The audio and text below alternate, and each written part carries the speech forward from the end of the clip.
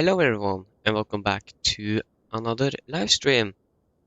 So today we are going to take it or fly two flights. Going to fly from Oslo to Vilnius and then back up to Oslo again.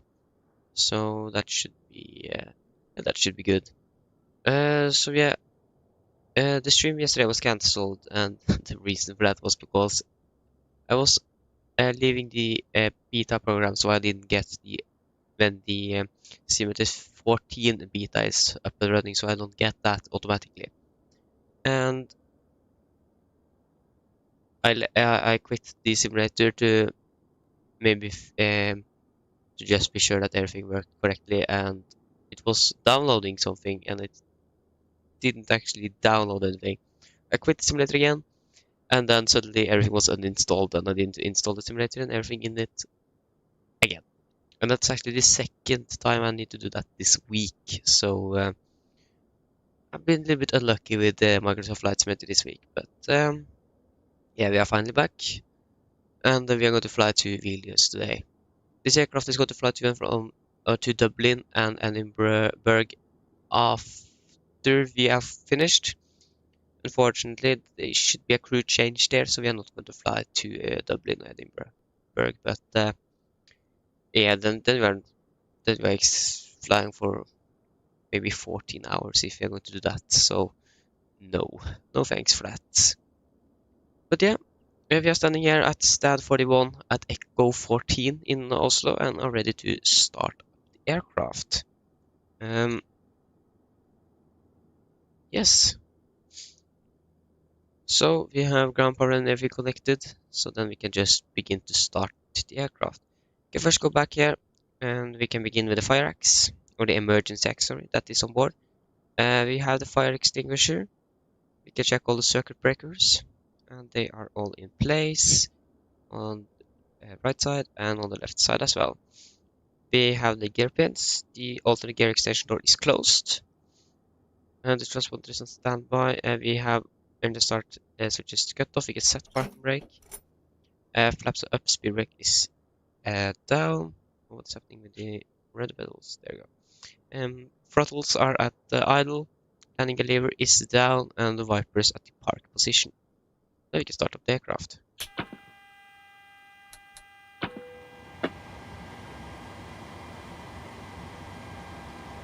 Some nice lighting inside here.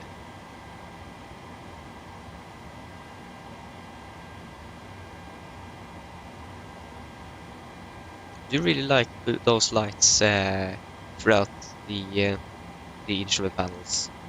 I don't like to fly without them for some reason. I'm not sure why, but I just like them a lot.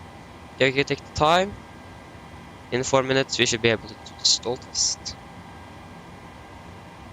So then we can begin here. We can align the IRS.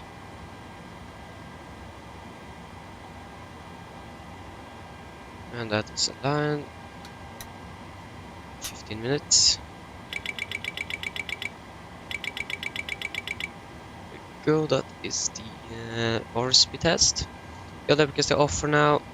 Filters off. Landing lights and AP off. We can arm the emergency exit lights. We can turn on the window heat. Video, auto, and on video. So cruising altitude for today, that is going to be 350 or 350. 350 and Vilnius or airport elevation in Vilnius are 650 feet. There you go. So then we can go here and begin with some tests. We can take the overheat test. Overheat, and we get the overheat light here on the most portion. The fire tests. Oh, that is the wrong way. Here red. And we can check that we have those filled up. Yes, we can do the cargo fire test.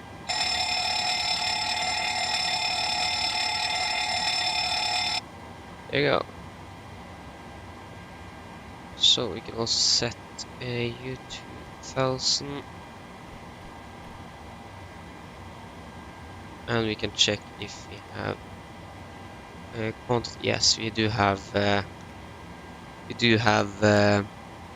hydraulics on board. So that's good. So yes, then we can go here and request fuel truck. So that's 7.1 tons of fuel for this flight.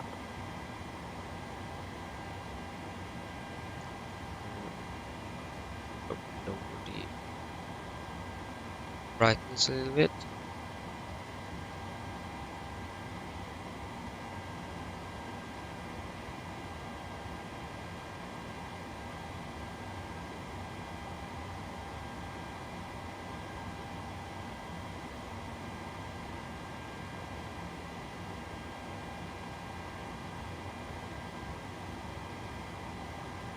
So truck is attaching.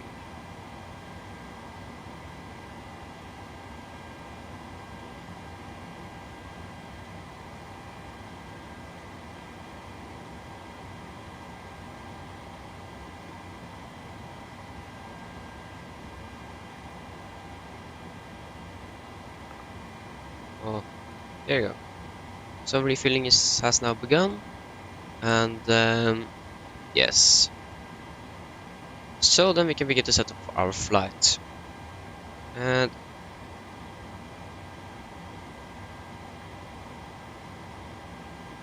I think we might do our stall test now. Yes, that is working. And that's working. Good. So we're going to begin boarding at approximately 7 minutes. So we are a 77800 with 26K rated engines. Air from September 7th to October 5th. So we are still within the active date. An operation program, we have the latest operation program for the PMDG 737. So reference airport, we are now currently in Oslo Norwegian. And we are going to use GPS left position. So we have flown from Oslo to Vilnius, Echo Yankee Victor India. We are going to be Nordic 8 Lima Juliet. Actually need to cross check that. Yes. And yes, so departure. We are going to expect a departure out of 19 left, I think. 19 left, yes. Departure 19 left via the MSFS 5 Charlie departure. After MSFS is Zulu 183. Zulu 183 to Legbo Lima 199.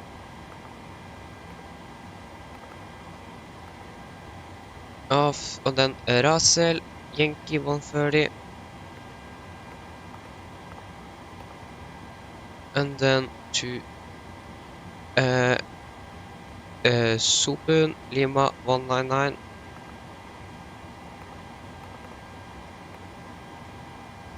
And then to Miltas Mike 870. We're going to cross check Milta is what? Yeah, that's correct. And then to Ikamu.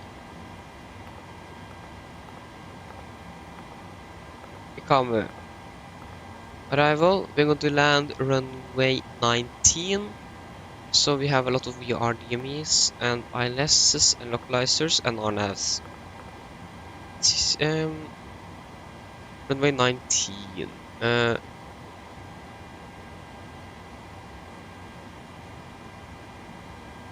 What? We don't need to. I think we might. Yeah, we can actually take an RNAV to practice the RNAV landings.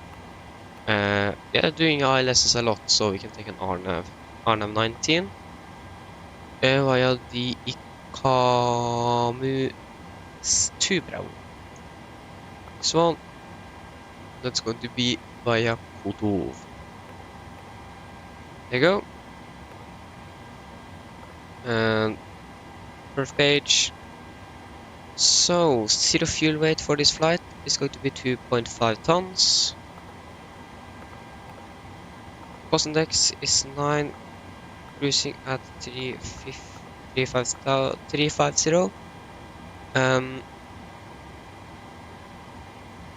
Yes, cruising wind is to the 0256. 30256. And average ICA is plus 1 degree, so minus 53. Transition altitude is 7,000 feet.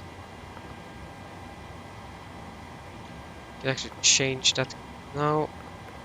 Why it is set at 18,000, I don't know, but we're going to set 7,000.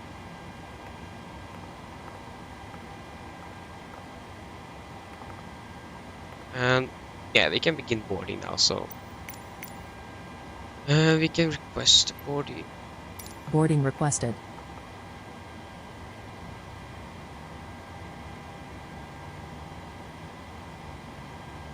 And it seems like we're going to use another pushback truck today.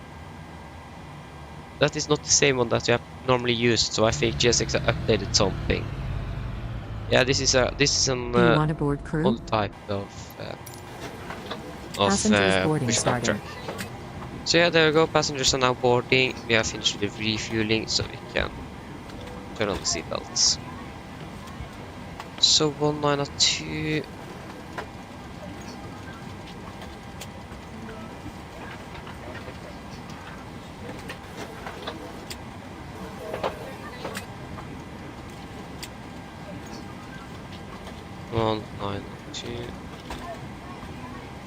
And 1902. 10,000. Sorry, 7,000 feet. Is it 10,001? Cross check. Just gonna select here.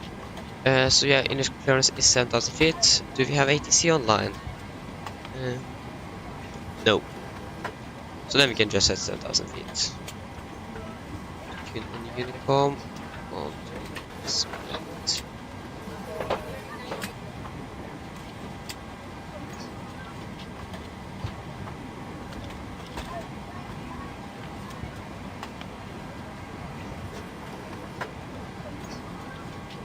So then we can look at the engine outside, and that is going here. November Golf Mike, Ushgardmon, runway 19 left. So at 5 DME Golf from a mic at frequency 11595. Left turn to VBook, 11.3 DME Radial 094. Golf from a mic, 274 inbound, right turn, non-published holding, MSA 3600. So what we can do, we are going to set at DME. We can set first at Golf from a mic, that is Gardermoen. 5 DME on a radial of 1902 degrees. Straight out. And then turn to VBook. So VBook. Hello.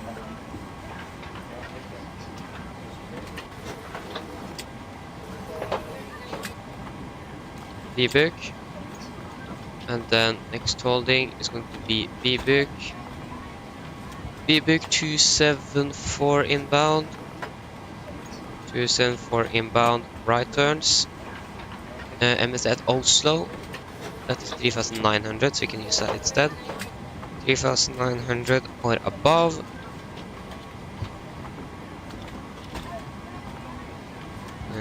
Yeah, that seems to be it.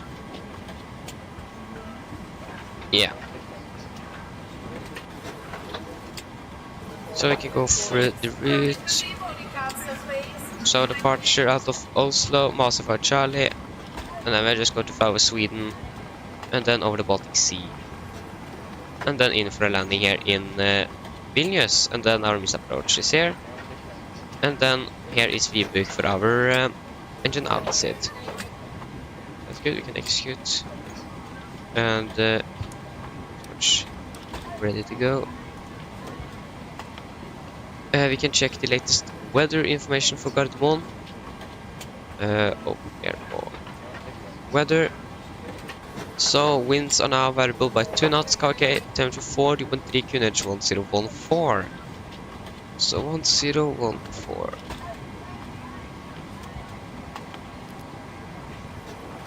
1014. Hello.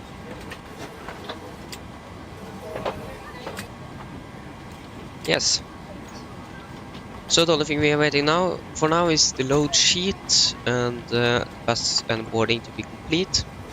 So we are pretty much pretty much ready to go. Yes. So what we may do now is to do our departure briefing. So just going to be ready here. Yeah, we can just check one thing I have that we are going to begin to use on the briefings now, if I remember, is to also say if we are above our maximum landing weight when we are departing, in case we need to fly back again. So estimated takeoff weight is 65.4 and maximum landing weight is 65.3, so we are around 168 kilograms estimated above, but we can cross-check that when we have got our load sheet and loaded the aircraft up. Okay, so then guys are ready for departure briefing. So we can begin with the weather. The weather at Oslo was recorded at 0620 Zulu. That is 11 minutes ago, and it is as follows.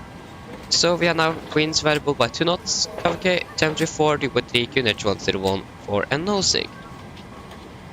So as you can see, we are parked down here. And we could expect maybe a straight push, or actually pushing facing to the west, if I'm correct, if I remember correctly from last time I flew or pushed back from the stand. And then we are just going to take a 180 turn if we're facing to the west, taxiing via Lima Center, and then Lima Center, Sierra, and up to holding point Bravo 8 or Bravo 9, depends, but maybe Bravo 8. We'll wait and see. So we have no notable no times for this for Gardermoen today.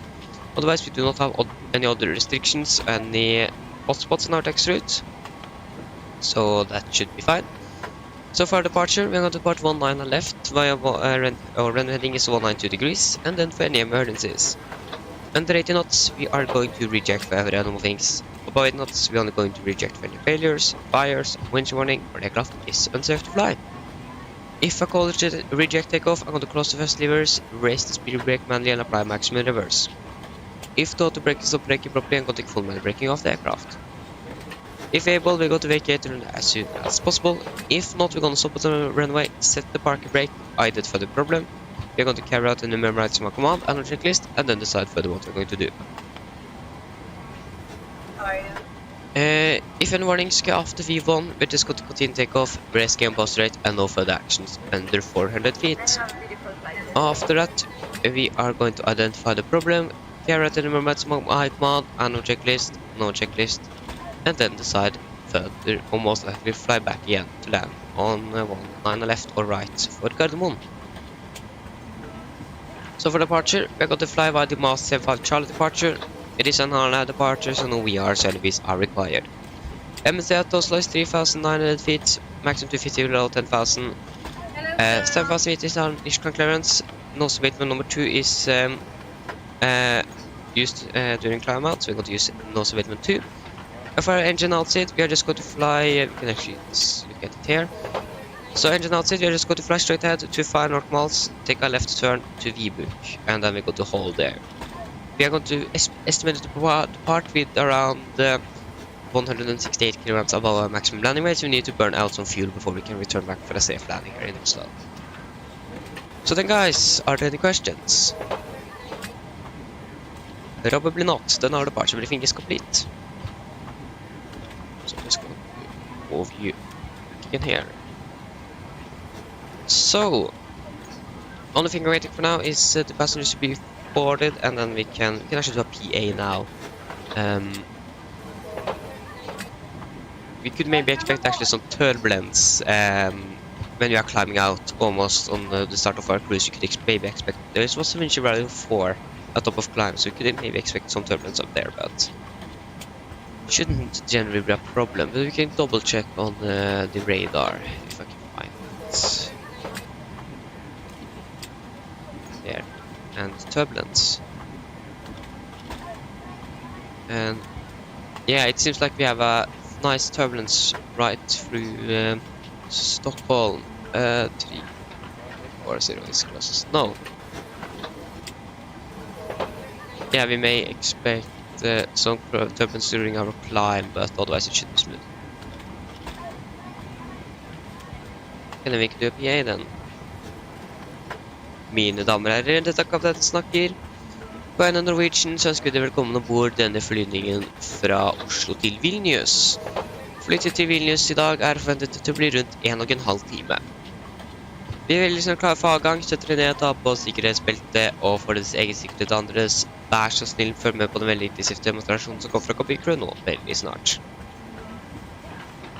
Været for utover i dag, det skal bli ganske så greit. Vi skal cruise på rundt 35 000 fot høyde, så det skal bli ganske så, som sagt, veldig fint vær. Men det kan vi komme bort litt turbulens når vi klatrer opp ut fra Oslo. Men ellers skal det være ganske så bra. Men vi anbefaler fortsatt å ha på sikkerhetsbeltet på gjennom hele flyturen, bare sånn i tilfelle. Været i Vilnius derimot, det er ikke så veldig bra.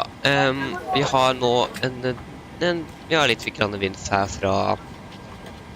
vest, og så er det lavere skyer, også 11 grader, så vi håper at det virker som det faktisk skal bli litt verre i løpet av dagen, men vi får vente å se hvordan det kommer til å bli. Men vi skal klare å komme oss ned på første forsøk, håper vi. Men ja, ellers så får dere jo mer værinformasjon når vi da begynner neste vår ned til Vilnius. Ellers sitt ned, slapp av, så håper dere får en veldig fin flytur med Norwegian. Ladies and gentlemen, this captain speaking. Oslo Norwegian, we welcome aboard this flight from Oslo to Vilnius. Flight to Vilnius today is expected to be around 1 hour and 30 minutes. We are now very soon ready for departure. Sit down, take on the seatbelts, and for your own safety and others, please follow the very important demonstration that's going from the camera now pretty soon. The weather for our route today should be good. We are going to cruise at around 35,000 feet, and we just expect some turbulence on our climb out from Oslo. Otherwise, it should be smooth, but in case we encounter some unexpected turbulence, recommend out the seatbelts on for the entire flight just in case. The weather in Vilnius is not very good. We have a little bit wind, or a bit of wind actually, from the west. We have some lower clouds and 11 degrees, so it was expected to be worse throughout the day, so we are just going to wait and see how it goes, and we're going to give you a new weather report beginning our descent down to Vilnius. Otherwise, sit down, relax, and we hope that you're going to enjoy this flight with Norwegian. And there is there. Say there. So yeah, we are pretty much good to go. Can we take brief checklist? Yeah. So brief checklist. Pins and cores, they are removed. Oxygen, we haven't tested that yet. Tested 1%, now transparent display switches, all that normal and auto. Window is on, air conditioning and presentation packs auto, and all bleeds are on. Flight instruments, so currently tracking 011 degrees, QNH 1014, reading 690 there.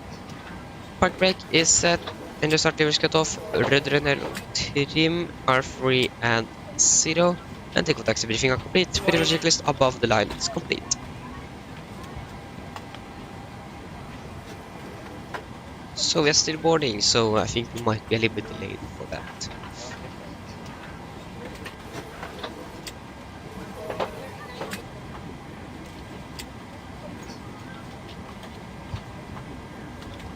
Why are they using so long to just board the aircraft? What is happening in I think the last passengers might board now.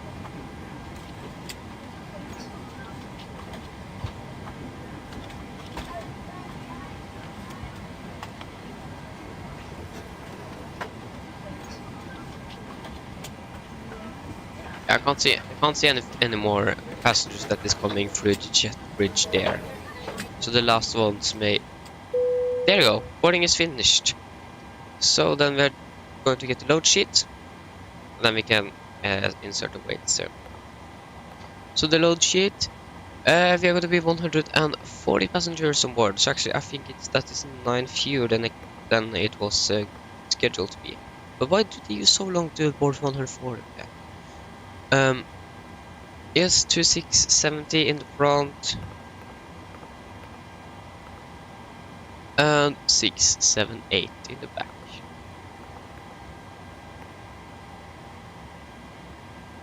So we can get the zero fuel weight. So take weight is 64.8. So I think we are actually now below our maximum landing weight at 65.3, 64.8. So we are not required to burn off any fuel. We can just return straight away to Oslo again if we need to. So yeah, we need to calculate the performance, take performance. Part out of Oslo, 1 line left. Take a weight, 64.8. Flaps, going to use flaps 5. And we are going to use Bravo 8. So, charts, taxi, takeoff mins, and 1 line left, Bravo 8, that is 2851. 2851.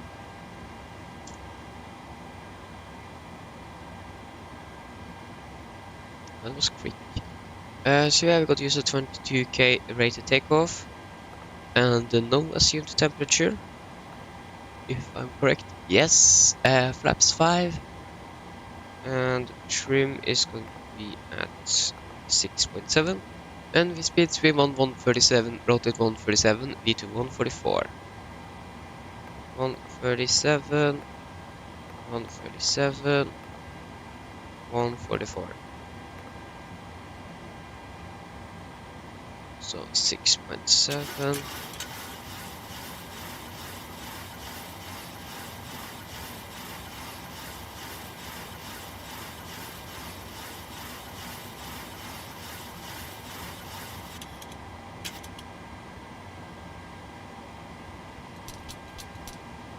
Start tape here.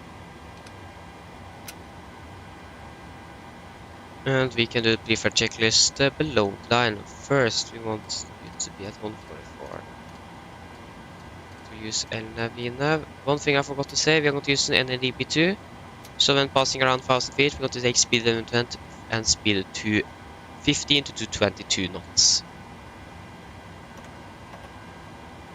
Or 220 knots, not 222, 220 knots. That we need to remember that, use that in the briefing. And MFRA is 1,700 feet.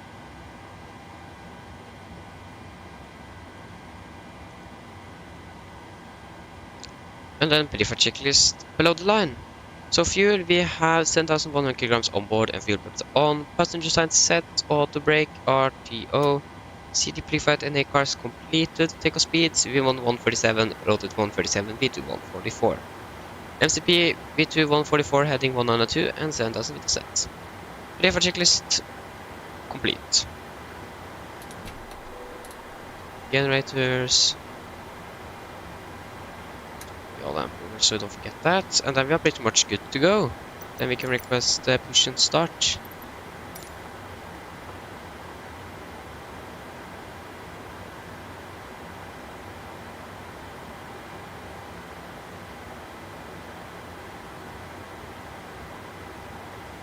My question is, did it actually do anything?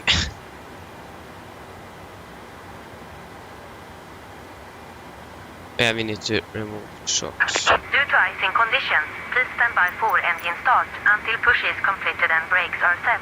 No, there is no... Have you seen the sky? It is almost clear skies. It is clear skies. Why is it icing conditions? Hello, Captain. We are ready for pushback. Gosh. I think I need to lower the voice there on GSX. It's a little bit too loud. think you guys actually may hear it from my microphone. So, yes, you can. Start hydraulics, pressure, Departure checks completed. Bypass pin inserted. and doors.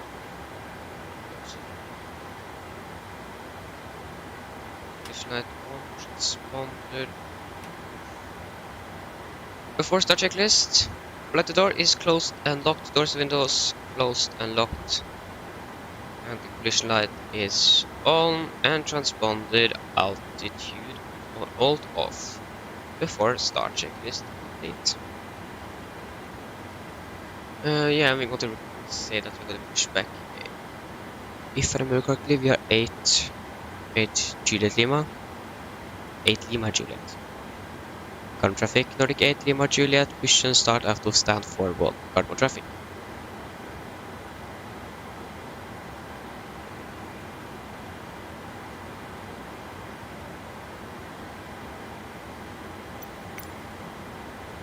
Yeah, we want to continue push back. We want to request the icing? No. Due to icing conditions, please stand by for engine start. Yeah, until push is tax completed Lima and Blue brakes are set. for... Yeah, turn push. Locking gear.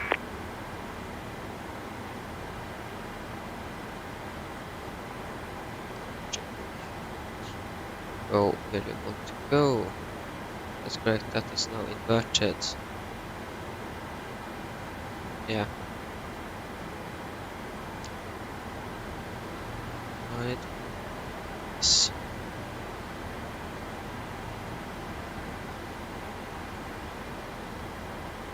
Release parking brakes, please.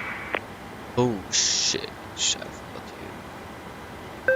You're even not moving! Commencing push. Oh Due shit! to icing conditions, please stand by for engine start until push is completed and brakes are set. Roger that, we are not going to wait, we are going to start engine sequence 2 to 1. Starting engine number 2.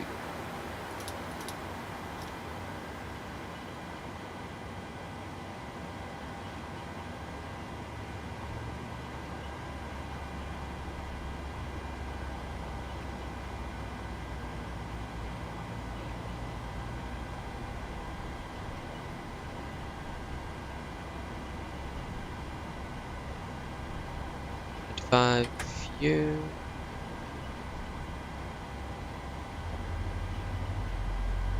Set pushing facing to the west.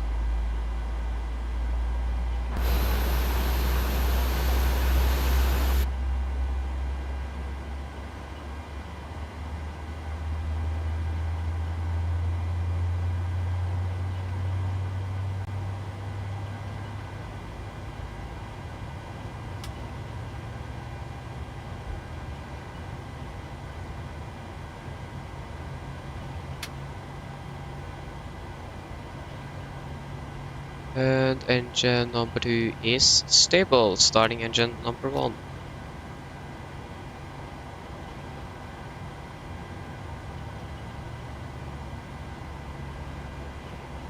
Please set parking brakes. Brake set.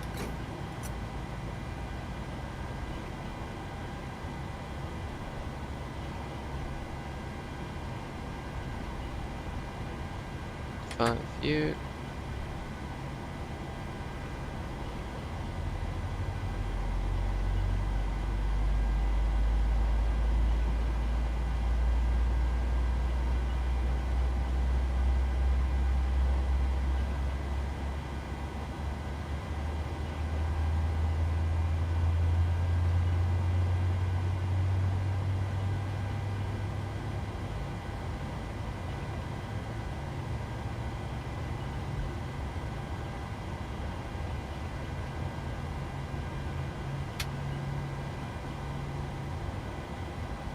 And engine number 1 is stable. Copy the ground, we have 2 good engine starts. You can designate hand signal on the right. Have a good day. Bye bye. Unlocking gear.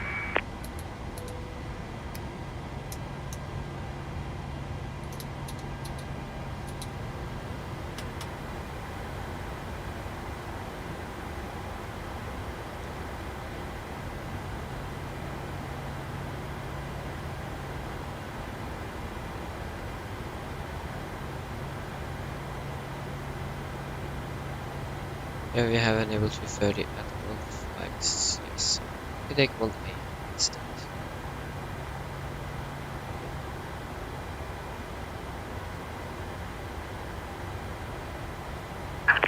Tow truck disconnected. Bypass pin removed. Left is clear. Right is clear. Flaps 5.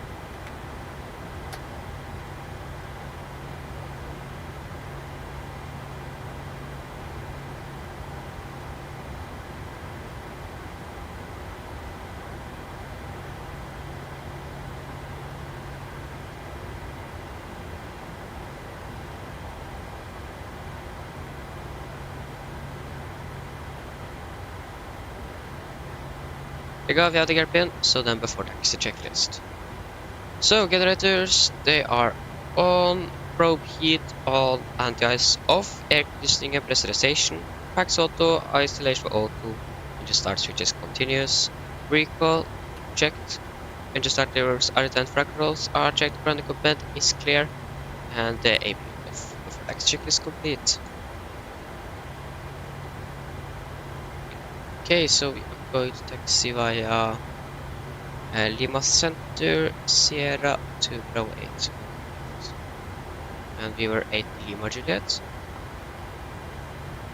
Current traffic, Nordic 8 Lima Juliet, taxiing via Lima Center, Sierra, Gold with Bravo 8, 1 on the left, current traffic.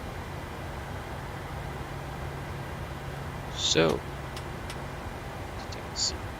Brakes released. Take a right turn. Yeah.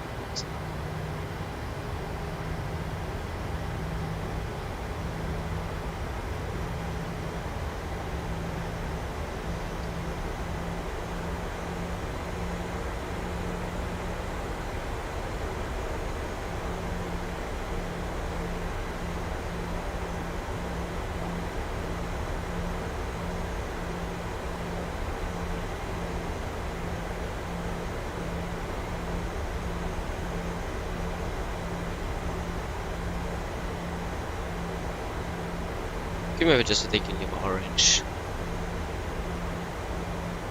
I might just do that.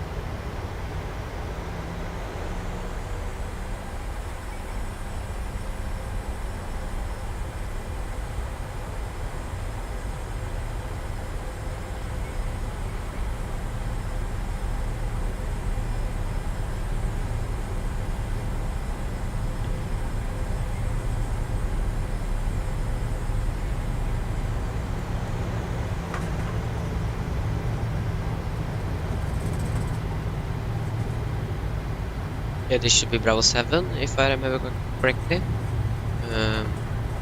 We are on Sierra. Maybe it's actually Bravo 6. No, it is Bravo 7.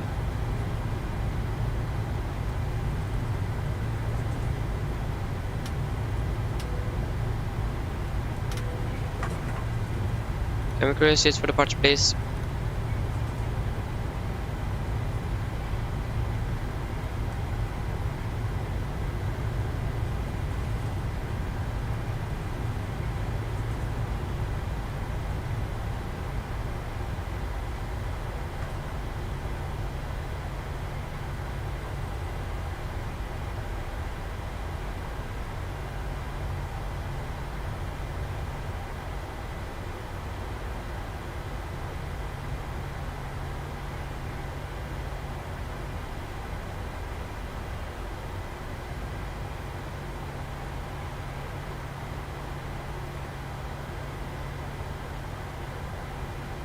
Okay, before take a checklist.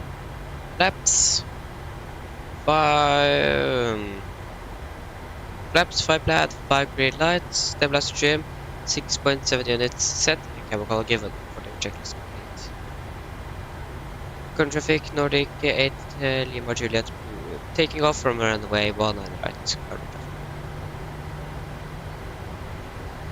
7 please.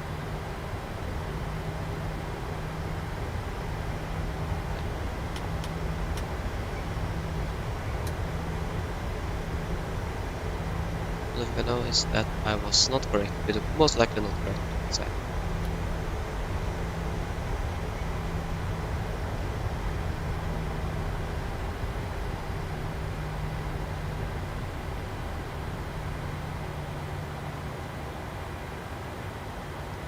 Oh, that was return.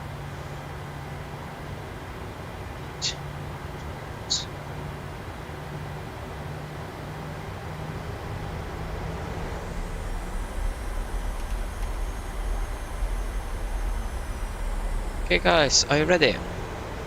So, take off.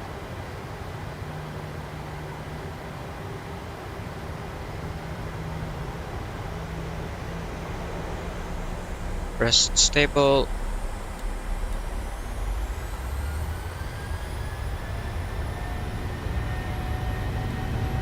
Take off the set.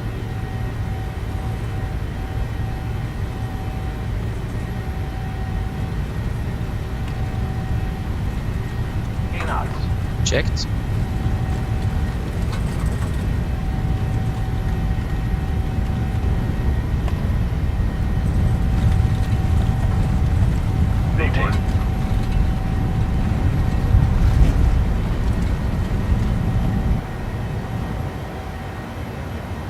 Positive rate of climb. You're up.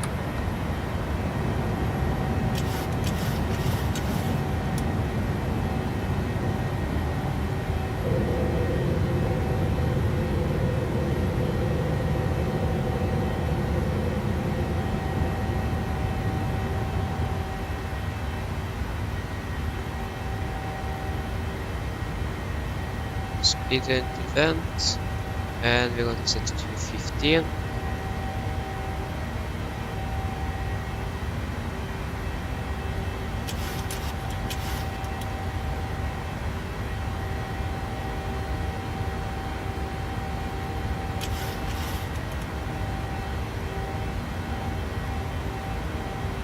Laps 1.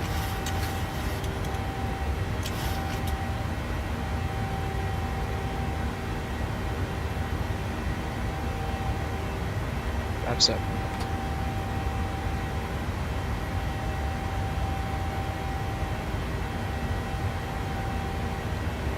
Further direct to massive.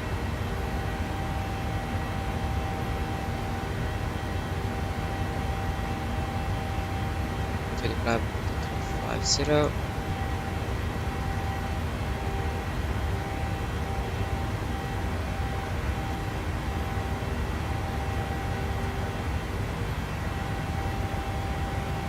Cancel speed event. And it's standard, and we can take off the tick checklist. After tickle checklist, engine bleeds on, packs, auto, navigator up and off, wraps up no light and ultimates a standard set across the checklist after the checklist completes.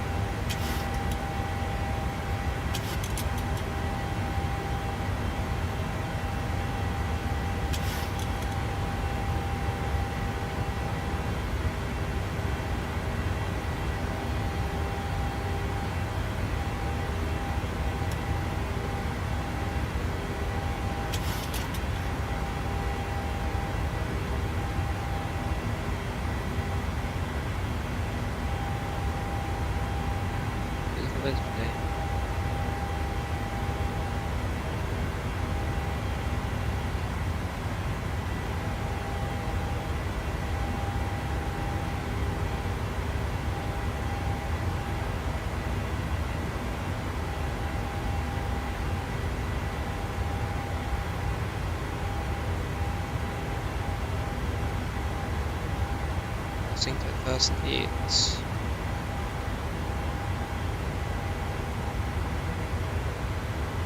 And let's go off. That. And precision. That seems good. Doesn't seem like it's a little turbulence. We can also see this.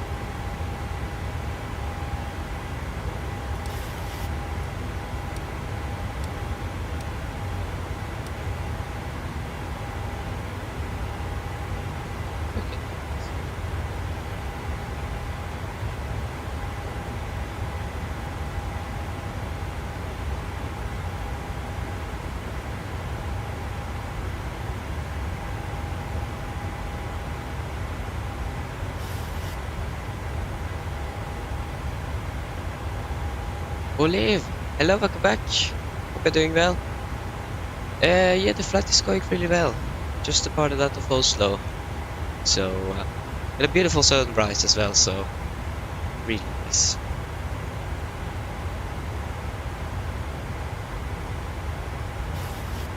Yeah.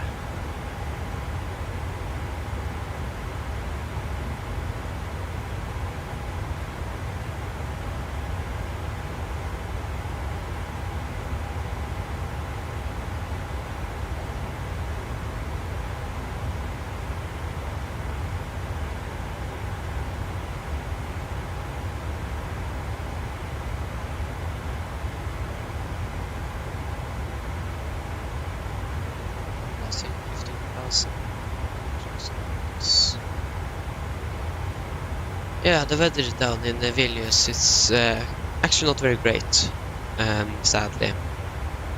So we might actually not do the Arna approach that I wanted to do. This current weather down there. Yeah, we have broken at 500. Minimums should be around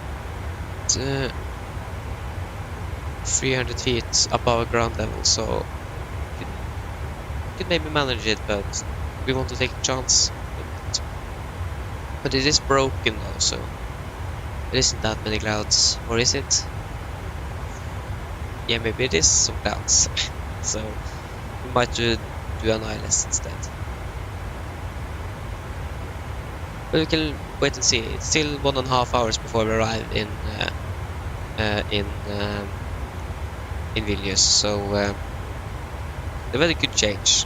But it looked like on the TAF that it is going to be worse throughout the day with some rain and visibility down to 5,000 meters.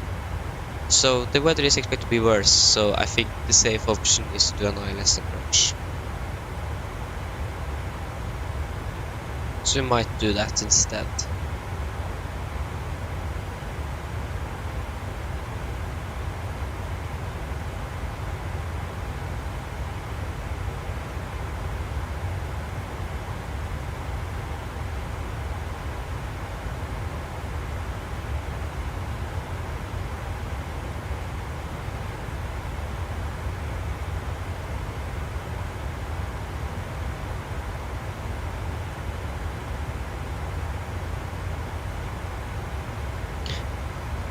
Thank you. Nice to know that I can help. Yeah. I remember the first time I was actually flying the simulator, I could nothing. I just looked at a streamer that was actually once flying from Copenhagen to Oslo, and I just wrote down everything. Like, for example, that was in the A320 Neo. So if he was, why can't I use my there? So like if he like typed the IKEA code for Copenhagen and then for Oslo, I typed that in my notes and then said write 1 to like this the right key here. But when the day after when I was going to actually use my notes for that, I didn't understand a thing. So, so yeah, it was really hard to learn, but when you can, when you basically know how to do everything, then it is actually pretty simple. It is the flight management or the FMC or MCU that is mostly this functions the same way, but it's different layout. That's like the big chain or big what is it called? The big difference between Boeing and Airbus is just the layout, but it is still a flight management, like you are managing a flight through that computer. So yeah, and also when you first can fly an Airbus, you can basically fly an Airbus because the similarities are pretty it is pretty easy to understand it when you first can it. Well, the hard thing is, like, when you're flying an A320, for example, you can easily fly an A330 or A340, but when you're trying to fly an A350 or A380, that can be a little bit hard to learn. It is almost everything functions the same way, but you have still some new things and so on. So cockpit layout is a little bit different. And yeah, when you first can fly, for example, a 77, you can fly. It is basically the same for all Boeing aircraft as well, just that layouts and automation is a little bit different. But the basic screens, for example, and the flight management computer FMC, that is basically the same throughout all Boeing aircraft. So the first can fly a Boeing, you can pretty easily learn to fly not a Boeing aircraft, especially when you are flying, for example, the 757. You can easily fly the 767 as well. And that should not be too hard either to fly a 777. So, and if you can fly 777, you can also maybe fly the 787 pretty easily, because the overhead layout and everything is pretty similar. I'm from Norway. So yeah, if I was from Sweden, then we would most likely fly out of Stockholm all day. So yeah, but yeah, I'm from Norway.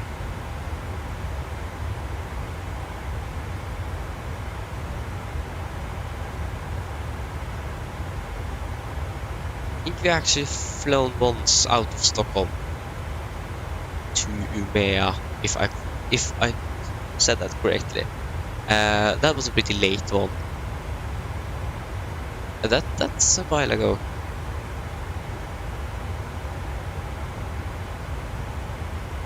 And we also flown out of Copenhagen once, and that was for the UNICEF flight to Addis Ababa. Then we also flew out of Copenhagen. I wonder when Norwegian are going to do that charity flight again. It should be in March sometime, I think. Where is it actually going? And when in March? Is it going to be in a weekend, or is it going to be in the middle of the week? Wait and see.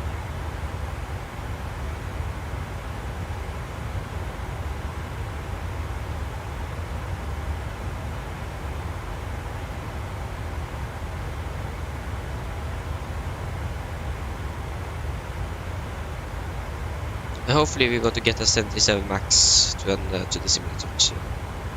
That would have been really nice though. Really want to try to fly the 77 Max.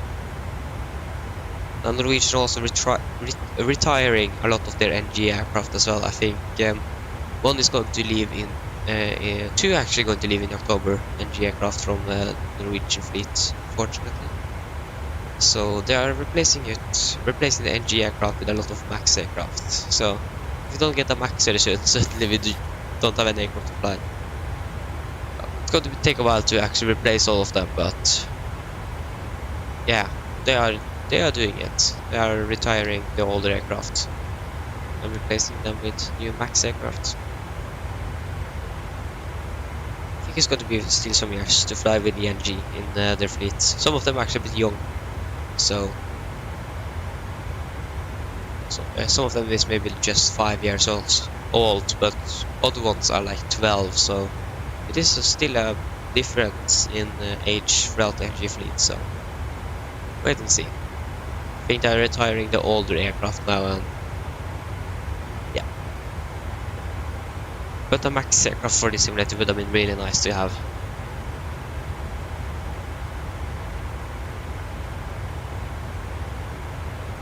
Yeah, they are. I think they are going to make this 77 max aircraft after their 747 release. But the problem is that it's going to be maybe 2 years before that max is going to be released, because they are still making the 777, and they are still making a lot of effort to make the EFB, or the Universal Flight Habit that they say, or call it, to the 77 NG fleets. So when I finish with that, more resources are going to be on the 777. I think the 777 is soon entering beta, or it already have. I don't know, so that is probably going to release early next year, I think. If we're lucky this year, most likely not, but... And then they're going to make the 747, and that is also going to take a little while. And then they can finally begin on the max aircrafts. But we also have another company that is called iFly, that is more known through the P3D platform. They have released a max fleet, or max 8 aircraft for P3D not very long ago. And they have said that they are going to make 77 max aircraft for Microsoft Flight Simulator as well. But if they have begun or not, I don't know. We have not got any information about that, so we need to wait and see. Hopefully it should be released sooner than we think.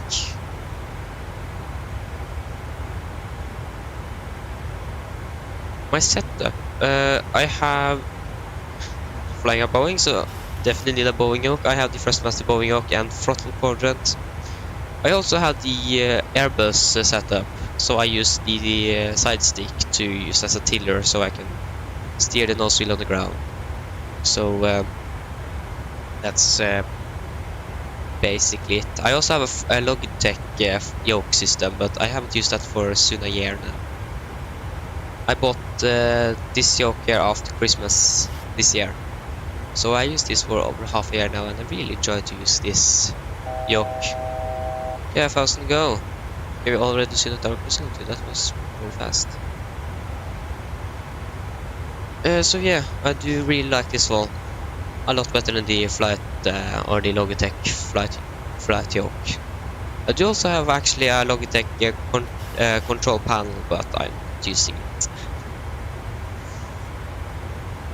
Only thing I really hate with these control panels from Logitech, you can't actually customize them inside the simulator. You need an external program to use that, or external software, and that is costing money. So yeah, that is that is not very great, to be honest, but okay.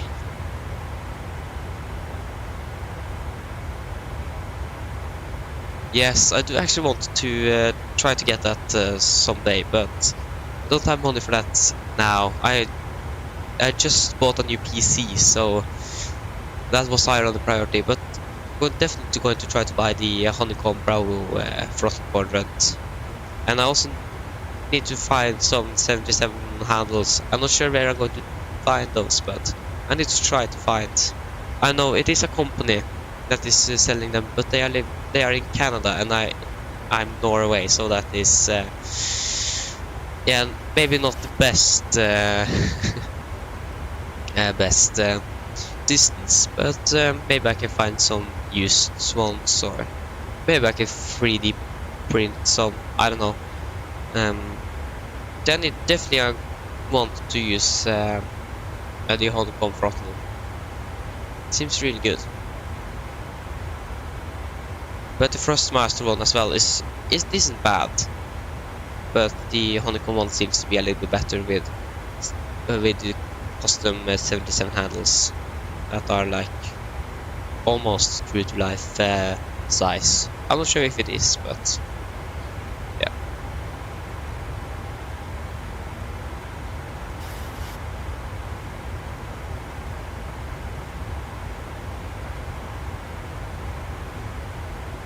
Oh, okay. Nice. How much is that in Norwegian kroner? I know the Danish kroner is a little bit stronger now. The Norwegian currency is going down, so that is not very good. But yeah, can't even write today.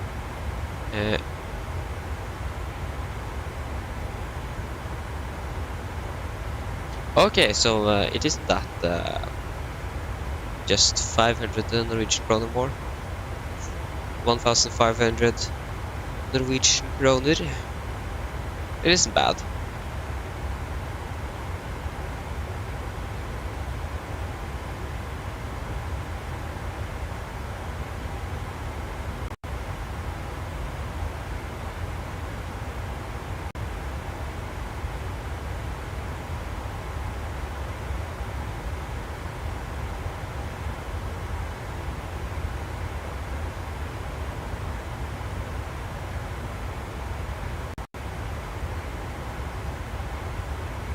Yeah, but only thing I don't have is space on my desk, because it is like yeah, I have like a yeah, the desk is not like normal. It is like I'm going to say this. It is like flat on a side, but then suddenly the desk is going outwards. So I like have a little section to my right there of my desk. So space is going to be a problem, but I find a solution. I mounted my yoke below my desk. I made a custom table to have the yoke under my desk, because I thought, or I didn't like it was on, didn't like it on the desk because the monitor is a little bit too far away for me to actually properly see the altitude and airspeed of the aircraft, and it was too high as well. I wanted the yoke to be a little bit lower, so that I made this table. So yeah, really nice. So yeah, and I used some old books to just let it stay in place. Yeah.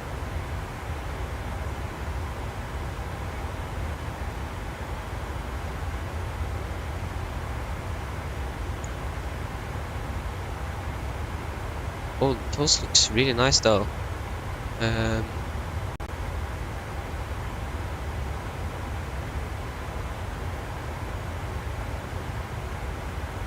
I also found I actually found from a used a website in Norway that you can sell used things, and I found one person that have actually printed out an whole 77 throttle quadrant with flaps and everything and made it custom. And for some reason he have lost one of his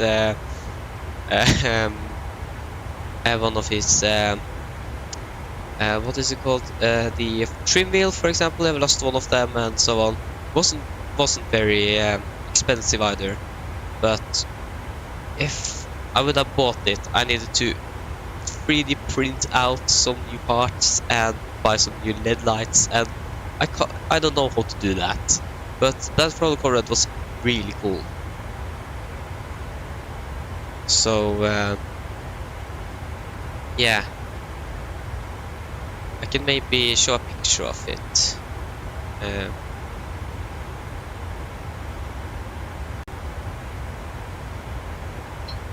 Was really cool.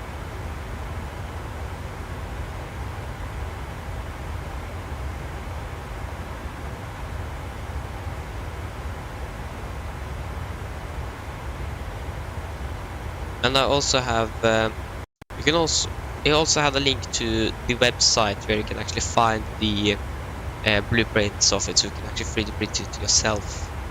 So yeah, really cool. Oh, I found a 77 MCP. Yeah, that was 900 or 9,000 Norwegian kroner. That was a little bit too much. Don't have that much money. So yeah, but that would be really nice to have that one. Oh, I really want that one. That one would have been really cool to have. Okay, I don't find it here, so I need to can find the website where you can actually 3D print it yourself.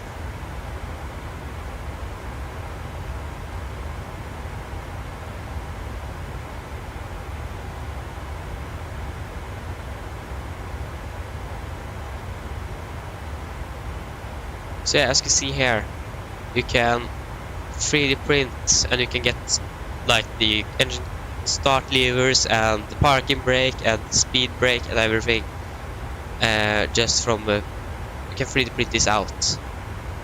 So that also would have been really cool to have, but I don't know how you 3D printing or cable management or anything. That was not very special, but yeah.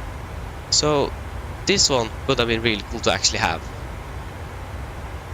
Yes, so I have a uncle, I think, that actually has a 3D printer, but I don't know how expensive it is, I don't know how it works, I don't know how to set the cable management up so it actually works to the simulator.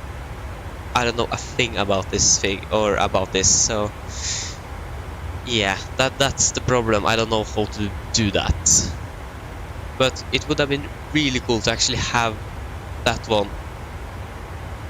Yeah, that would have been really cool,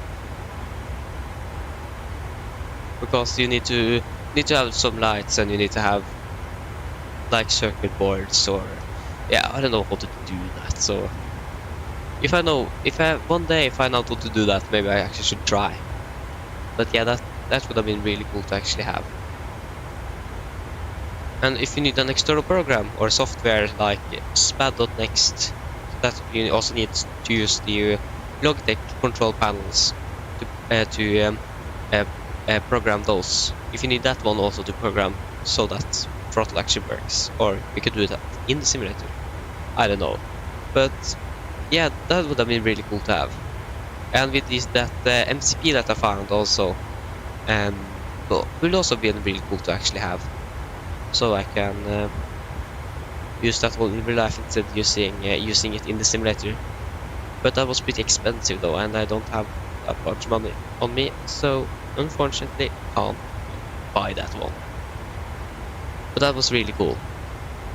So yeah, to make some custom parts, or actually want one day to actually try to build a full cockpit simulation of the 77. That would have been really cool to have.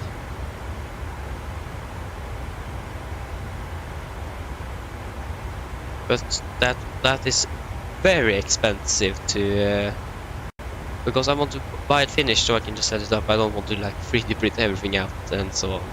So it is a company down in Canada that is making full simulators, but yeah,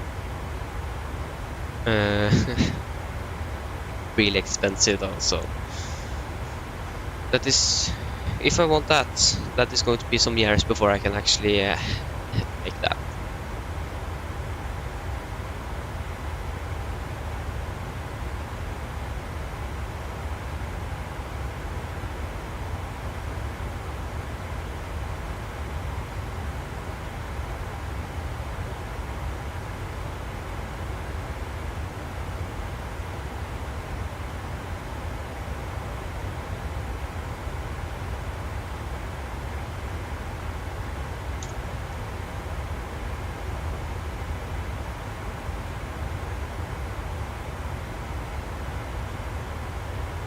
For $999 I can buy this MCP brand new. That wasn't very cheap. That is like 10. Oh yes, I want with the EFIS as well.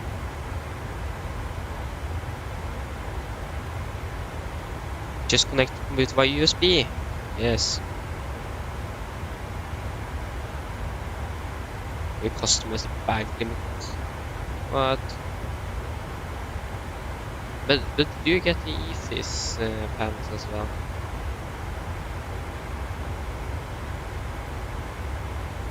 You can buy an.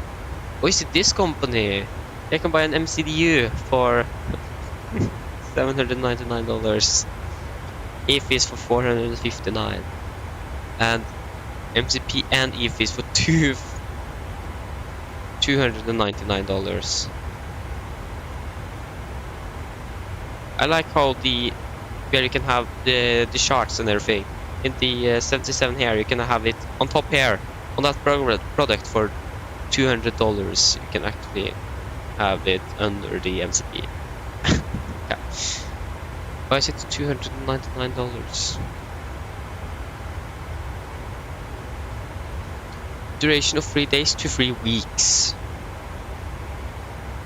Free delivery worldwide. Yes, I need this one. Buy now. Yes. Oh, 5 kilograms. That is. It isn't light. Yeah, really cool though. Would have been nice to have this one. Coming soon.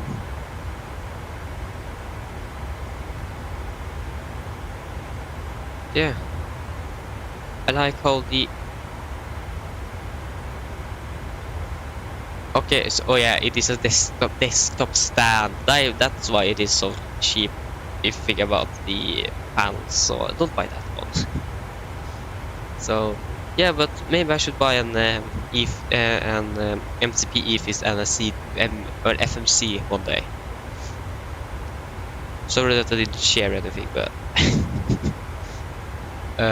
I did look at all of this on a different computer. So then that is a little bit what is it called? A little bit hard to find anything and so. So yeah, but yeah, that would have been really cool to have.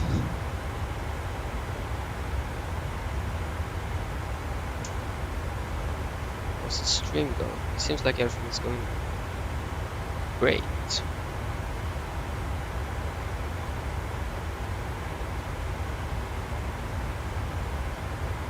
What?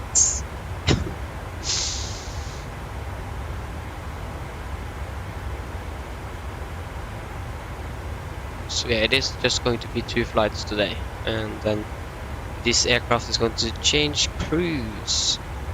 So the next cruise is going to fly to Edinburgh. This.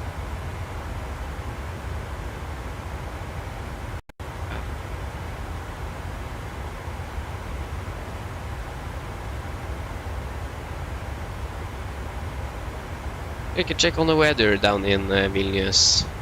It is even worse now, broken at 600. Oh, it says IFR red. Just look at this. It is a red.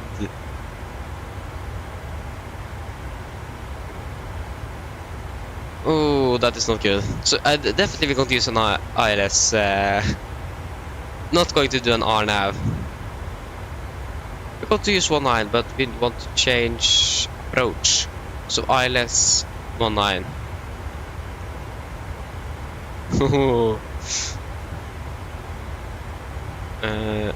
Charlie aircraft 923. So that's a little bit lower minimum, and then the RNAV actually just with 36 or 26 feet. So that was not very. Yeah,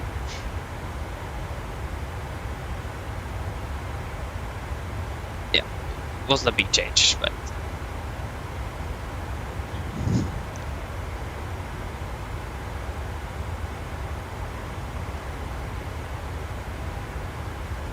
ILS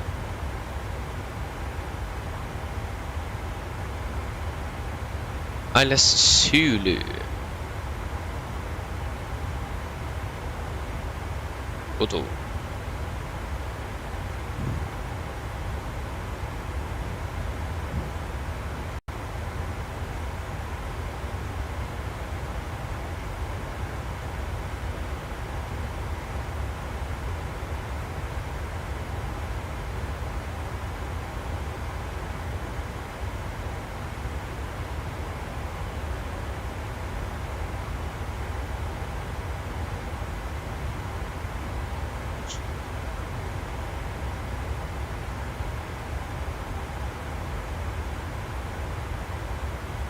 So that is 1.2.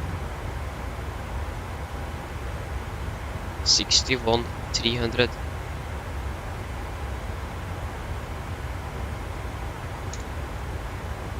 Both reversers on with energy grids, no autoland, and no anti-ice required.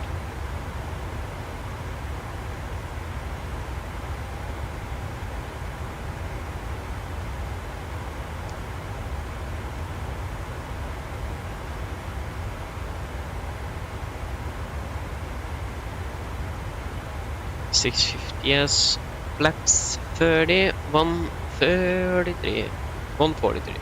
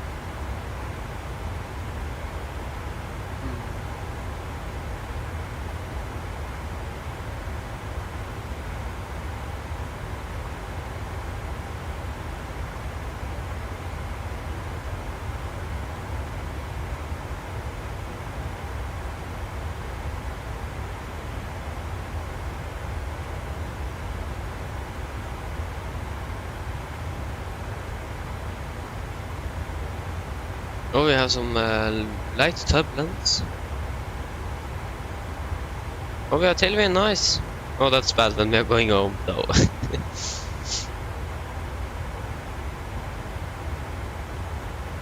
think we might turn on the seat belt just in case.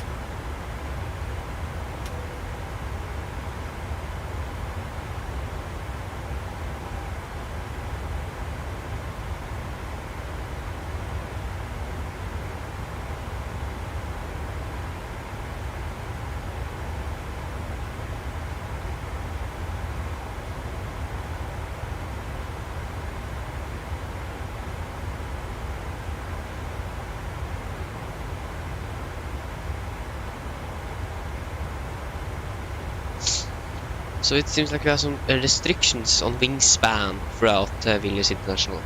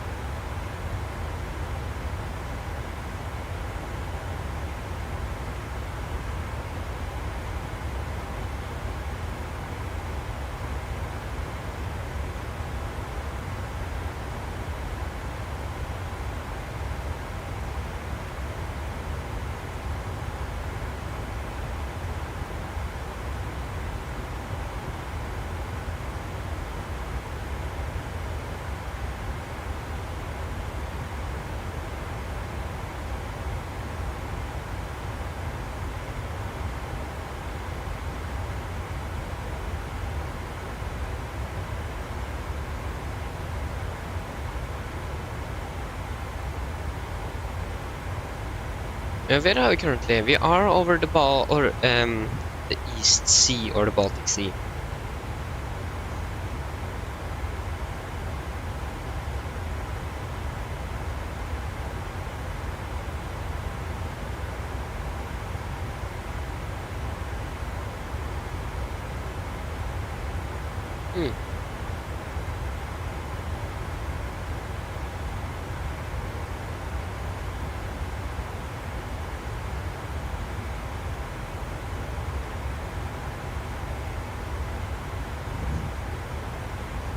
Looking nice though, we are doing pretty good. Should probably do a fuel check at the Rasil.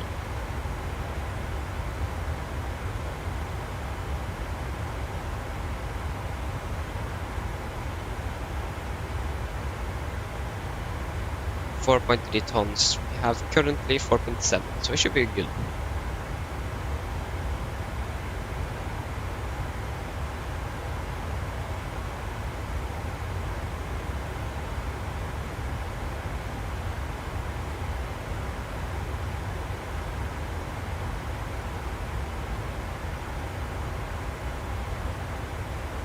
1904, so just 2 degrees difference from Oslo.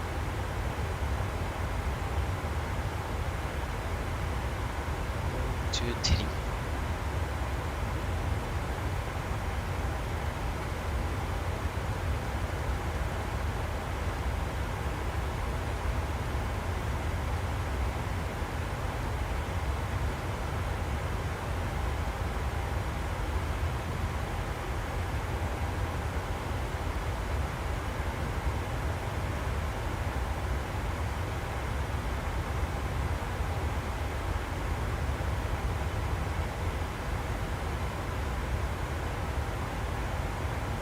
The Radeon aircraft is a little bit ahead of us, but that's okay. So at 39, doing 2 minutes.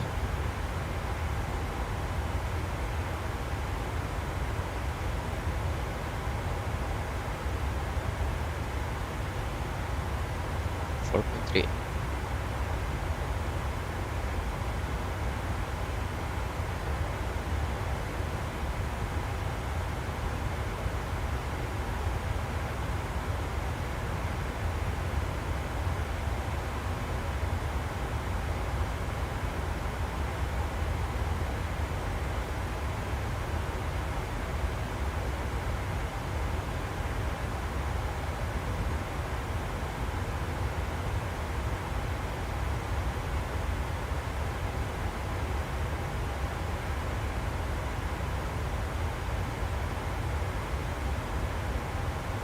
So it's still a bit bumpy, but that should be.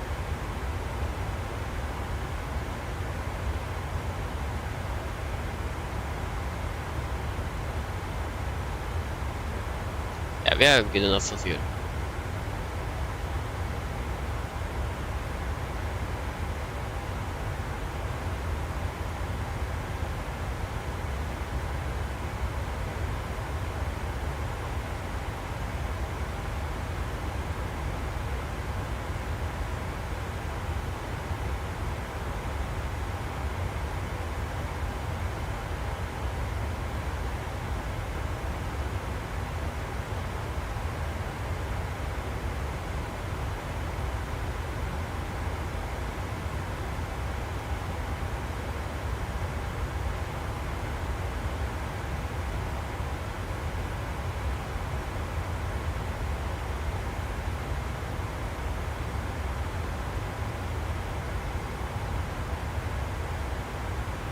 Yeah, so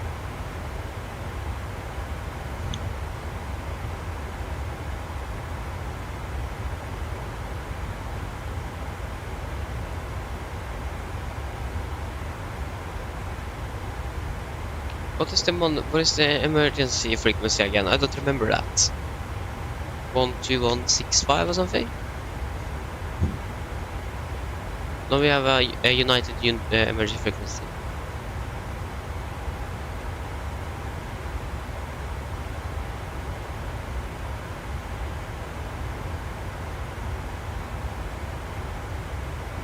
One two one five is it? Need to remember that. 1215.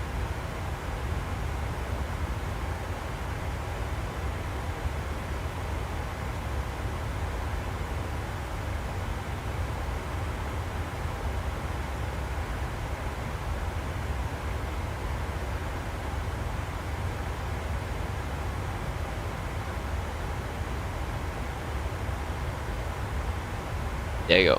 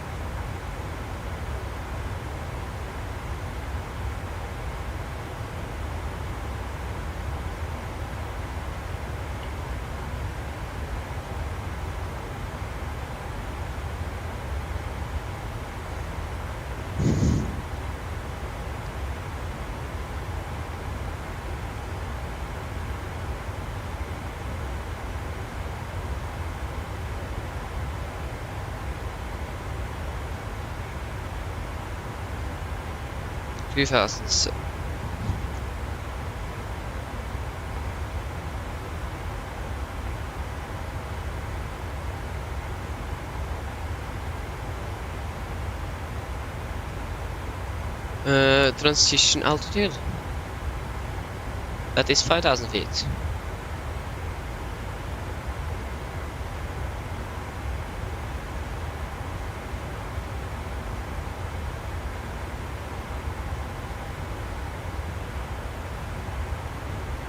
One thing we actually could try to do is to request the wind.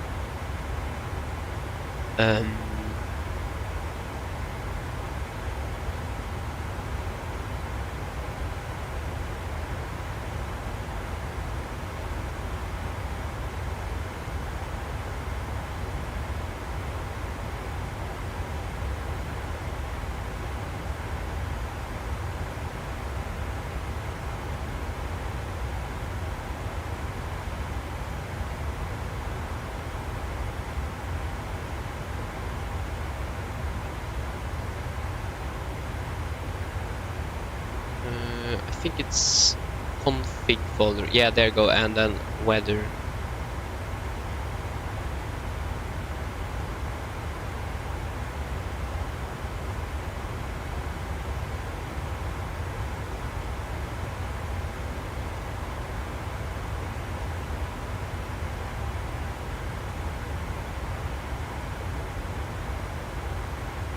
Request. I don't know if I need a flight plan as well.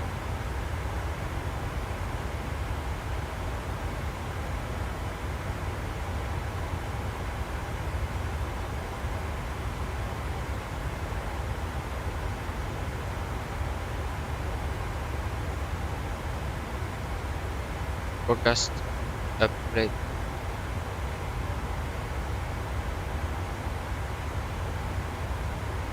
Data invalid.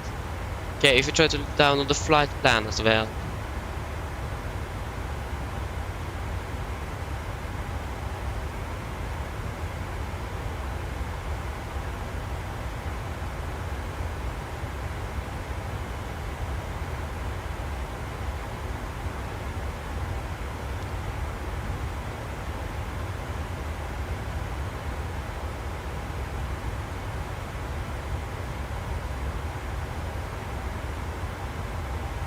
It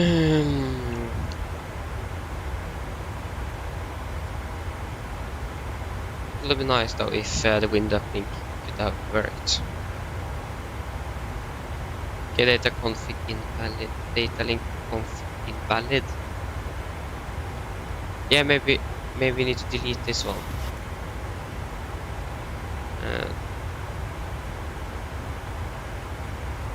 You try again. Oh. What?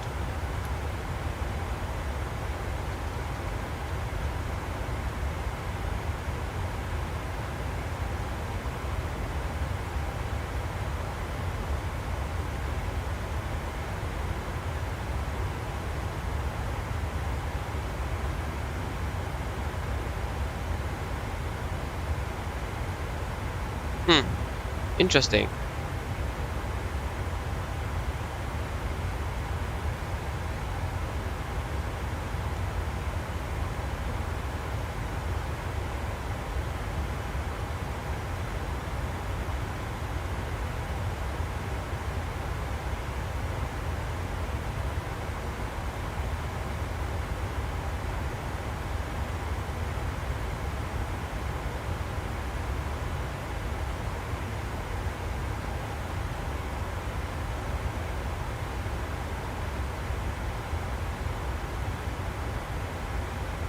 Document page 117. Yeah, that is not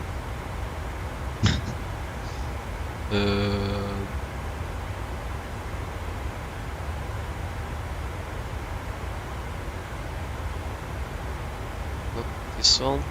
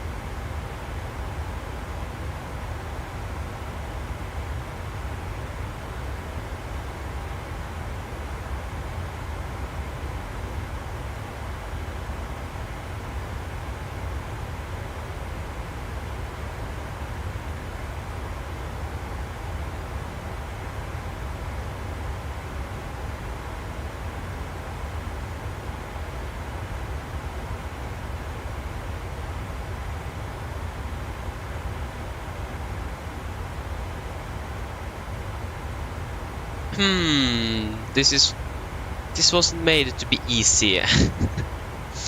I don't know why we can't uplink the winds. I have a theory. Maybe the reason is because we didn't upload the flight plan. Maybe it's connection there. I don't know. But I should have done everything correctly here. View data, request wind. Maybe we need to do this first.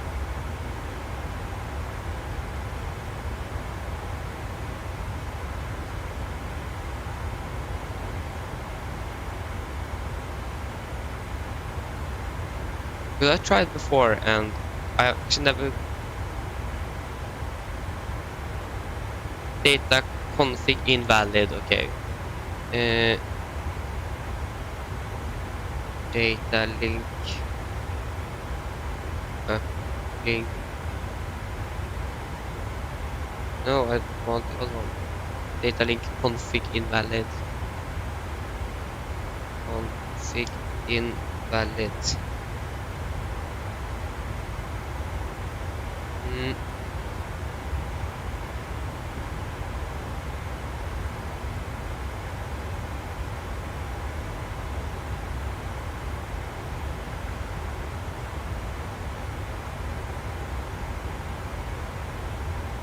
Oh, are you serious? You need to... It only works if you have downloaded and installed it before you loaded the aircraft into Microsoft Flight Simulator. Okay, why? What is the logic with that? I don't think it's PMDG's fault, to be honest. I don't think that's their fault. I think it's more to something with Microsoft Asobo things. But still, why? $298.57.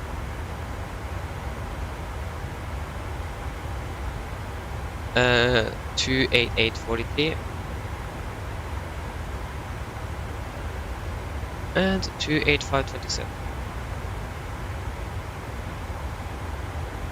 And 1018.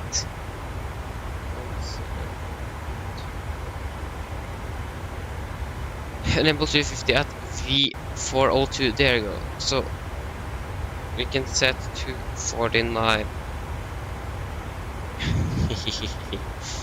It says 249 here. Why is it suddenly at 250?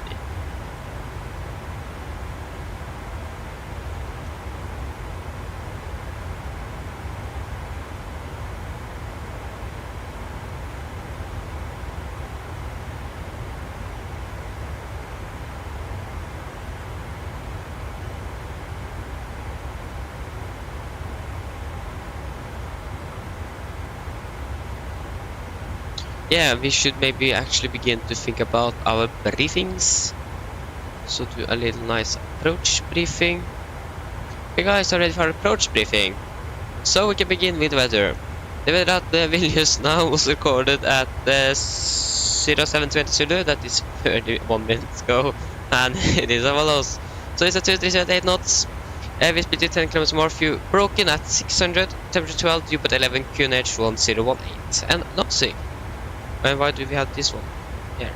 So we're going to run by the Camu to Bravo arrival. As you can see, it's an RNAV arrival, so no VRs or enemies are required. MSA at Vilnius is 2,700 feet, and maximum 250 at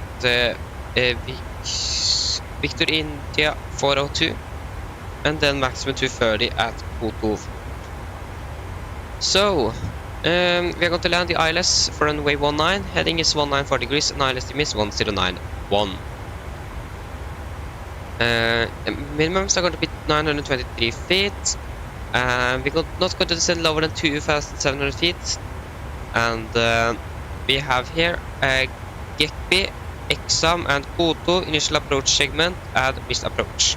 GNSS required. Circle to land not authorized. Category Charlie and Delta, minimum 160 knots until 40 ME final, or India Bravo Kilo, our ILSME. Yes. So for transition altitude is 7,000. No transition level set by ATC, so that's going to be 5,000 for now.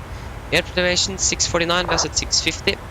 And then for our missed approach, if we need to go around, we're going to climb on course 194 degrees to Victor India 415 at 2,700 feet. Then turn left, direct to Victor India 413, maximum to 10 knots. And climbing to mandatory 5,000. Then on track 011 to Victor India 407. And then on track 312 to exam to 5,000, maximum 250 knots. 230 knots, sorry. So yes, and we have no threats for our arrival today. So it is, if we do go around to exam here, we can just fly down for a new approach. So it's just a circle here, so that's pretty nice. So landing runway 19, we're going to expect to make it at the either Delta or Echo, and we have some wingspan limitations here. So if we find waypoint 1 here, we are at the runway 1, and we have also one here. Wingspan is maximum 65 feet, or 65 meters. We have wingspan is like 34 on the 77. At 2, 38 meters from threshold of runway 01 to what is that called again? Intersection with taxi Echo. From taxi Echo to taxi Delta, maximum 47. From taxi Delta to taxi Zulu, maximum 65. And taxi Bravo to Zulu, maximum 36. So if taxiing route Yankee engaged, waypoint 3 here, maximum 47, and waypoint 4 maximum 36. So we are within the limits. And yes, up is a 3-degree angle, that's good. And for our gate, what is our next flight going to be? That is going to be back to Oslo on Norwegian 1083.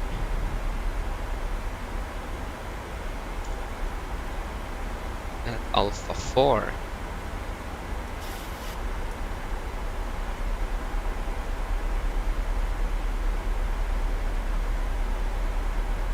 Gate map at Alpha 4. Just going to check on the... Yeah, we should have actually done our descent now. We're just going to finish the briefing.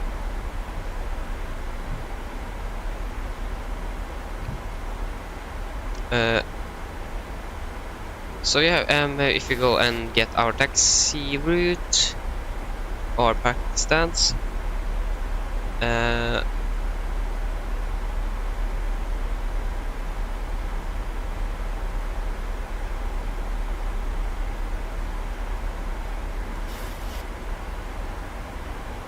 Vilnius gate map.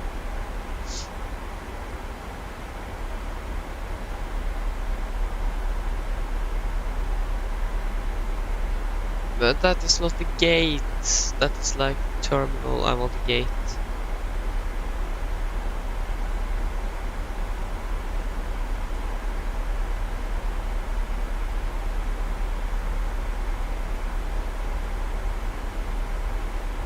There is Alpha 4.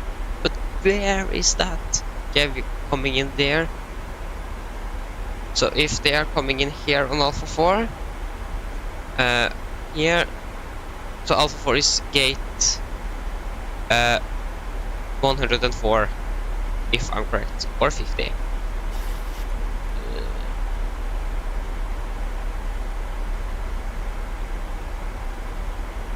Oh, there's two, there's two. Okay, I think it's 104. I'm not sure. They're just going to use 104. So then, guys, are there any questions? Probably not. Then our approach briefing is complete.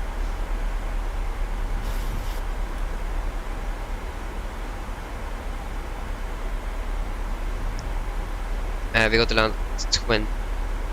So we got to land in around 20 minutes. I said 25.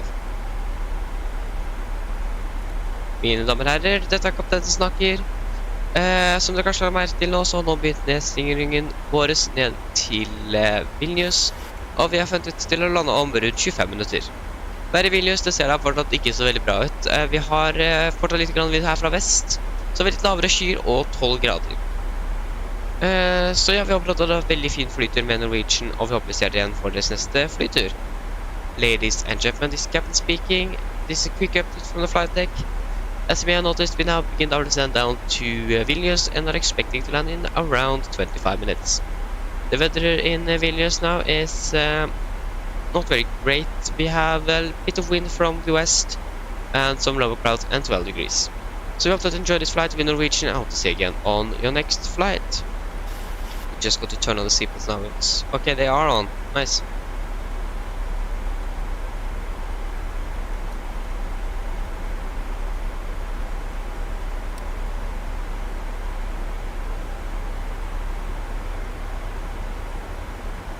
Now it's great to use the BSD.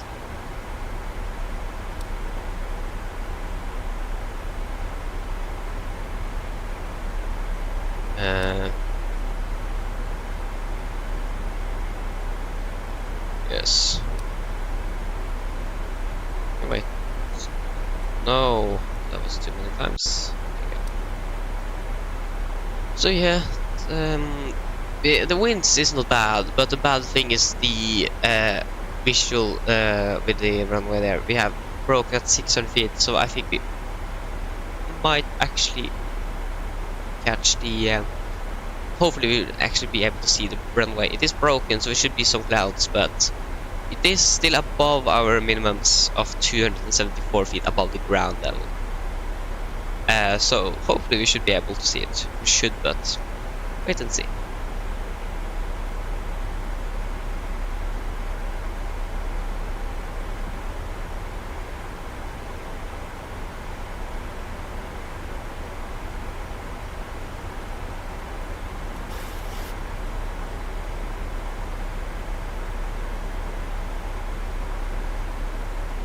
Yeah, doing pretty good. We are, yeah, we need to do the descent checklist, that's correct. The descent checklist. Just going to take a recall, that's good. So, pressure station, landing altitude set to 650 feet, recall is checked, auto brake off. Landing data, flaps 3143 knots and minimums 923 feet. And approach briefing is complete. Descent checklist complete.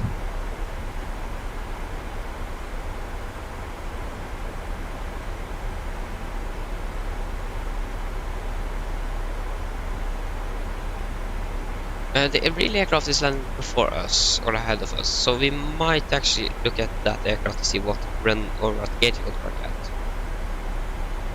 But the real aircraft is almost there, past 15,000. We are 10,000 feet above, so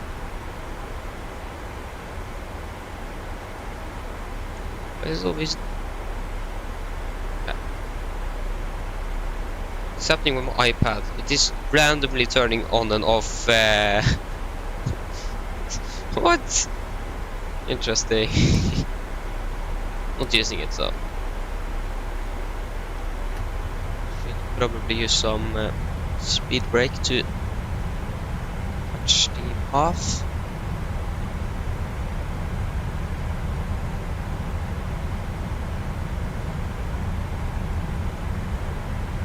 What is the temperatures like now in the cabin? It is, yeah, it is okay. It's the temperature here inside the cockpit.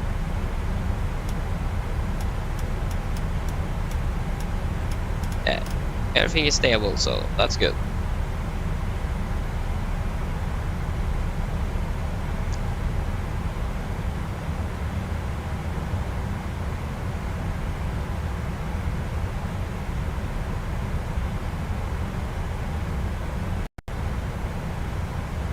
Eric Aviation! Hello, welcome back. Hope you're doing well.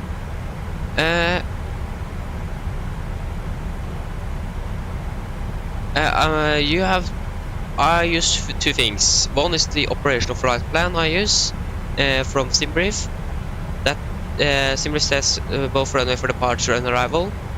Or I use Flight Radar 24 to look at the airport and see what runway they're using in real life, and then I decide from that. So that's the two methods I'm using to decide what runway.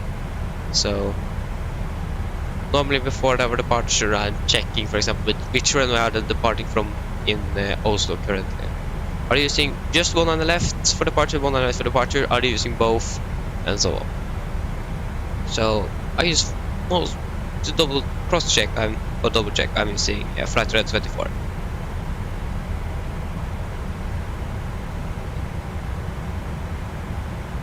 Okay, we can continue down to 15,000.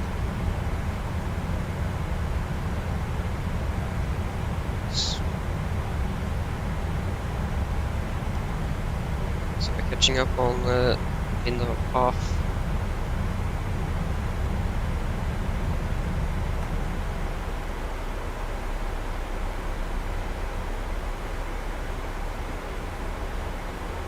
Hope I don't have forgotten anything. I don't think so. Seatbelts are on already because of some turbulence earlier on, so.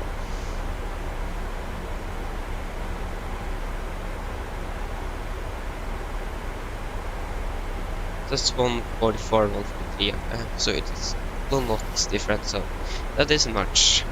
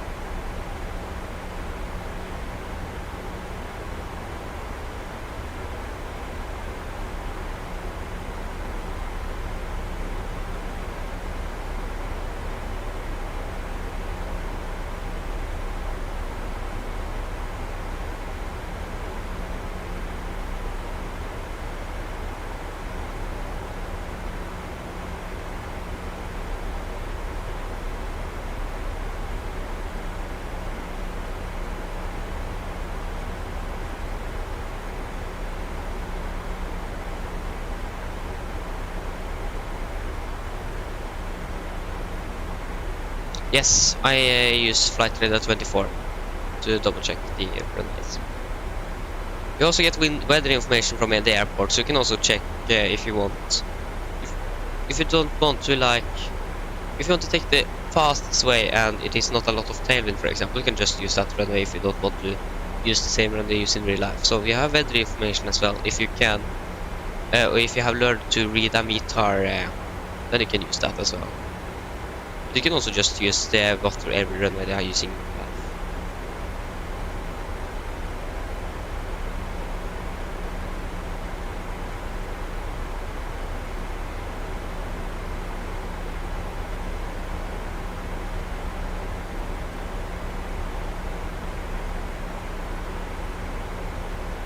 What?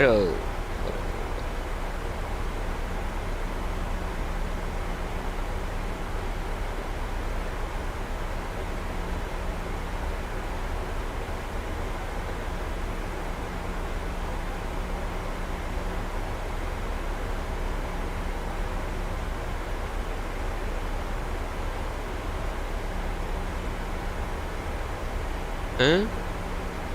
Wait, I'm not.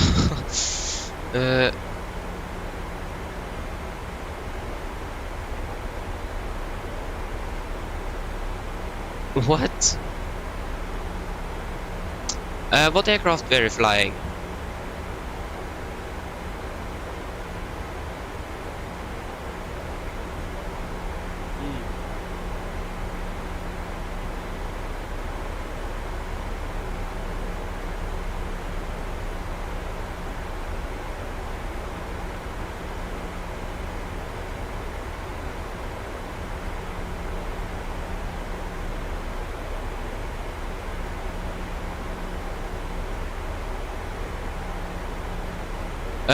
So it was, but I don't think the autopilot is actually using the rudder.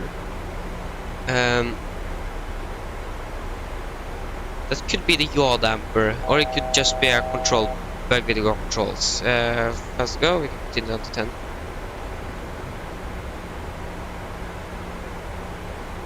10. So yeah, that could be because how the yaw damper up here. But I don't think the autopilot is directly controlling the that much of the rudder, if I remember correctly. I'm not sure.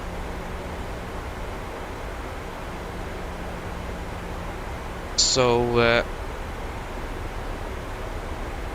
yes. So I could be a bug with your controls. I'm not sure. Good question actually. Yaw damper.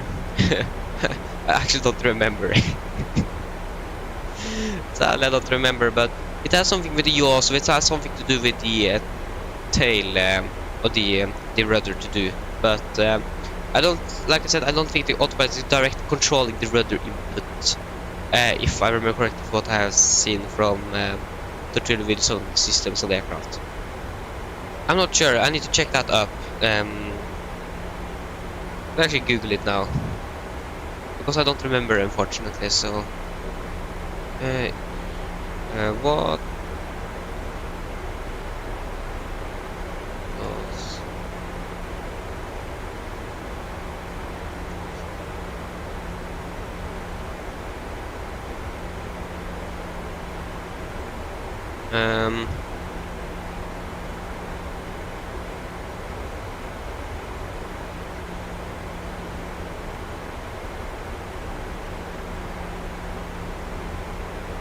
What?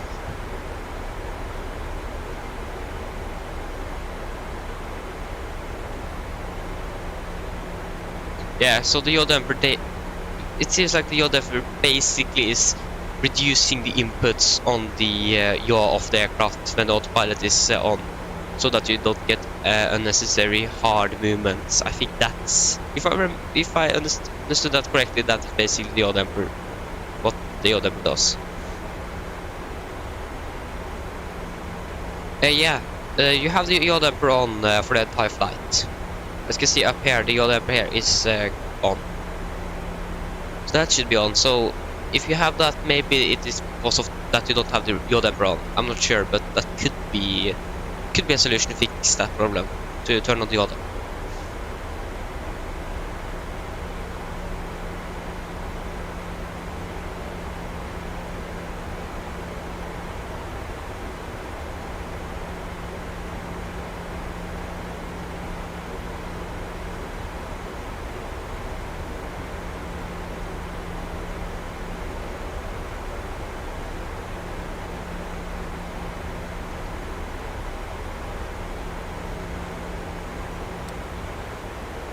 Yeah, I forgot that again.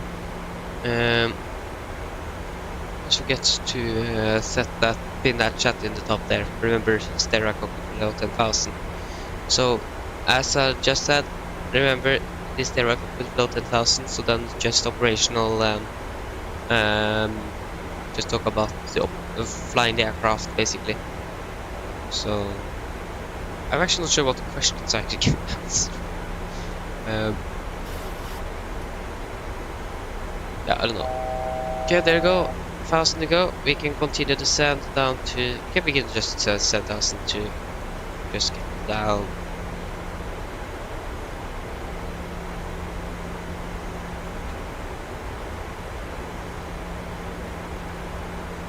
Instead, yes. So that's.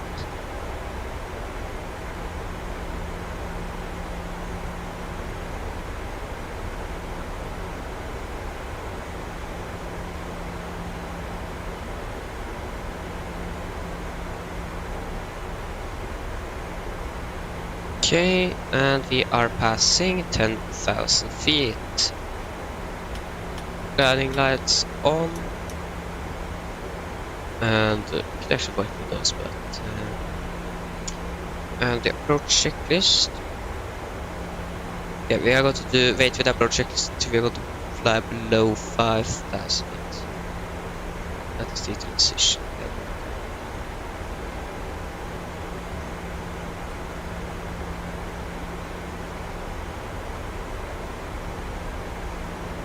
Okay, basically, yeah, we could actually just descend out to 3,000. Coinage is 1018. 1018. Approach checklist. Sorry, about this one. Upload checklist, autometers R1018 set across checked. Upload checklist complete.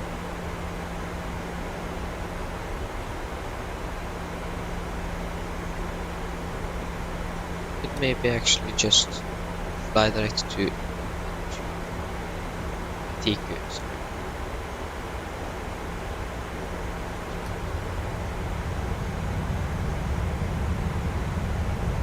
That was went too high there. Drag after, yeah, that you're going to get drag after that.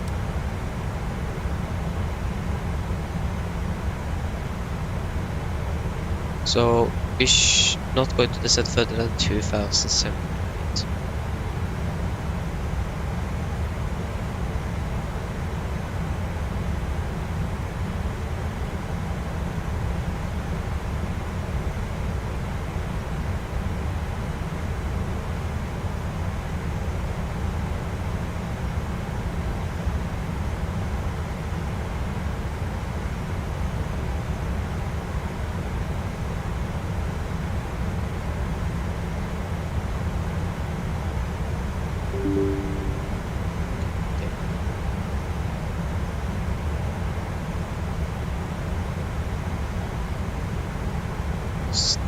Is the IKEA code Echo Yankee Victory.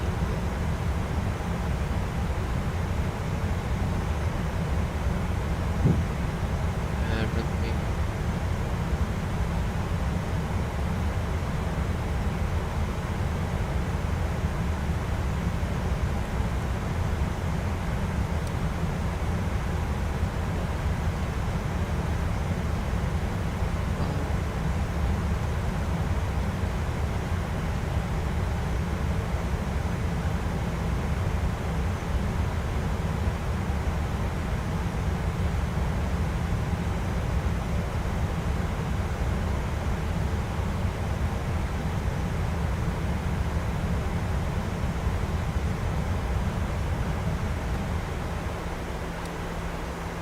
Okay, so we might have to slow down very soon. So maximum flap 5 speed limit is 2. We are currently flying 249, so we are just 1 knot. So 1 knot above, so that is not best. Yeah. Speed invent and flaps up speed. Speed 207 knots.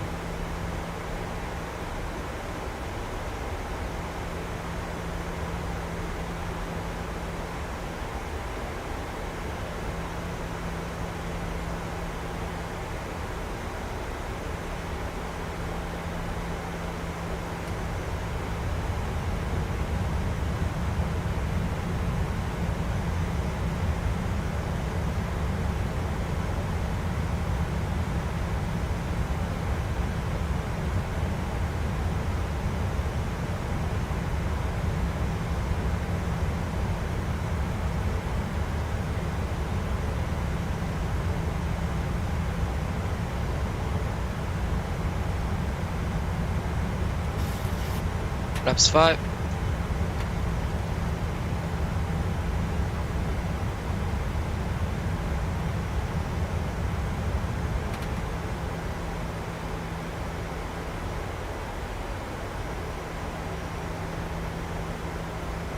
Okay.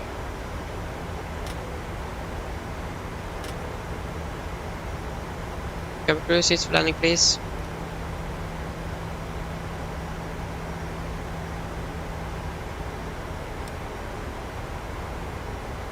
And then it's on. Fast and go.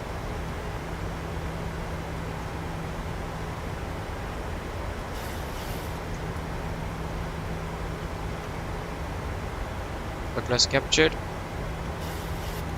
East approach altitude, that is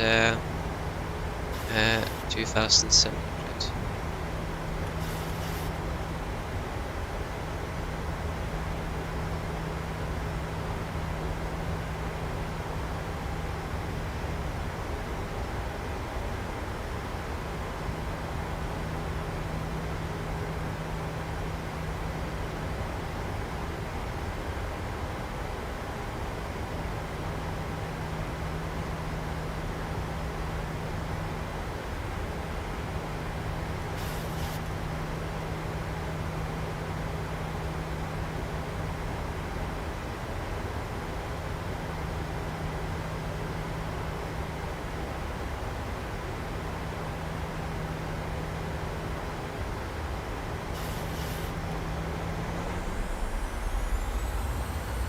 Glass of captured.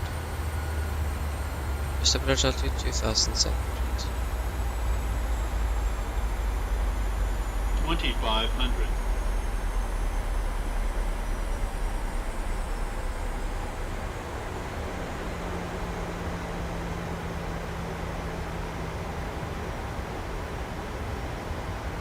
Get down. Laps 15.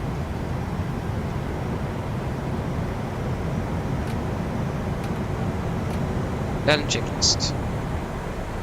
Then checklist, chemical, given, engine start switches, continuous, speed brake, arm, landing it down, flaps to go.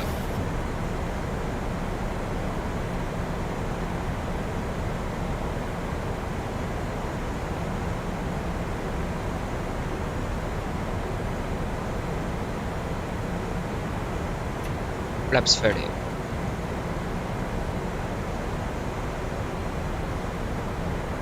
Complete land checklist, flaps 30 green light, land checklist complete.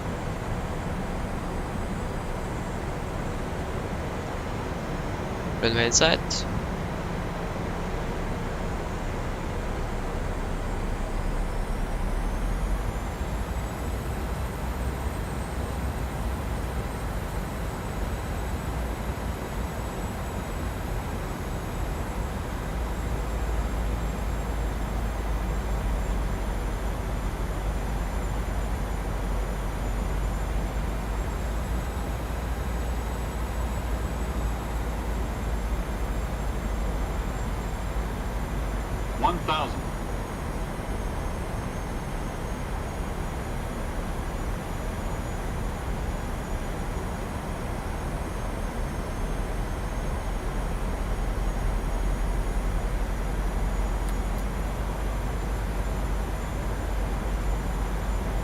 Really bumpy.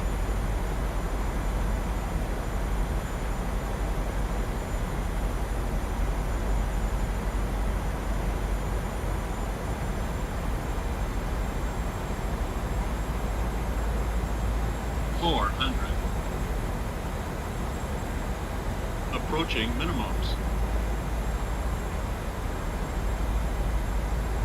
Minimums. Continue.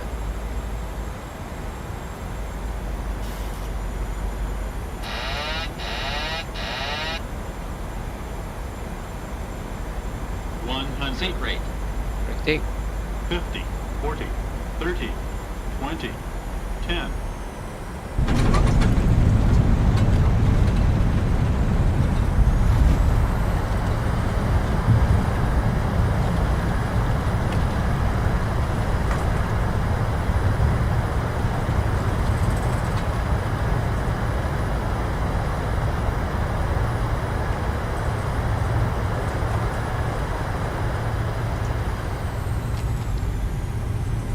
Go. So stop the timer. 1 hour 24 minutes. There you go, guys. Welcome to Vilnius. Like I said, flight time 1 hour and 24 minutes. Yeah, that was. We have the landing rate, so we're going to look at that. Not now, but a bit later on. Let's go to get the gate first. Yeah, it was an okay landing. It was really turbulent on the final there, but so I'll let autopilot fly the aircraft a little bit longer. Okay, so is this Vilnius? Yes, arrivals, Norwegian from Oslo, and you parked at. Okay, not at the gate, not that gate I thought. Gate right beside it. So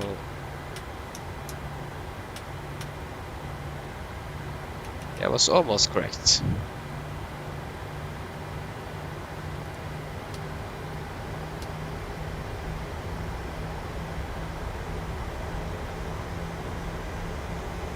So just going to get to the gate here so we can begin deboarding the aircraft. So get ready for our, unfortunately, our last leg today.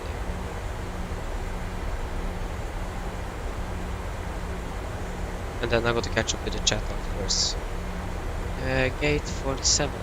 I can see that you guys typing there, but just got to get to the gate first. No suitable gates. What? Oh, why? I really hate default sceneries. I really hate default sceneries a lot. It's the worst thing that exists. What is that? Couldn't find anything for this. Not even a freeware makeup. So that's a bit unfortunate. But, you know, my question is where are we? I know we are in Lithuania. Okay, we're just going to put. It actually stops here, and on the charts it says that continue forward. That is not the case here. It should go taxiway straight here, but that is not the case.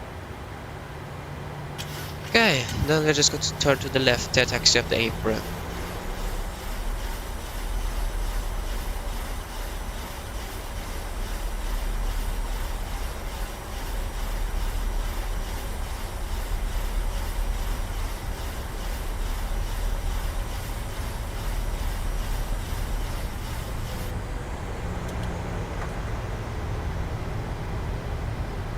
So here we have the terminal.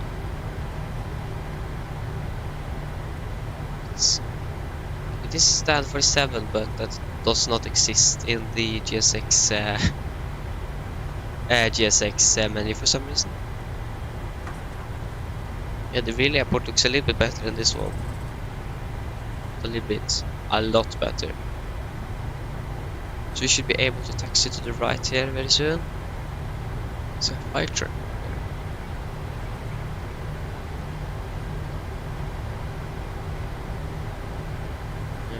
So yeah, we can taxi right here.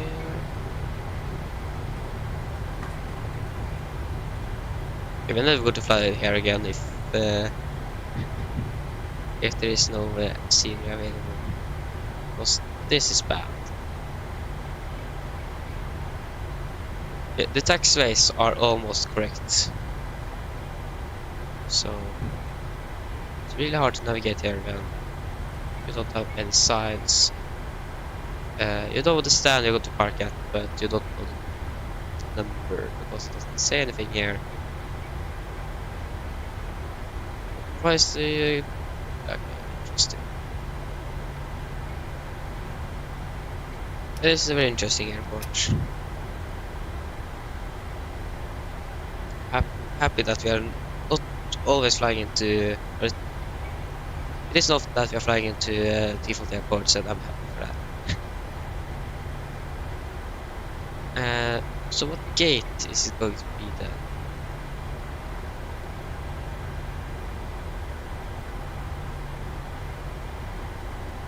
That should be this one.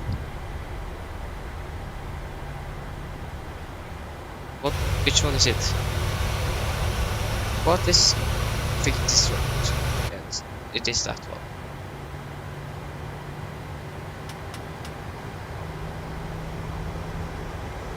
But what is happening with the jetway?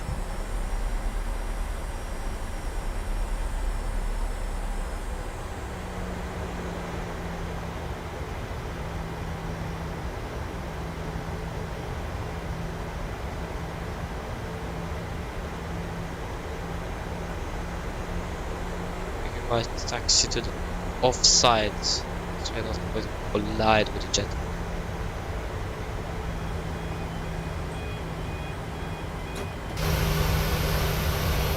Yeah, interesting what's happened there. Okay, 2 blue, 1 red, engine start. I'm just gonna stop here.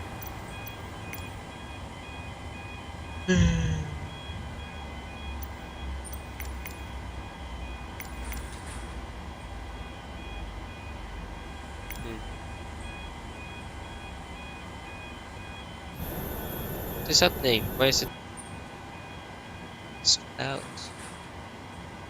Okay, come on, 20, thank you.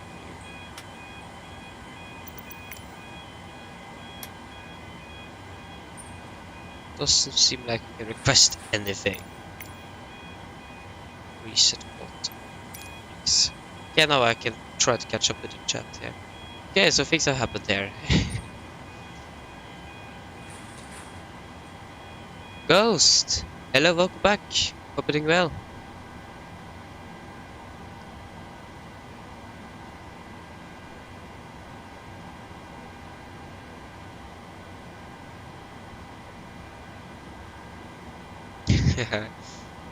I think it's Lithuania.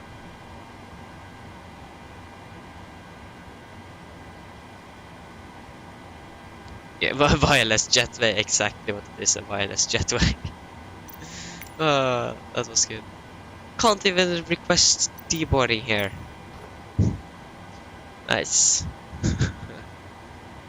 Eric Aviation, yes. I am on that sim.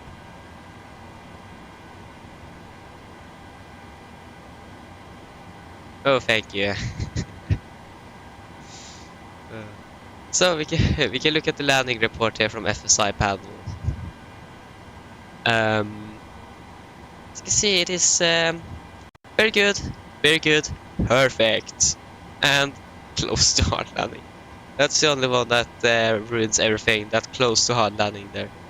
But on center line, that is actually pretty good. I have a reputation with FSI panel to not be exactly on center line. The landing was a little bit hard, but it was really windy though, so you can take that as an excuse. So it was pretty good, to be honest. The only thing here now is that we can't do a thing. Should have made a custom profile for this airport, to be honest, but I didn't. Or do we need shocks on first? Can we even request a jetway? I don't think so. Okay, we're just going to request a fuel truck, and then we are going to just let the passengers sit inside. So we have here.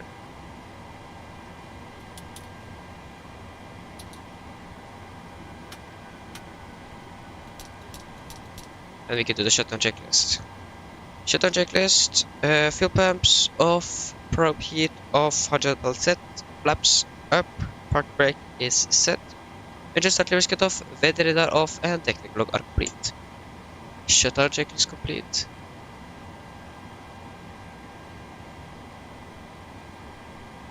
Oh, is it?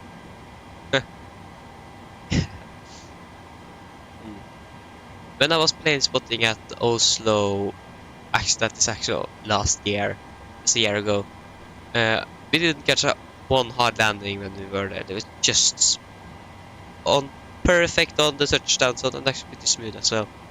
So yeah, but the 77 is pretty hard to hand fly. So if you have flown and got some hard landings, that is maybe probably some new pilots that is learning to fly the aircraft.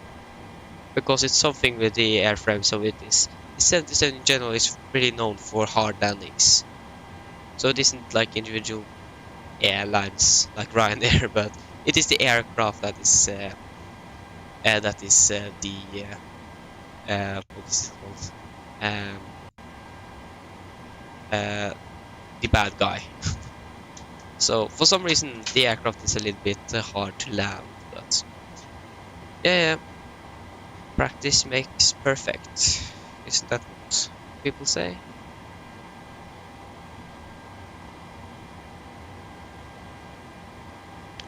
Okay, so last leg today. And yeah. Maybe not a stream tomorrow, I'm not sure yet. So but should be on Tuesday. And then I'm going to have some home vacation.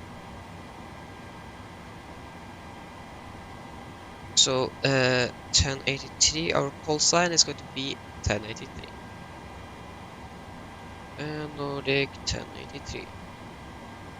Registration Lima November Echo November Quebec. Departure time, departing from Vilnius at 12:15 local time or 9:15 UTC. 9:15. So we have some time on the ground, so you do not need to stress. Weather also is very good. One liner right. Okay, just yeah, everything seems to be together.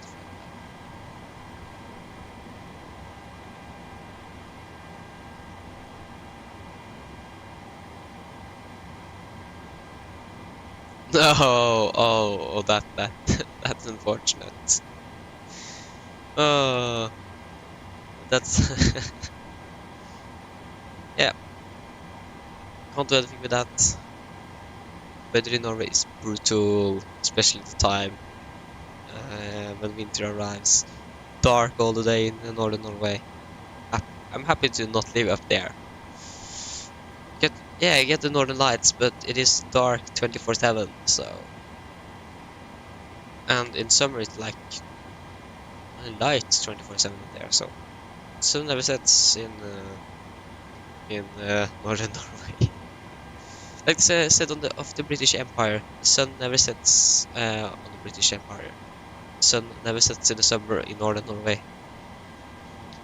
That is actually true as well. The British Empire doesn't exist anymore. Okay, so I think we are going to focus more on flying now. So fuel, we're going to have 8.8 tons on our way back.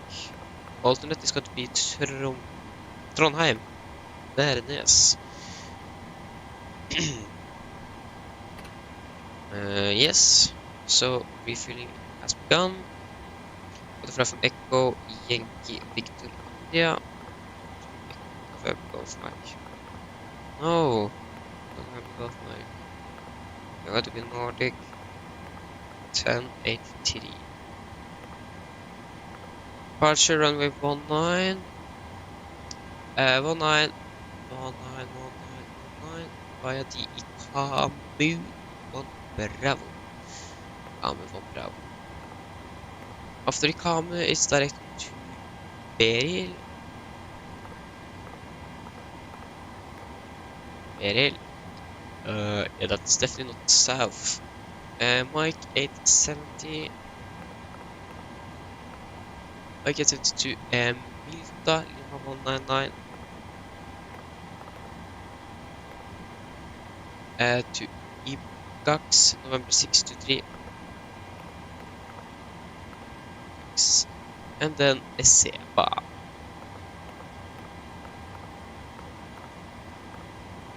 And landing arrival. Going to land 19 right, or that is what we expect, but wait and see. Depends on what terminal we're going to park at, or part of it.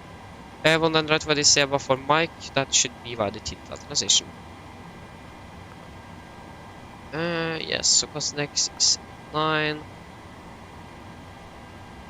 File reserves are 3.1 tons. 3.1 tons cruising altitude. Going to cruise at I think 360. Yes, 360. Cruising wind is 305.62. And average ICA is +2 minus 54. Best station altitude is 5,008. There you go. And we still have a lot of... Yeah, we are over half an hour, so... Yeah.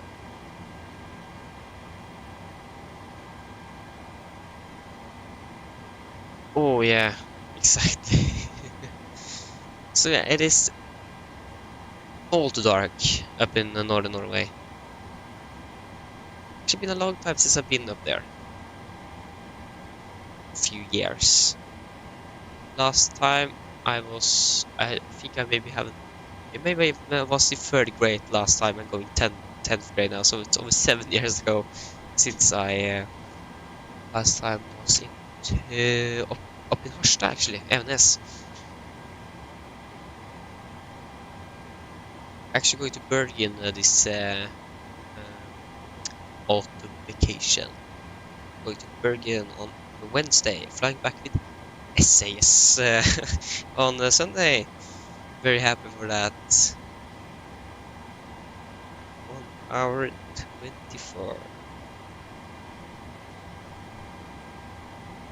And for I was the person that was buying tickets, so someone decided that we were going to fly with SAS, and I hope with Norwegian, but okay. So it's going to be an SAS with an Embraer 195 LR from Bergen to Oslo.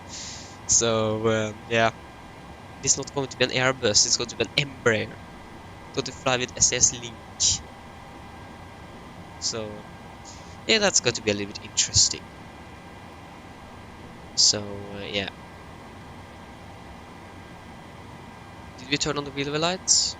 Yeah, we did. Nice. Yeah, we should also probably change you to 36 and you to 700. Yeah. So, like I said, we still have 35 minutes before our departure time. So, and nothing with GSX works there in Vilnius for some reason. So, like I said, we have wireless jetway and can't even deboard or board the aircraft. So,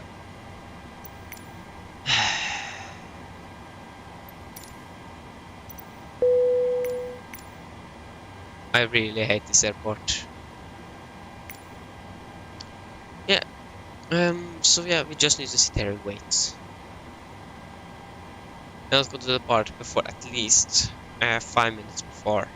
So we still have 25 minutes before we could begin to think about departing out of the gate.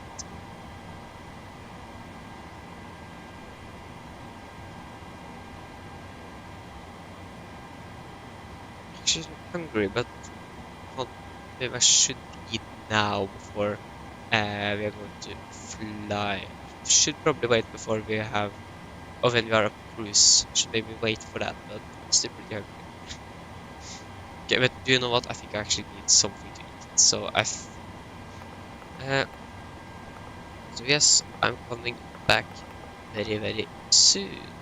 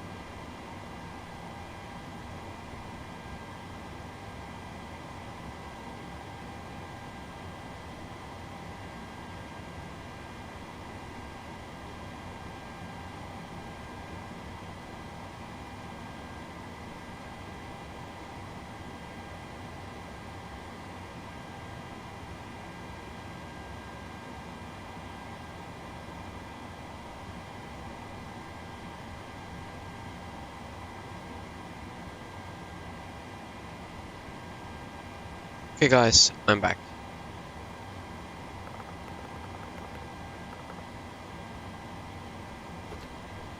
So yeah, we still have some time to kill off.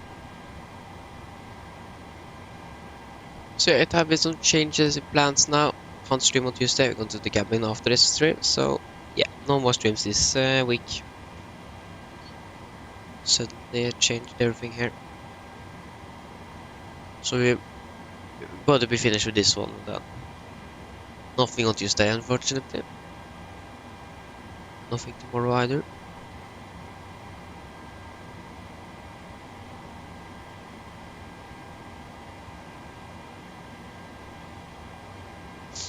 Yeah, can't do anything with that.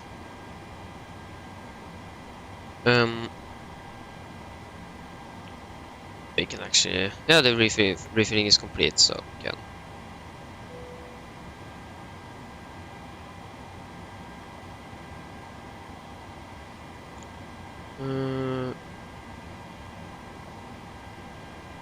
Oh, it is this one, and we're going to get 117 passengers.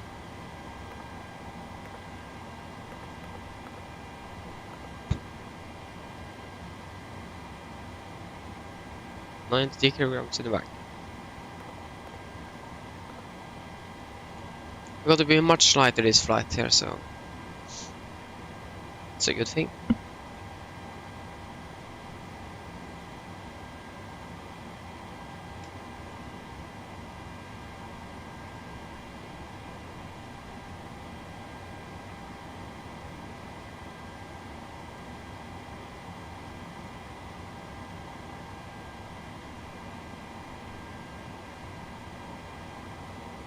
Aiden, hello, welcome. Hope you're doing well.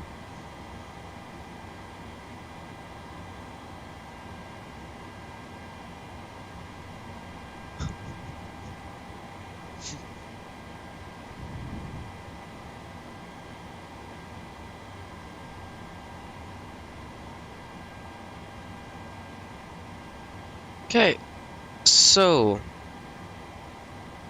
oh, what's happening with my pedals? Yeah, just can maybe look at the engine outside. Echo Yankee Victor India. Runway 19. This says climb on 194 to enter non-published holding at 10 DME inbound.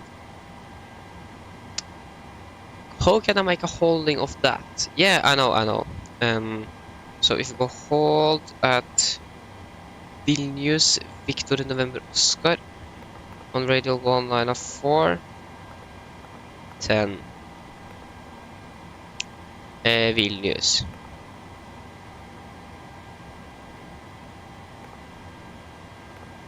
Yes. So that should be a holding 10 miles out. Yes, that is correct. So that is going to be 194 inbound. Why is 123 194, please? There you go. And MSA in Vilnius. Just got to reload or import a new flight plan to Navigraph here. This is MSA 2700, yes. That's correct, 2700 or above. That's good, and we can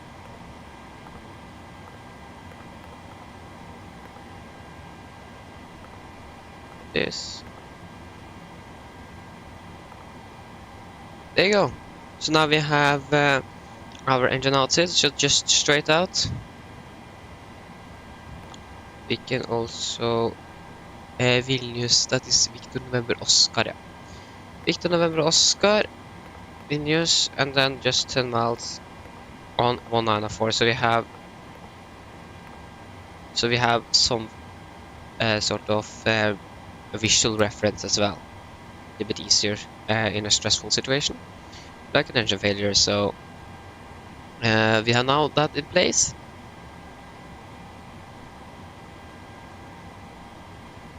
Question now, what now?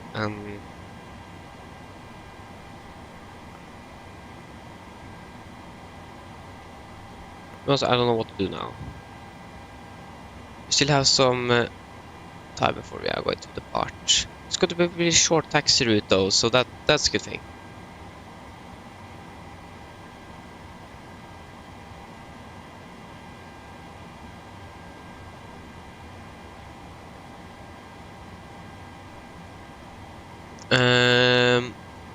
I don't know, to be honest. I think I just need to wait. It is taking a long time, and if you have a internet cable, if you connect a cable straight into a PC, maybe that could increase the download speed.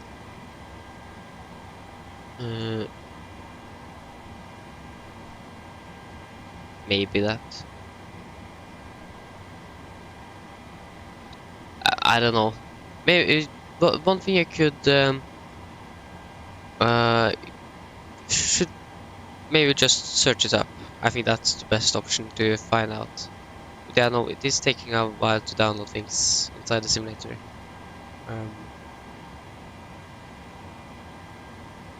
So I don't know why, but try to search it up. That is maybe the best option.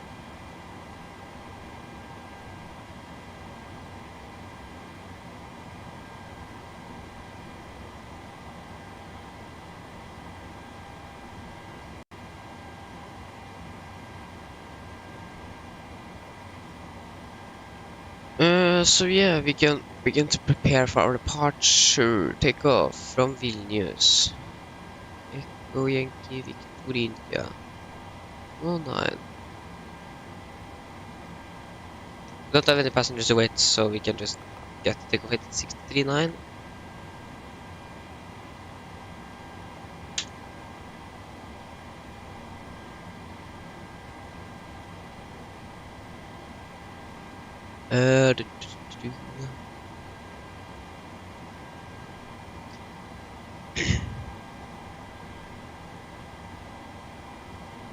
Yes, 63,900, and yeah,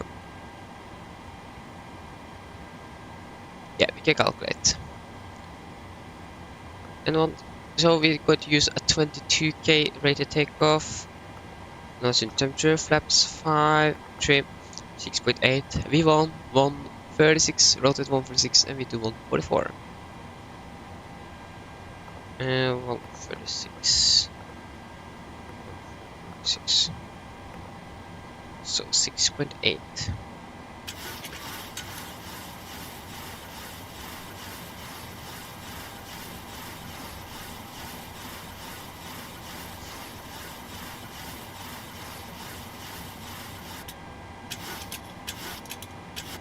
Around there should be good enough.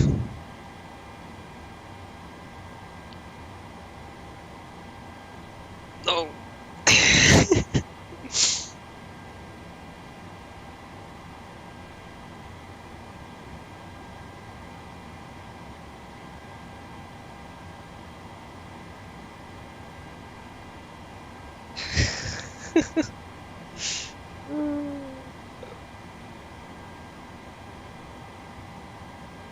No. Oh, I'm going to send something to someone and then I send it to the wrong person. And now, yeah, I'm going to send the thing to the correct person and then I did something else and oh yeah, help. MFRS 1,700 feet.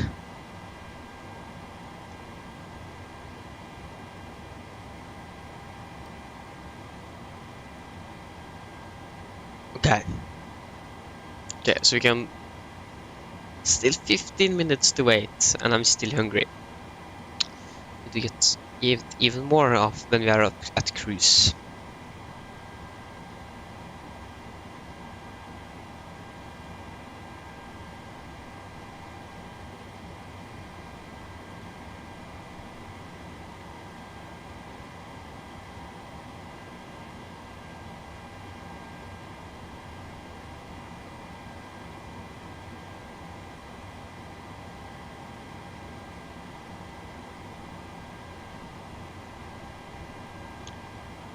Yeah, V2 speed, what was that? The V2 speed was 145. Was it 145? So we are pretty much ready to go. Good depart now. Then we are finished early. To be honest, it's actually no point to just sit there and wait for the real aircraft or for our actual departure time. So we're going to do our departure briefing now. Just going to get the weather first. There you go. So guys, ready for our departure briefing. We can begin with the weather. So the weather was recorded at 8:20 Zulu. That is 37 minutes ago. So it should be updated at around any moment actually. And it is as follows. So it's at 230 at 7 knots. Temperature, visibility 10 kilometers more broken at 800.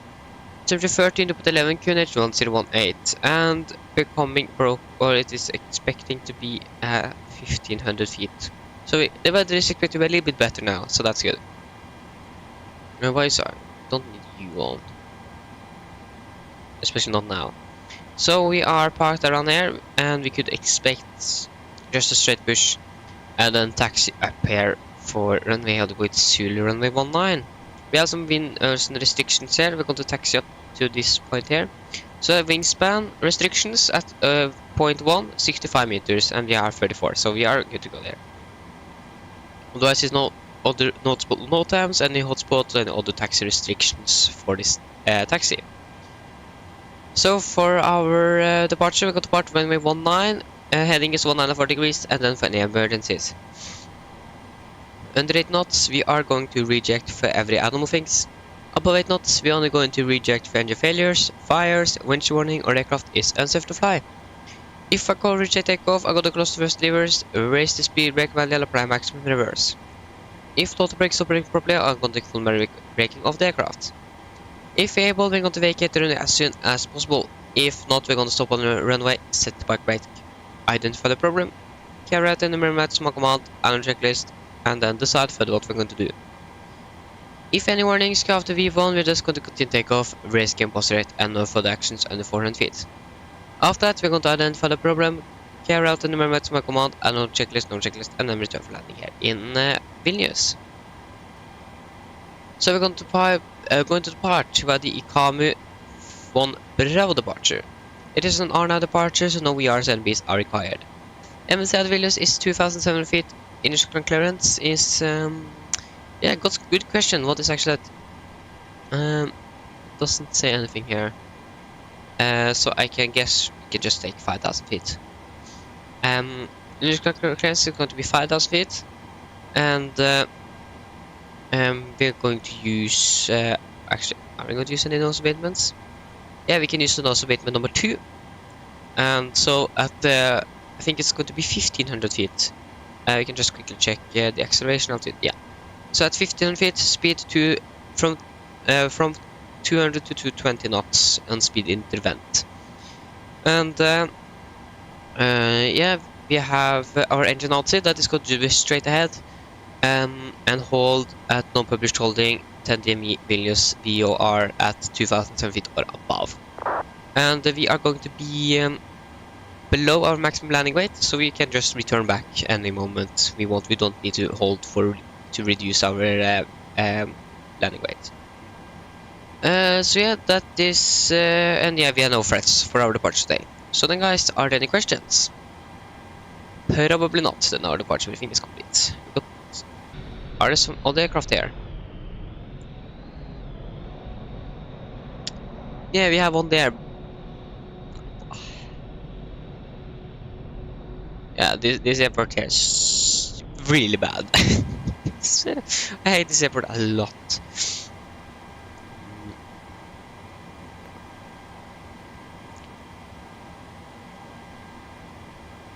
So yeah, we can do the pre-flight checklist. So pre-flight checklist, we can actually first check the oxygen. So pre-flight checklist, pins and cords are removed, oxygen is tested 100%. Now transfer the display switches, all at normal and auto, window heat is on, air conditioning and precipitation, packs auto and all bleeds on.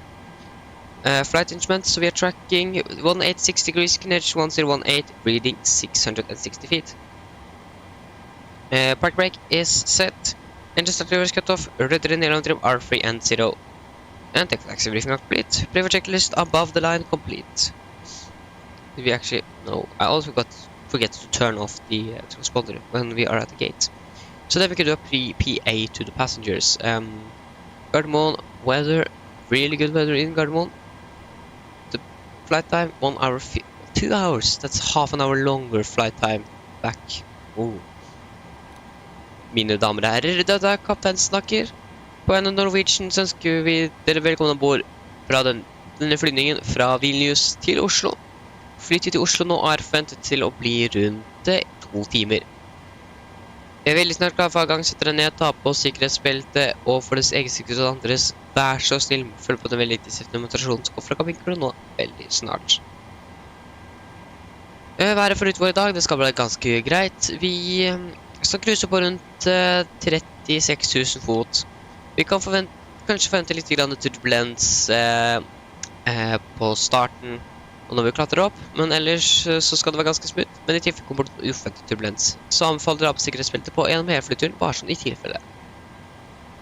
Været i Oslo ser da eksepsjonelt bra ut akkurat nå. Vi har litt variert vind på veldig lite hastighet her. 12 grader og ingen skyer. Så ja, sitt ned, slapp av, så håper dere får en veldig fin flytur med Norwegian. Ladies and gentlemen, this is Captain speaking. Above Norwegian, we welcome aboard this flight from Vilnius to Oslo. Flight time to Oslo today is expected to be around 2 hours. We are very soon ready for departure, so sit down, take on the seatbelts, and for own safety and others, please follow the very important safety demonstration that comes from the camera crew now pretty soon. The weather for today should be good. We are going to cruise at around 36,000 feet, and we could expect maybe some turbulence on our beginning on when we are climbing out of Vilnius. Otherwise it should be smooth, but we recommend to have the seatbelts on for the entire flight just in case. The weather in Oslo is very nice. Now we have variable winds that have actually almost no winds, and 12 degrees and clear skies. So sit down, relax, and I hope that you're going to enjoy this flight with Norwegian. One thing we need to do is to tune in Vilnius. We are on 113.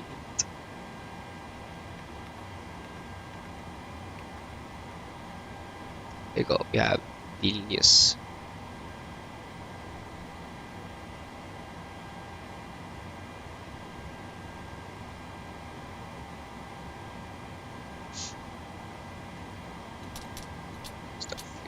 We can start APU.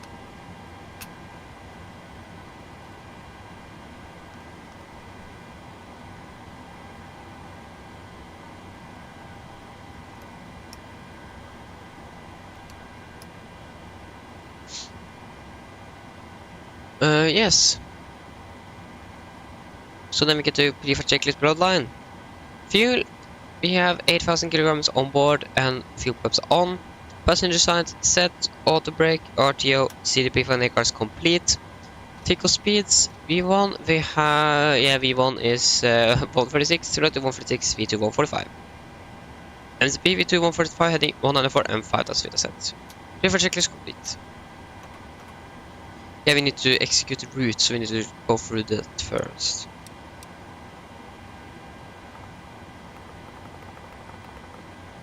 Flying over Sweden, and then into Norway and Gardermoen.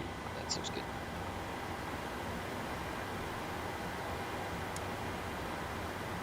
And ja, det ser jeg bare.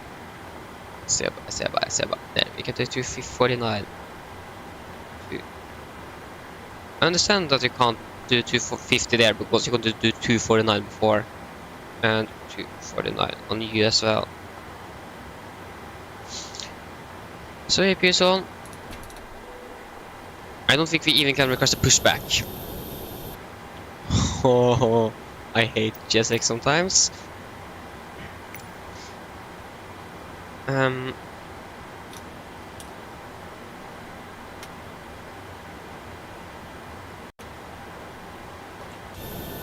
Yeah, that aircraft is gone, so that one is. Oh, I forgot to reconnect to what's in with our new call sign. 1083. And we need a new flight plan as well. That is a good thing to have.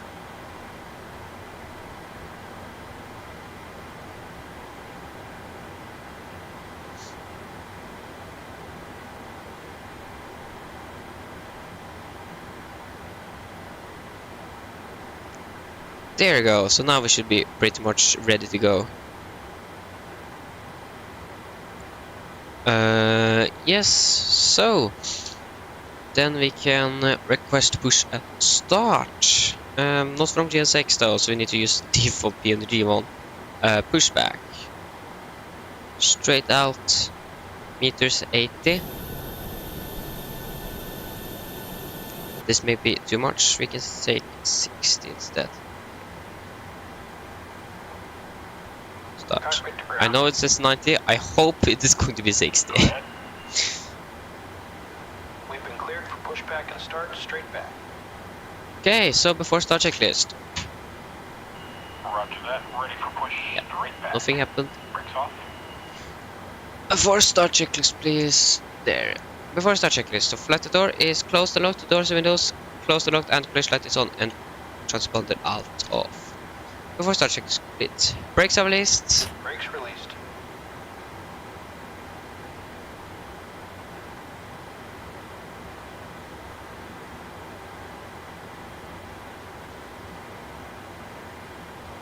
Brakes released. Here we go. There we go. Pushing back, and we can start engine number 2. Starting number 2.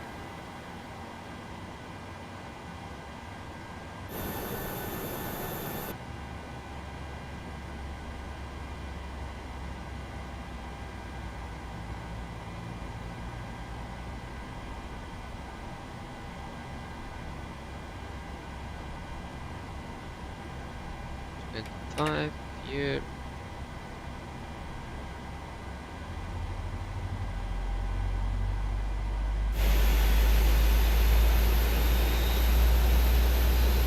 I think we got 90 meters instead of 60.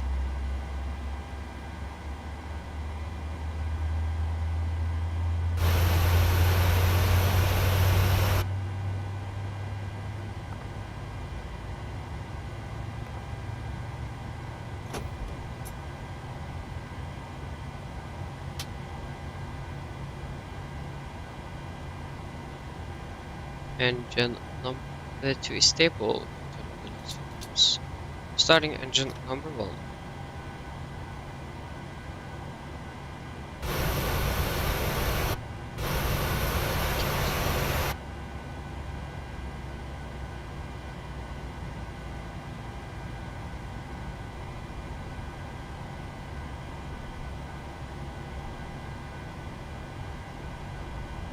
Five here.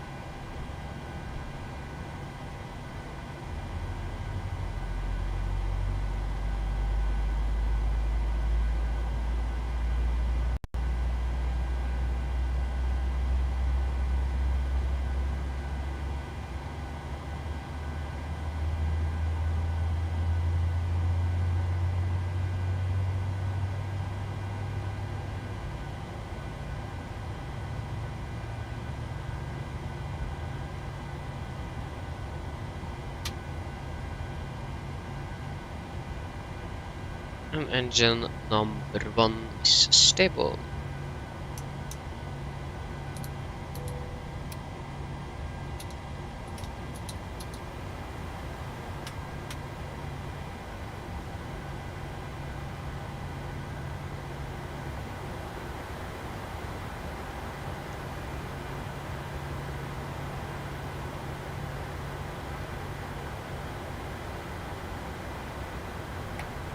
That's 5. And before tax checklist. Generators on, probe heat on and test off, air conditioning and pressurization, packs auto, isolate for auto. Engine start switches continuous, recall checked, engine start levers, alignment fragment also checked, connector bed is clear and AP off. For the access checklist complete. So yes, then we can get a taxi. Brakes released.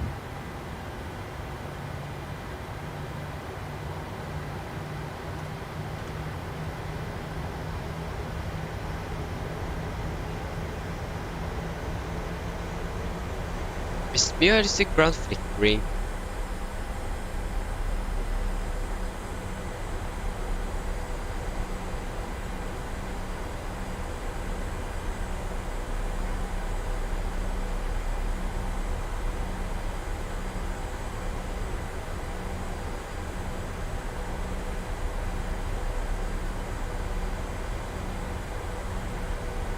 Where I actually got a taxi to get to the runway? That's my question. Yeah, we get taxi up there.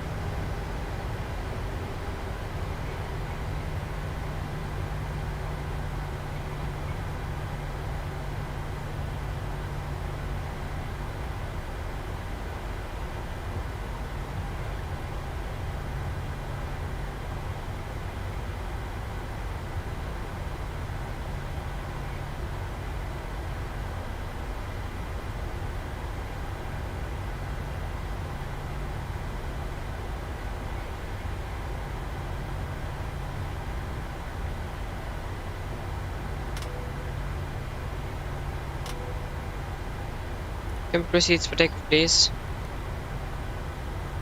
For takeoff checklist. Flaps. 5 land, 5 gear lights, stabilizer trim, 6.8 units set and chemical given. For takeoff checklist complete. Yes, we are pretty much ready to depart.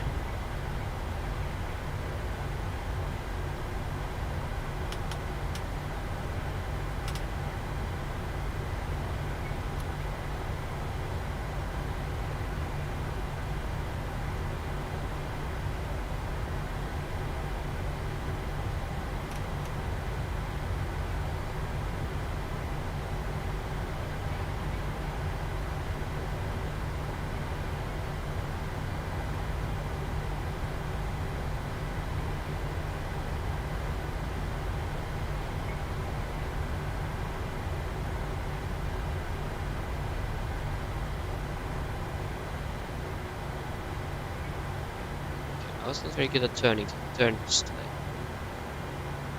Okay, guys ready? Hope so. Take off.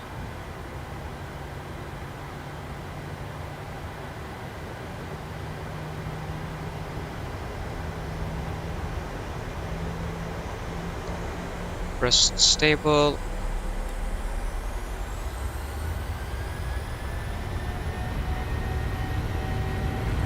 Take off reset.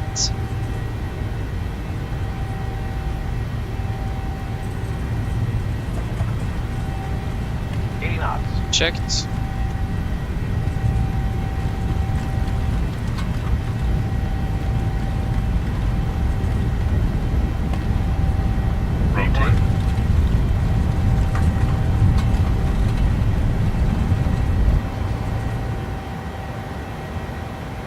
Positive rate of climb. We're up.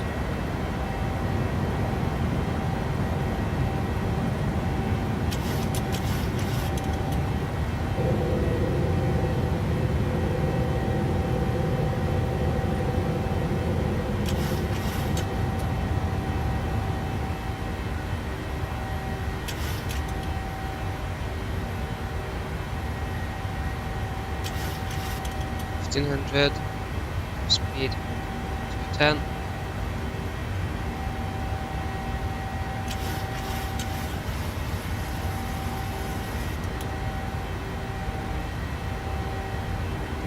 Episode 1.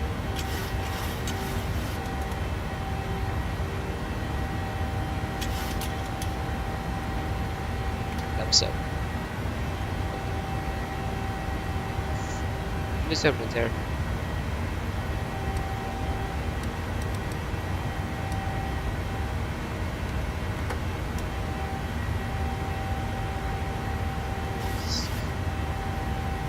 Speed up to bend 250.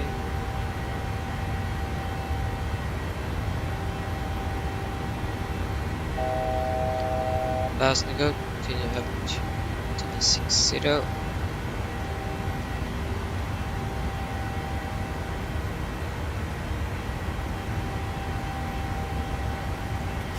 Flight directed. Calm.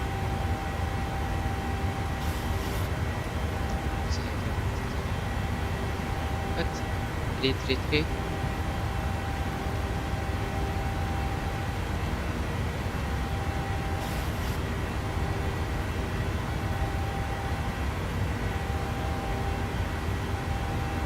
Standard, standard, and off the takeoff checklist. On takeoff checklist, engine bleeds, on, packs auto, landing gear up and off, flaps up, no light, and automatic standard set cross check. After takeoff checklist complete.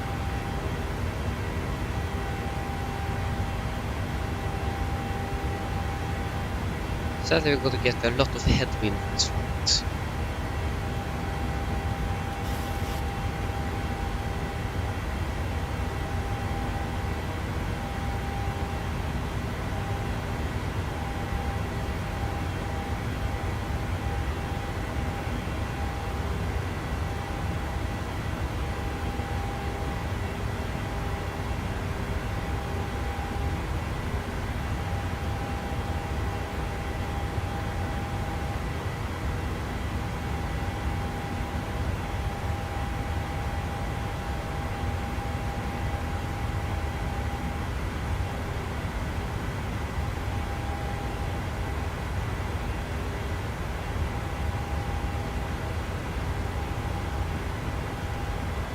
It's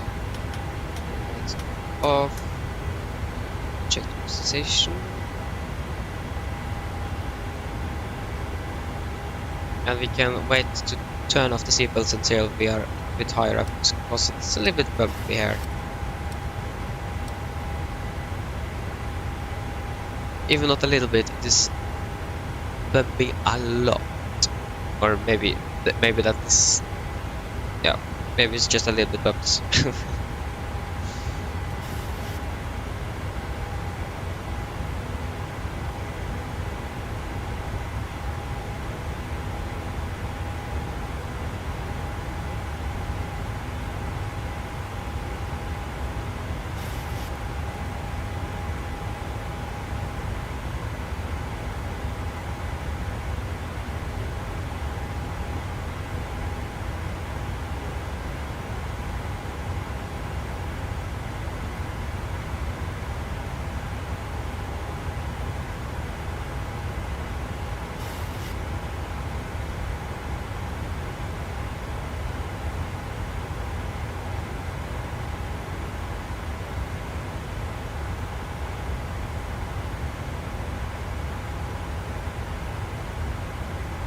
It was a little bit bumpier than I expected. Knew it was going to be a little bit bumpy because it was on our way down, but yeah, I guess wind speed is changing a bit. Not very much, but a little bit.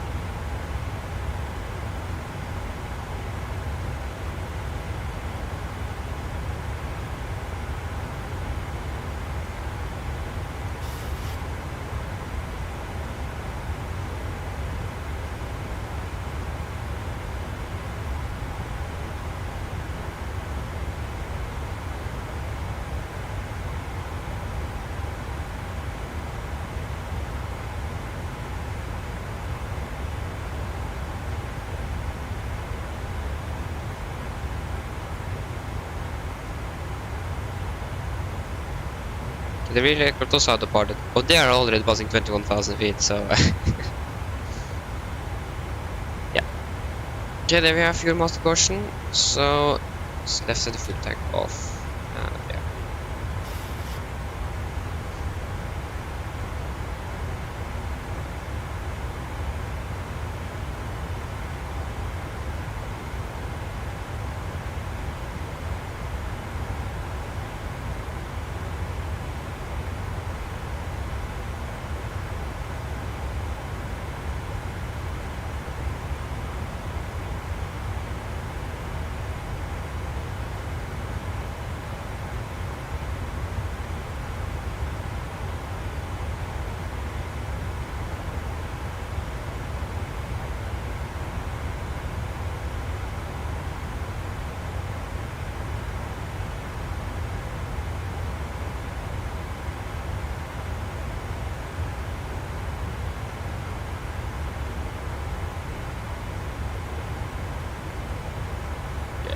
It's a little bit less bumpier now, but I think at least going to wait until we're passing 20,000.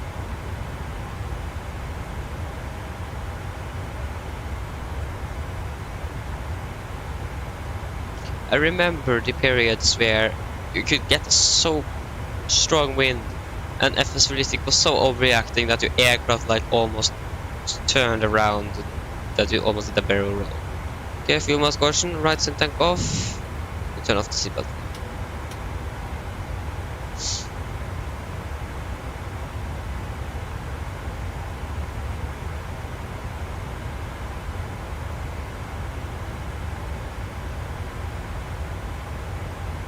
So yeah, it's going to be a little bit shorter than normal stream today, but this aircraft was just going, or this crew is just going to fly to and from Vilnius. They were a little bit lucky with the scenery though, but yeah. Should actually have done a late departure today, so we could fly to and from Edinburgh and Dublin. That would have been really cool though. Really want to fly to both of those places. Edinburgh was actually one of the alternatives on where we was going to fly today.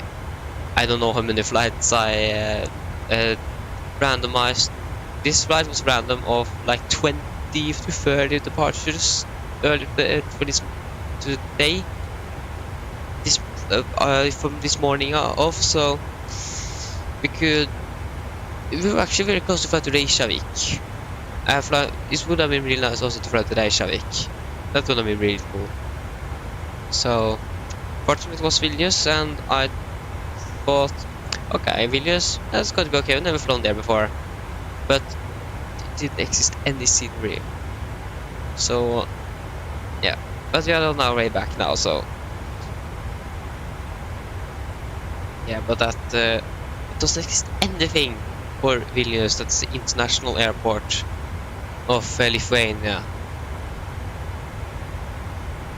Yeah, that is interesting.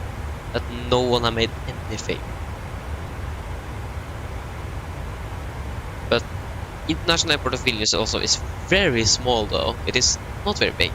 So it's maybe a reason why no one has made anything, because it isn't like a big hub like for example Oslo, Stockholm, Heathrow, JFK and so on, where there is bigger carriers flying around, more people are flying. So if I would have been a scenery developer, Vilnius would most likely not have been the most profitable airport to make. Most likely not. But I'm not a scenery developer, so I don't know.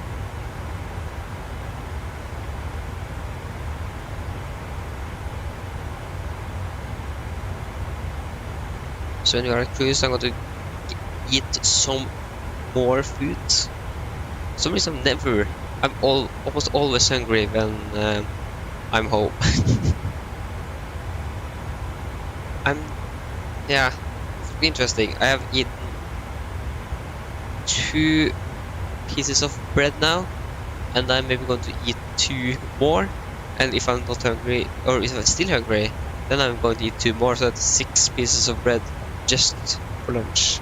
So I'm eating a lot, and for some reason I'm always hungry, or almost always hungry.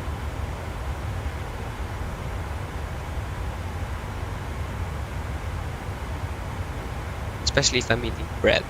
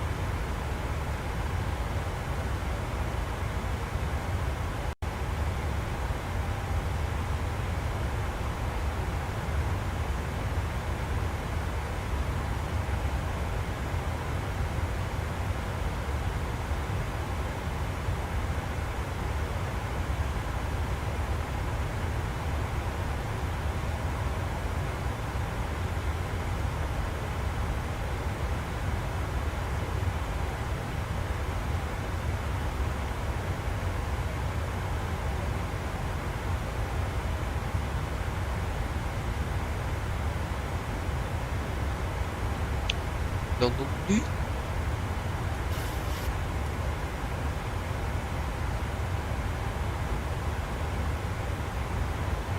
I'm not often out flying, so never been to London Luton, and I'm not sure if I'm going to be there. I don't know.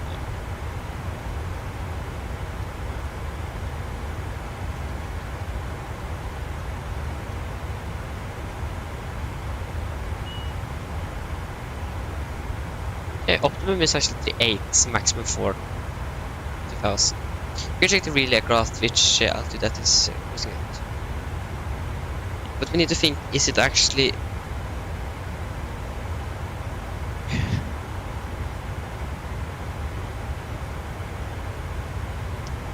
Oh no, that was Krakow, that is not from Vilnius. Krakow Vilnius is 2 different cities. Split Helsinki, no. Where is that aircraft? Is that one? No, that was the Krakow one. Budapest, no. Where is the real aircraft? I can't actually find it. I can't find it. Oh, there it is. They're at 35,000 feet. Okay, it was under a Lufthansa aircraft, so okay. Don't judge me. No, sorry, it wasn't a Lufthansa, it was a Finnair aircraft.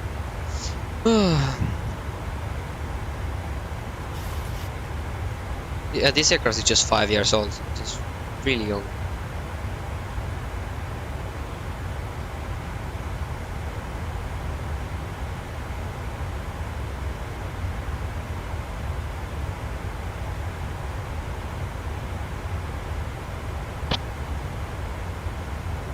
The question is, if we want to climb higher, what is the winds? We are flying to Beril. If we check Beril. So Beril at flight level 36 is going to be 70. 67, so 3 knots less. 65, 68, 68, 68. Yeah, it's going to be a...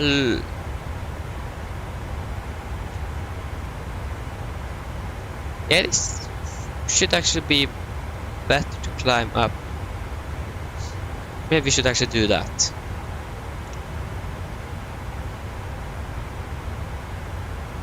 So yeah, we can climb with 380.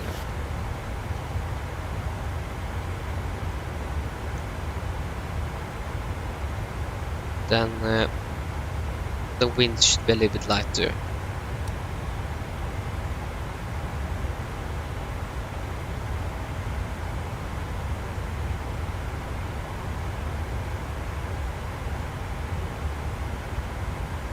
And this aircraft also is not going to climb 36,000, they are already past it.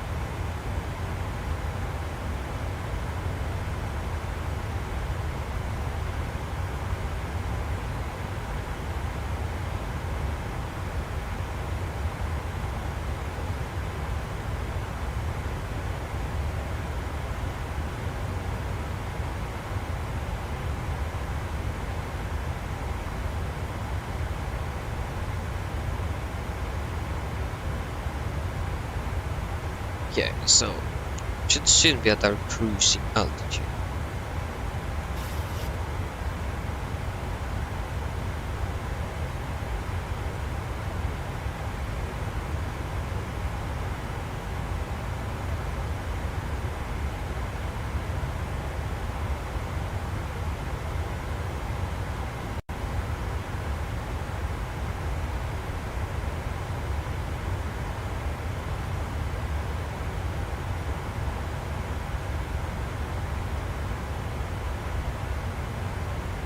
Bravo 7.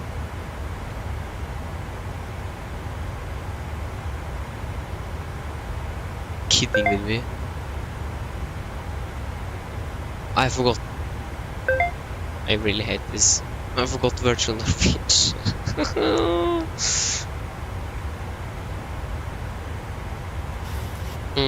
I knew I forgot something.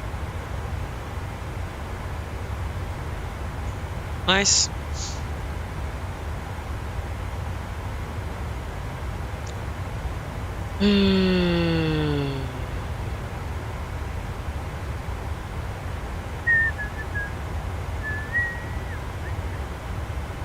I'm looking very forward for the EFP, but PMDG haven't said anything in a month.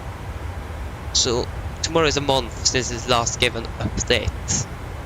So fast to go. But PMDG is silent, that's a good thing. That means they are working, but we don't get anything to work with about the EFP progress. So the EFP could suddenly release tomorrow, now, tonight, in a month. So yeah, that's yeah.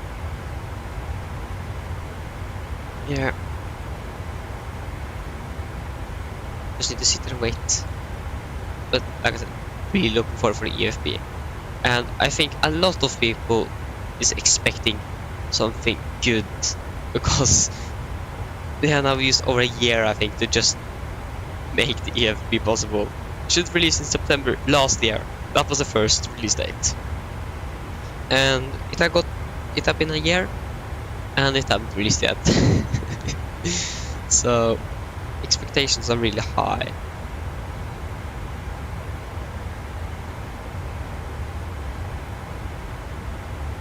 But for every day we are closer to the EFP to be released, so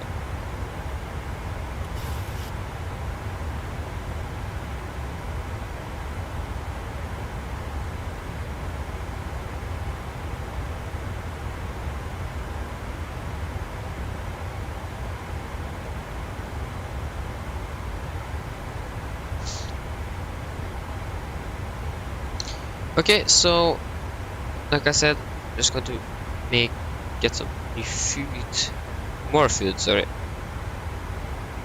So I'm back soon.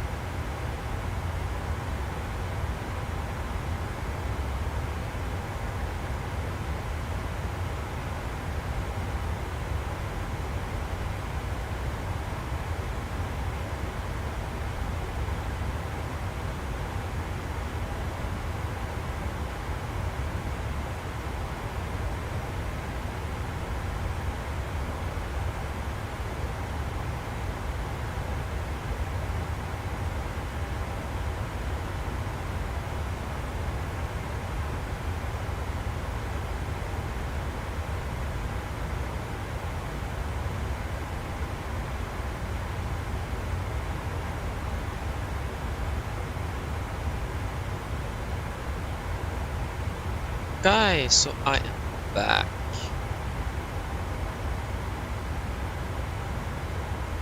There,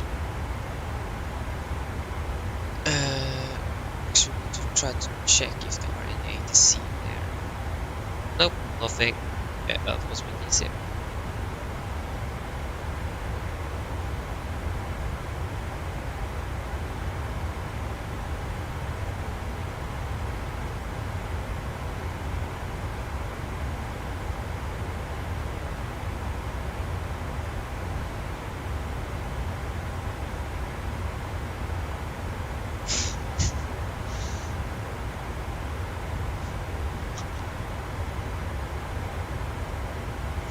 Oh gosh.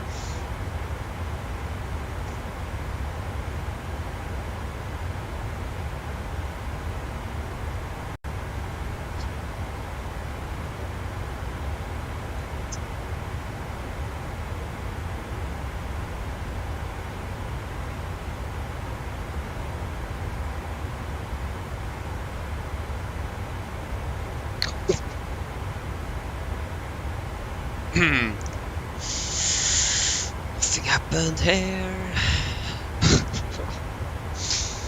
Oh. Oh, I'm going to be, or that I'm not going to be more hungry after this. It's a nice toast. It's most likely not enough.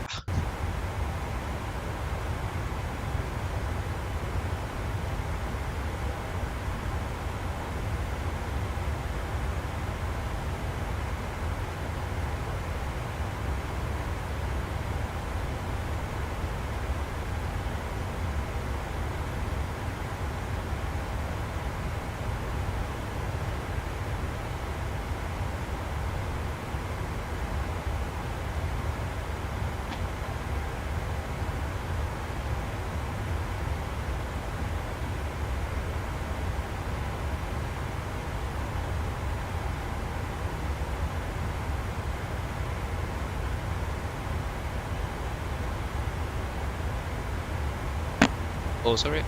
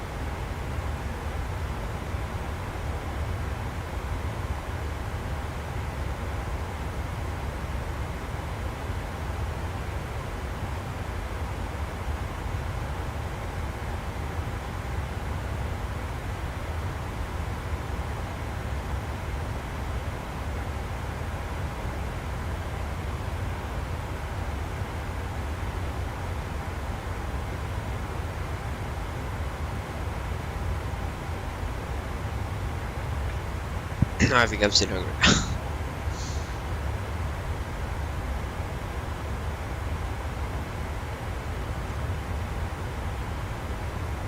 maybe wait a little bit to let the food get down. And then... Yeah.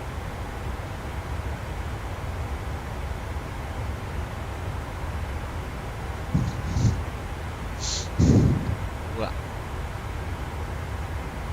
Yeah, but we are doing pretty good. Flying over Sweden, Swedish airspace. Why is this one so low?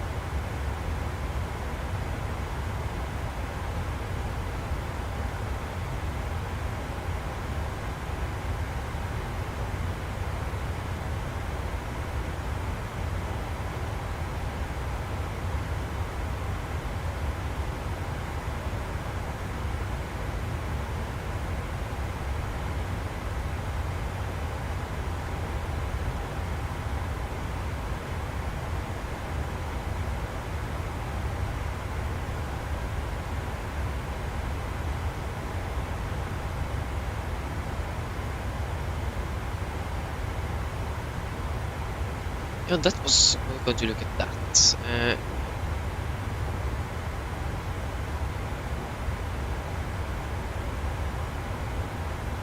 Because of this flickering and everything, I think we need to do something inside the... this one.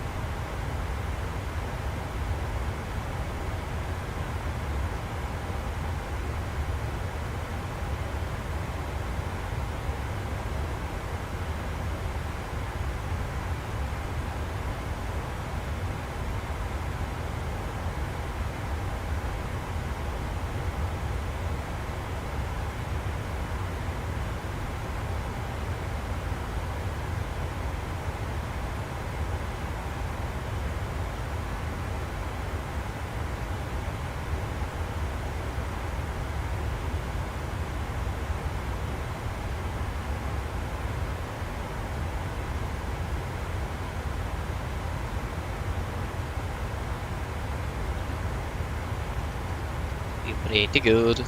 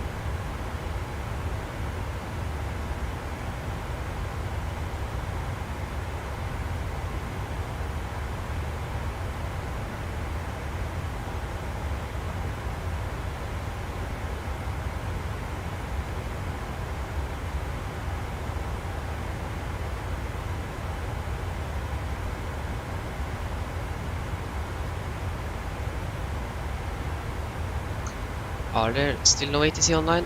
Nope. So...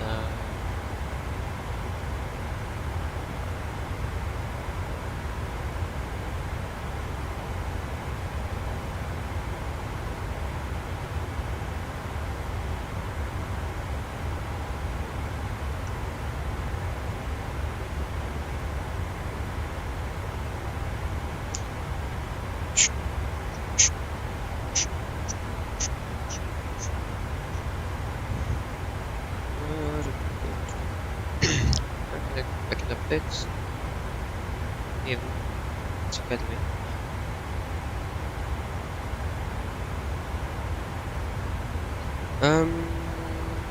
There. Space do I have? Oh, not much.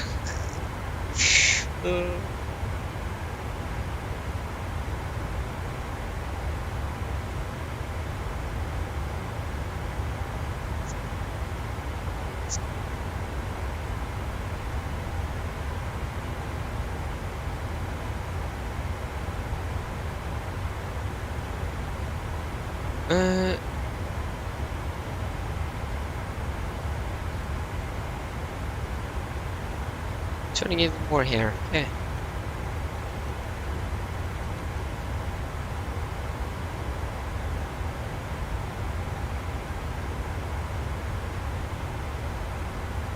What? 757.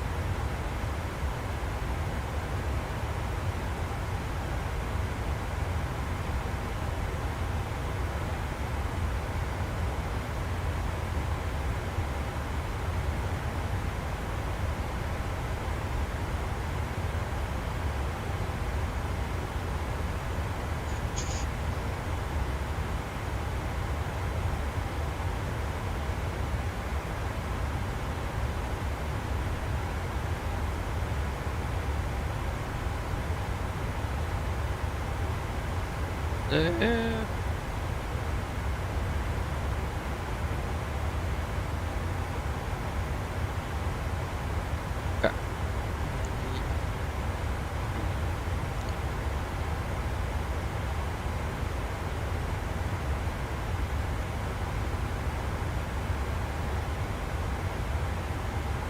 Okay, so we have a headwind of 67 knots. So, yeah, we have a lot of headwind.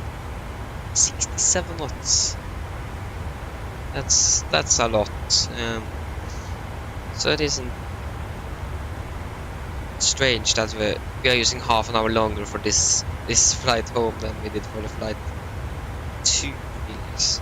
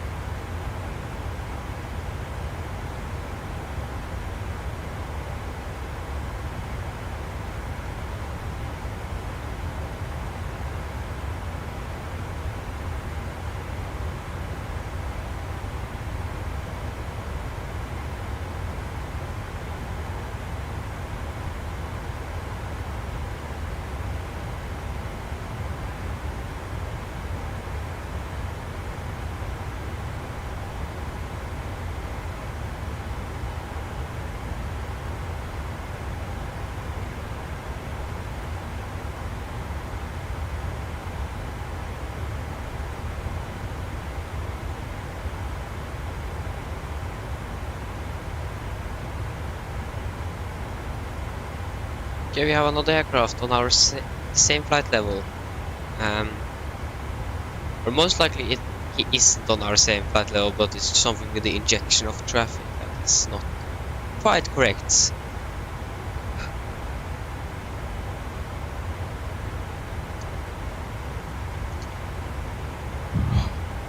Oh. 69 knots. Oof, it is too much. It is too much. But that aircraft is it's flying past us right now. Really hard to see. Oh, there it is. Found it. There. That's the aircraft.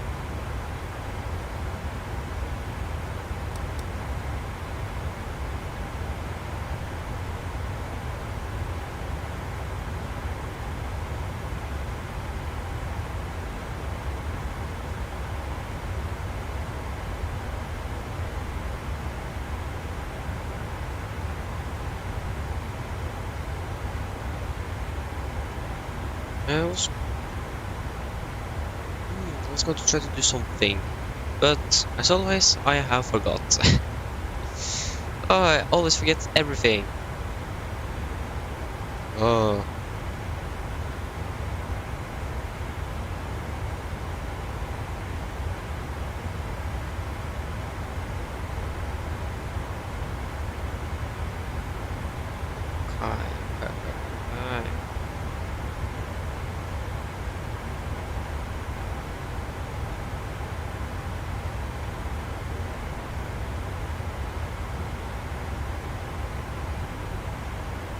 Oh, wasn't that big? Okay. So.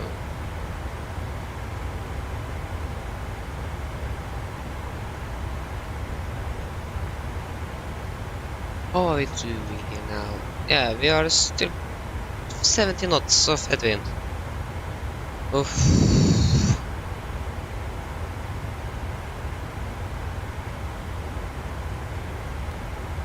It is too much.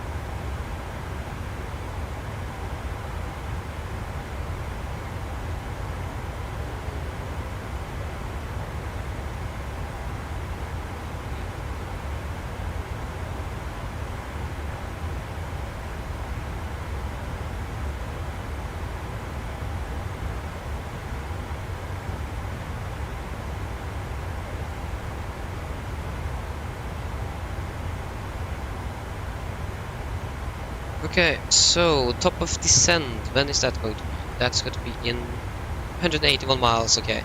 So we can begin to find out what gate we are going to park at. So this aircraft is going to fly back again to, or fly actually to Dublin. Also Dublin at Delta Yankee 1362. 1362.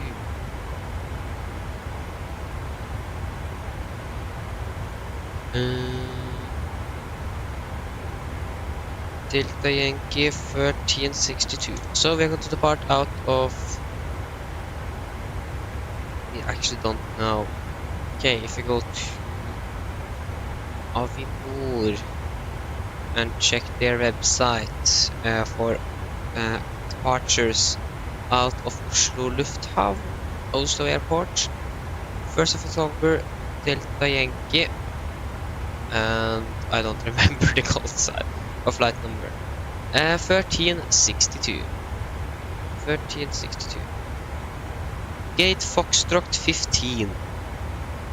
F15. Yes, Foxtrot 15. That is you, so that is right beside our departure gate. So we're going to land one on the left then. That is the most that's the one we should land on, closest to our terminal. So it makes sense to land on the one on the left. And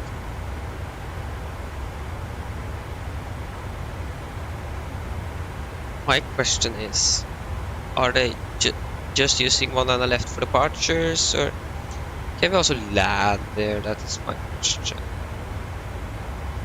And I want an answer right now.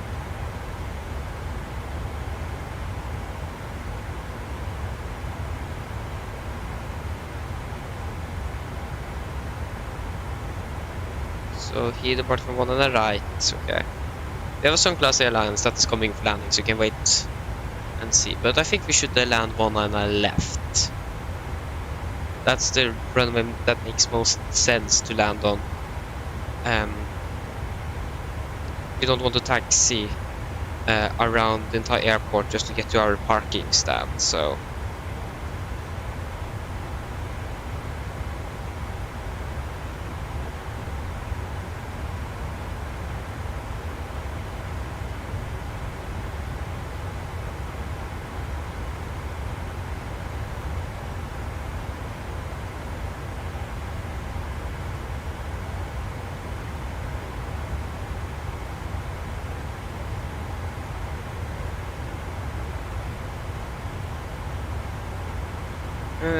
Then...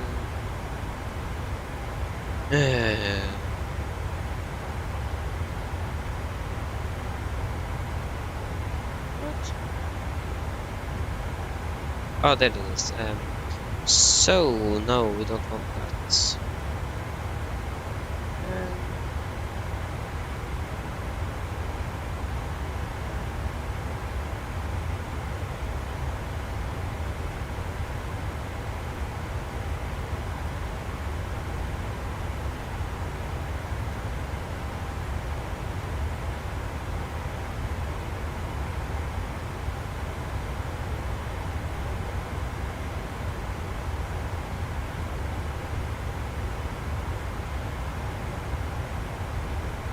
Okay, so Sun Class Airlines, you're landing. Are you doing a side step? Oh, this is an A. Oh, I thought it was an A330. Okay, then yeah, but they are landing one on the left, so we're definitely going to land one on the left. Makes the most sense. Foxtrot 15. So yeah, 1-9 left for landing.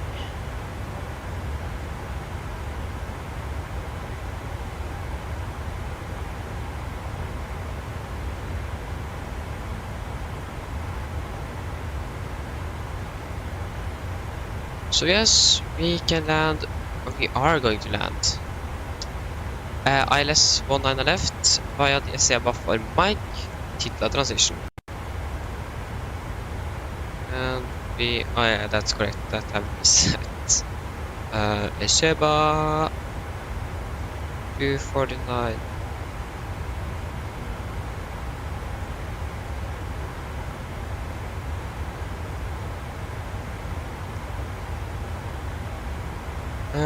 Yes. Landing.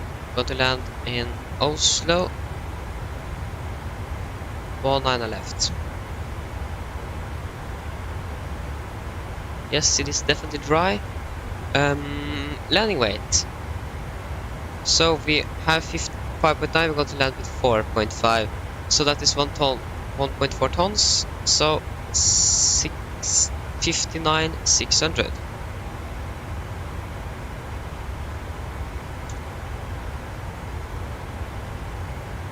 So flaps 30, 141. 30, 141. Here we go. Should also probably set up our arrival here on the chart. Unless, no, that's correct. You're going to change runway to 19 left. ILS 19 left. 11055.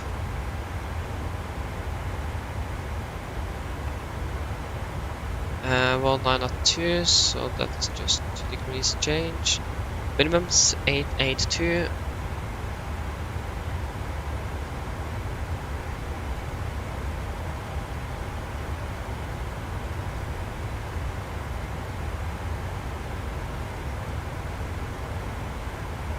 Okay, there you go. So I'm still hungry, so I need some more food. So as it says here, I'm back soon.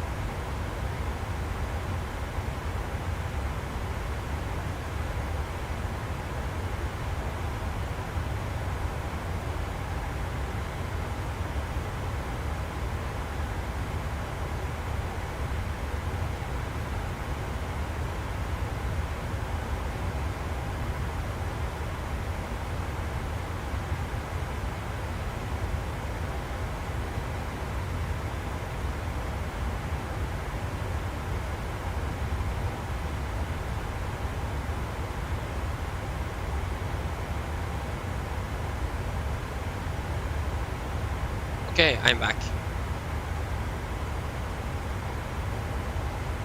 So then we can move this. But it use too much time. Oh no. Still some 100 more miles to do minutes.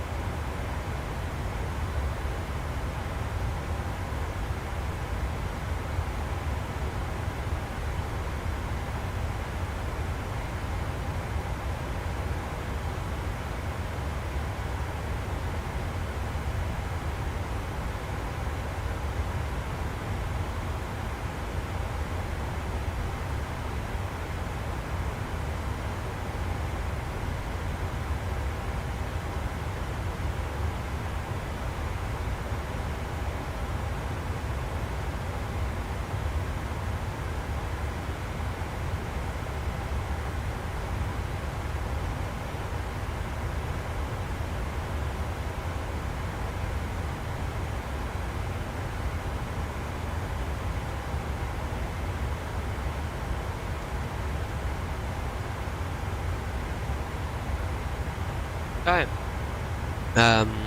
Hopefully I'm not going to be that much hungry for the next few hours.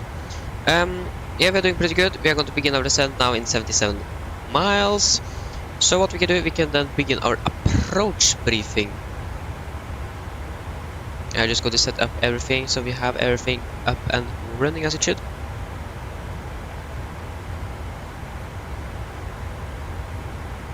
Parking stands would have been nice to have as well. Okay guys, ready for our approach briefing. So we can begin with the weather. The weather now currently at Oslo was recorded at 9:50 Zulu. That is 27 minutes ago, and it is as follows. So winds are variable by 1 knot, KVK, temperature 13.4, QNH 1015 and null sig. So we are going to land via the Seba for mic arrival. It is an RNAV arrival, so no VR service are required. MSC at Oslo is 3,900 feet, maximum 250 below 10,000, and we have no threats for our arrival today. So, we got to land ILS for 19 right, correction 19 left, heading is 192 degrees, and ILS means 110.55. Minimums are going to be 882 feet, not going to descend below 3,500 feet. We have a minimum of 160 knots until for DME final. And transition level is going to be 7,000 feet, air elevation 682, we have set 700. And for our missed approach, if we need to go around, we're going to climb on track 192 degrees to DME 3 Golf Mike Echo. Turn left to track 0, correction 102, climb to 3000. At DME 13.5 Golf Mike Echo, climb to 5000, expect Bakery Oslo approach. So this is our ILS DME that we are talking about, Golf Mike Echo. So missed approach altitude, we're going to set that at 3,000 feet. So when we landed, we could expect to make it at Bravo 4-ish. Most likely Bravo 4, maybe Bravo 5 if we're lucky. Then go to taxi up Sierra and Lima Orange for our stand. That is going to be, I think it's going to be 4-5. We can double check here so we're sure that we are going to park on the correct stand. So we have 1, 2, 3, 4. 1, 2, 3. Yeah, stand 45 is going to be our stand. So then guys, are there any questions? Probably not, then our correction approach briefing is complete.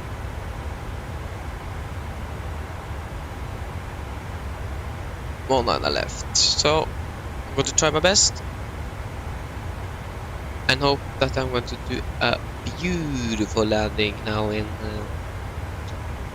Oslo. Just open you.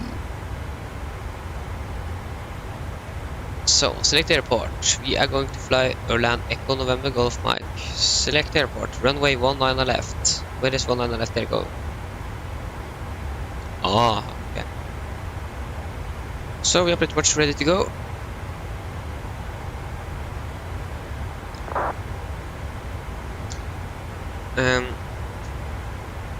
Yes.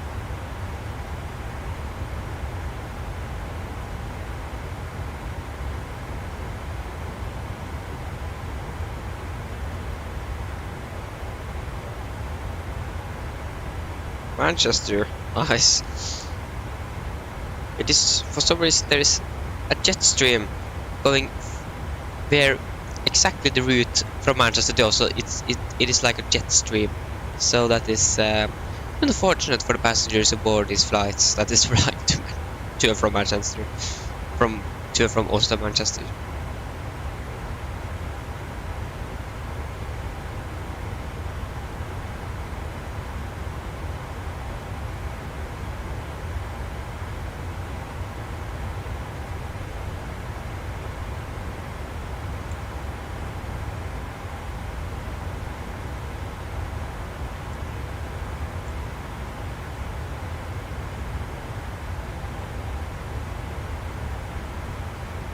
What?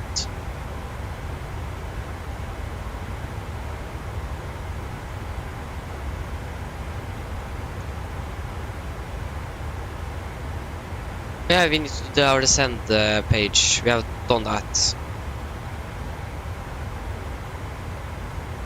250 below 10,000. Why? That was an accident. Okay.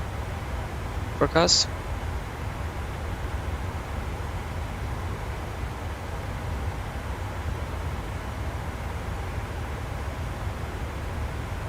QNH 1015.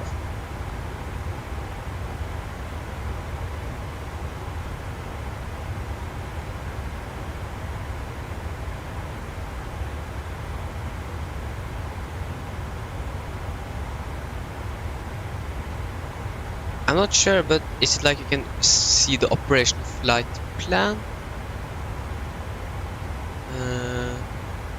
Now in oh no.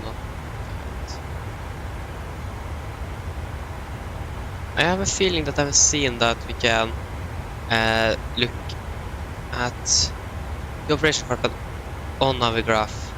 I'm not sure. Most likely I'm wrong. No, there it is. Yeah, we can actually look at the operation carpet here. Nice. That makes things a little bit easier.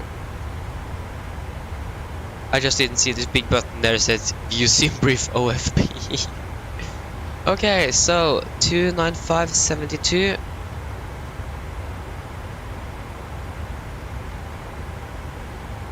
29437.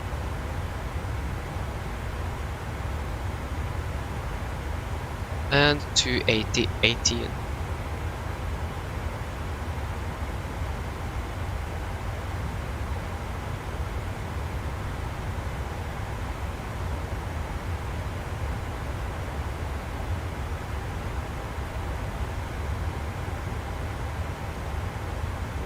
Maps.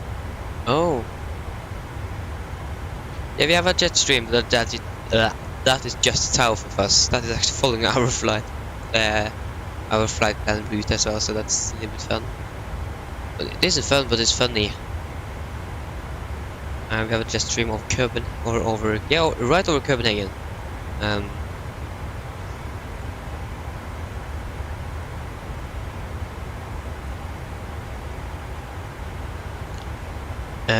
Nope. Not going to move aircraft. We're going to stay here.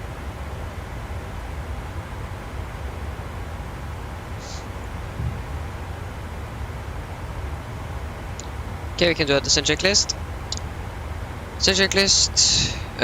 Press cessation. Landing altitude set to 700 feet. Recall is checked. Auto brake off. Landing data. Flaps 141 knots and minimums are 882 feet. And approach briefing is complete. Descent checklist is complete.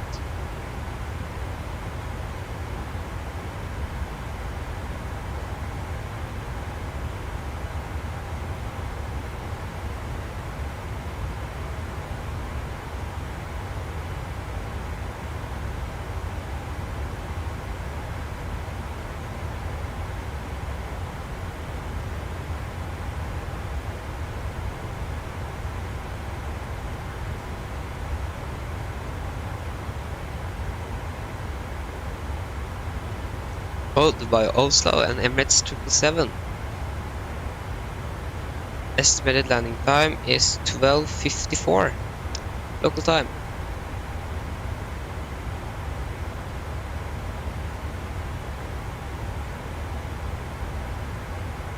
Okay, so that aircraft is scheduled to land like 10 minutes before us.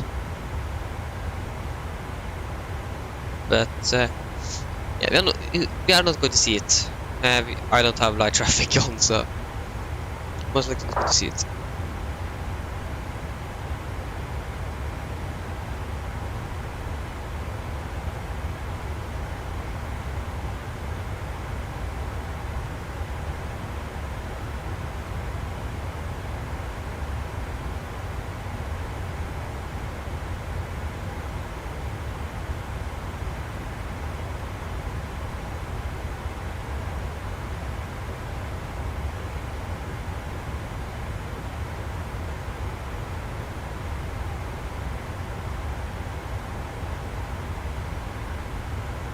Yeah, going to begin our descent very soon, so can begin to descend down to 30,000 feet.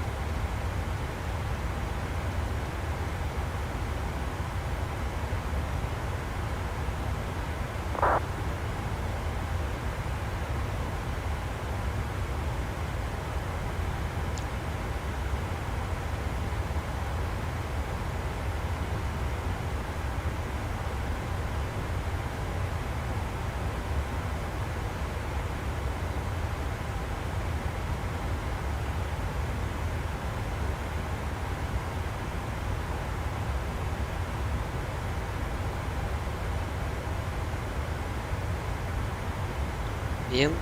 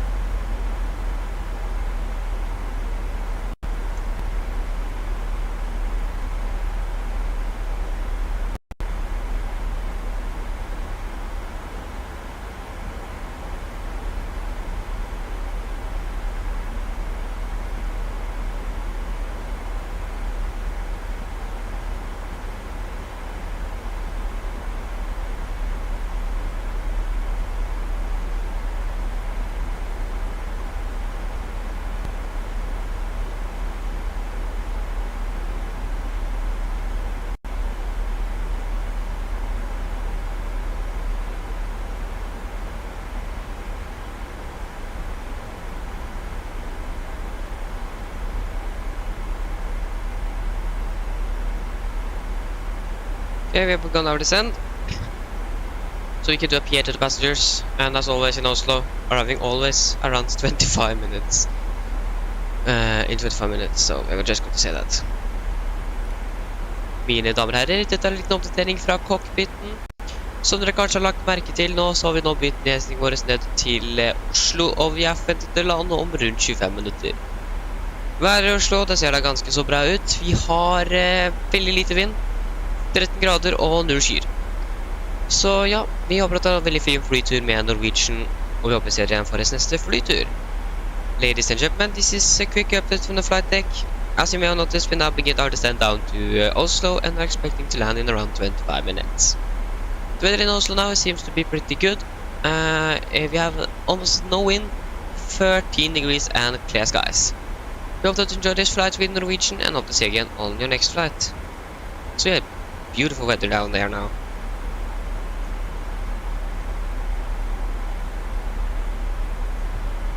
The wind also is a lot better.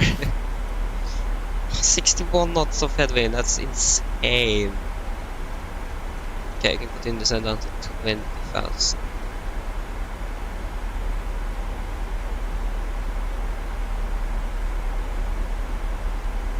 Yeah, the sun is above us, okay. It's great. It's there.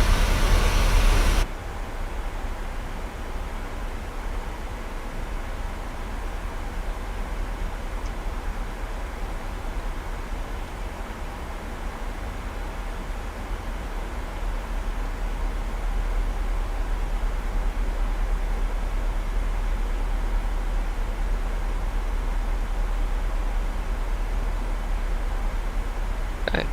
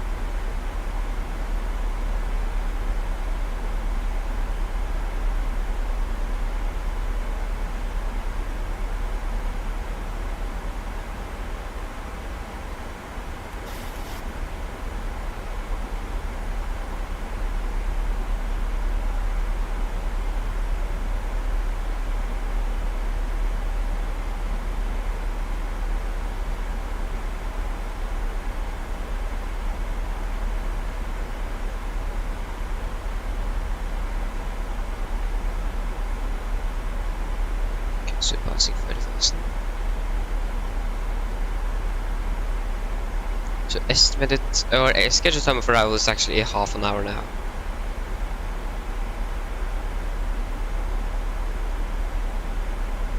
Should actually maybe have said half an hour, not 25 minutes, but okay. Yeah. We are past 30,000 feet, so we can set you back to there.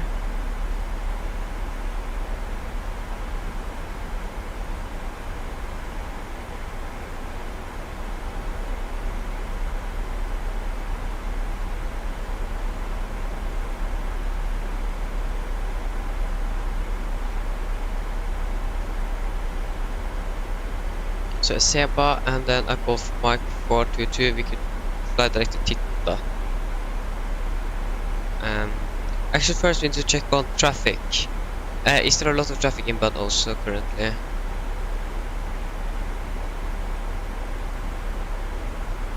It is probably some, because it is half of Norway have autumn vacation now, so there's probably some flight simmers flying around.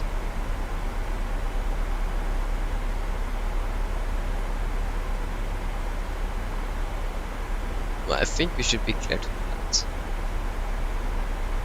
It seems like yeah. So Golf Mike 422.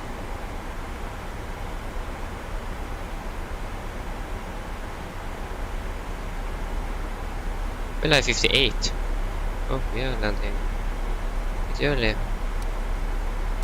7 minutes ahead of our scheduled land time, so that's pretty good.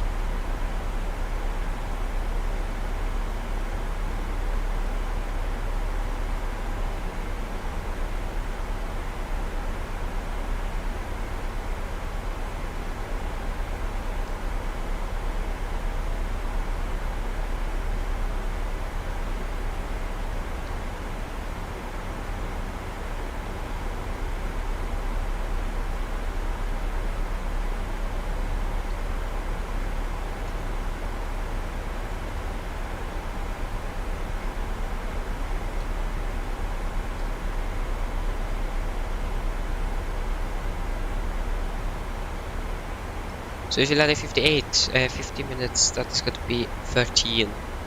So we have 13 or 15,000 feet. Yeah. Oh, not 13, sorry, 43.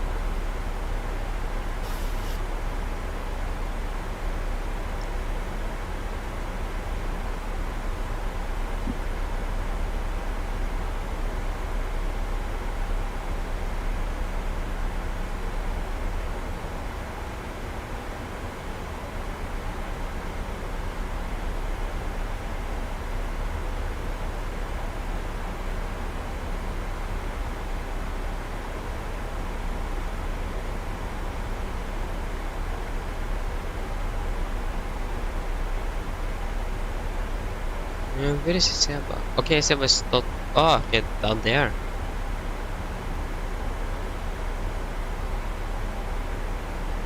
It's still in Sweden. Because Seba is on the border between Norway and Sweden.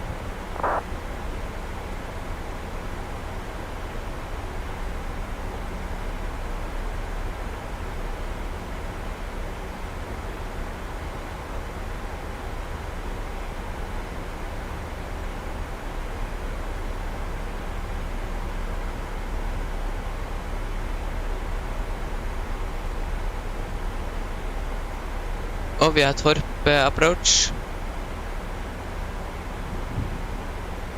That is not going to help us, but we have some ATC in the area.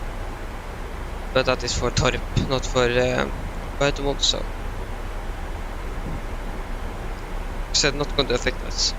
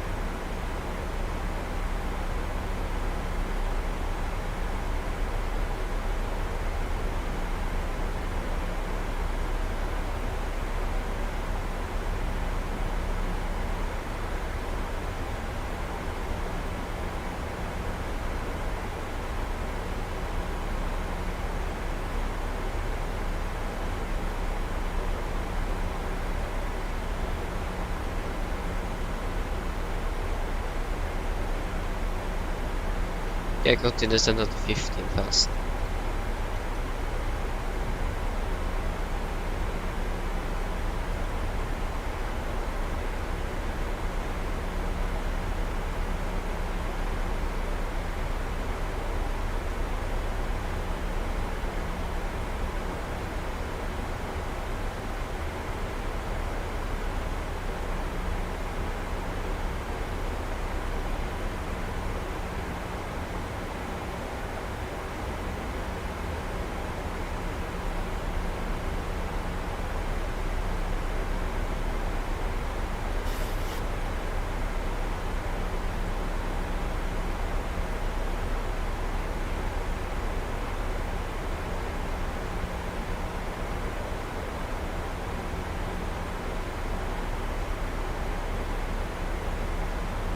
Turn us up in around 3 minutes.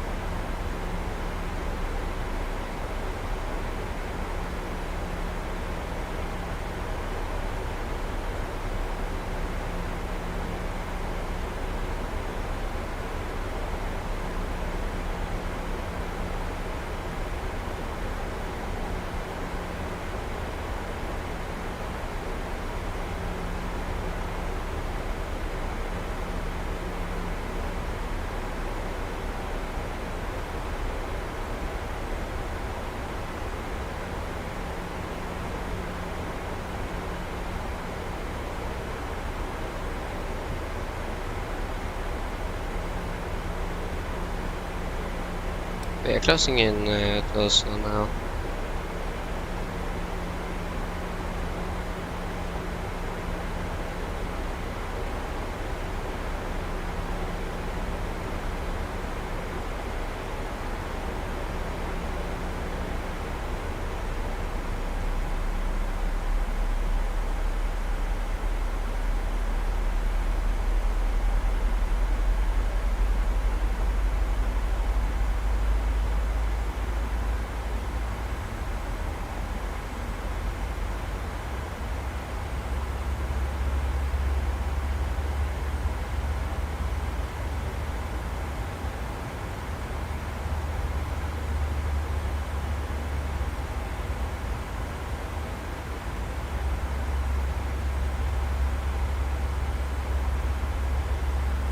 Okay. Bit of 10 fast.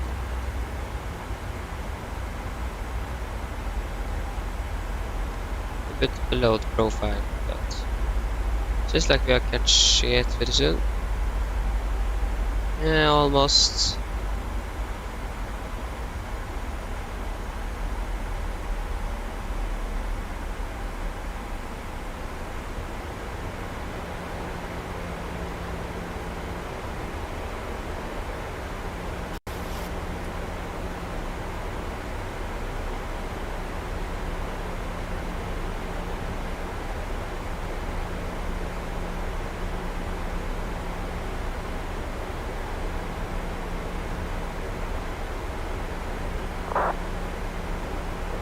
Yeah, I've heard something there. That was Scandinavian on carbon traffic, up and taking off runway 1 on the right. Okay, 1 on the right, so we are landing 1 on the left.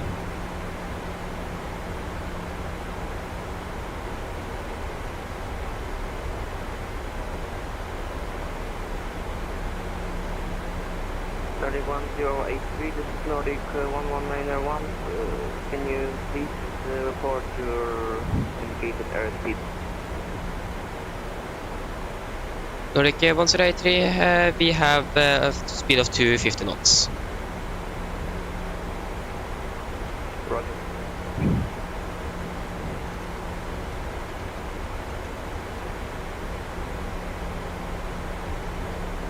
Okay, so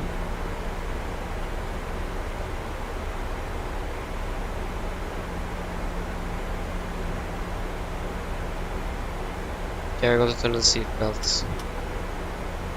What aircraft was that? That was most likely Nordic 54 Kilo.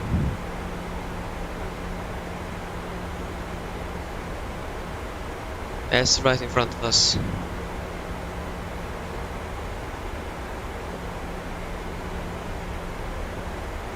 We might set up the entire arrival again, just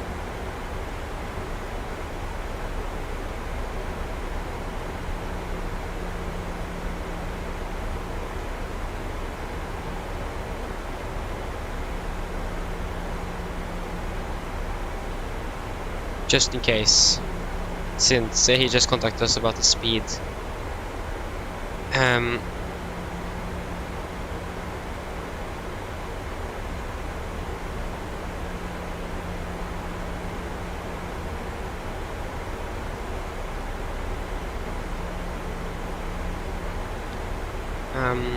I'm not sure here.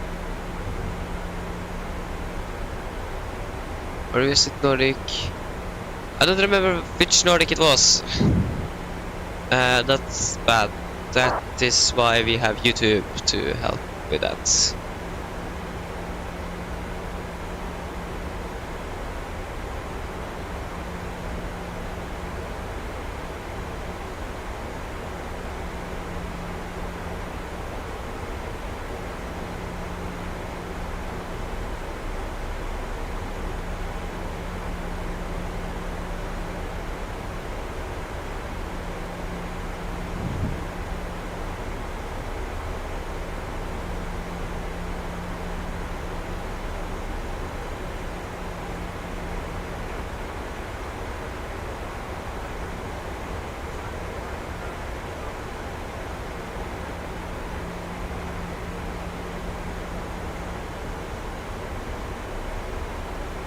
1191.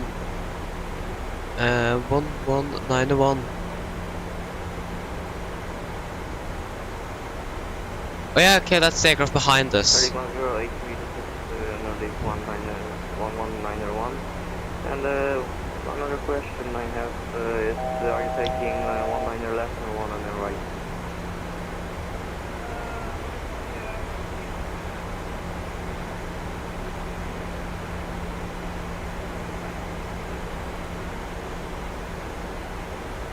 Nordic 1083, we are taking 19 left. Okay, Roger, thank you.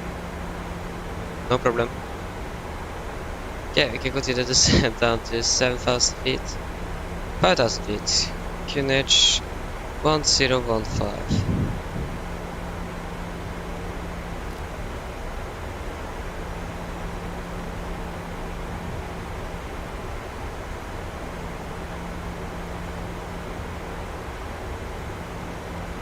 I think, yeah, we need to take the entire rival. There is a lot of aircraft inbound now, so go to the safe option. We're going to hold a flight level 100 for a little while, but that should be okay.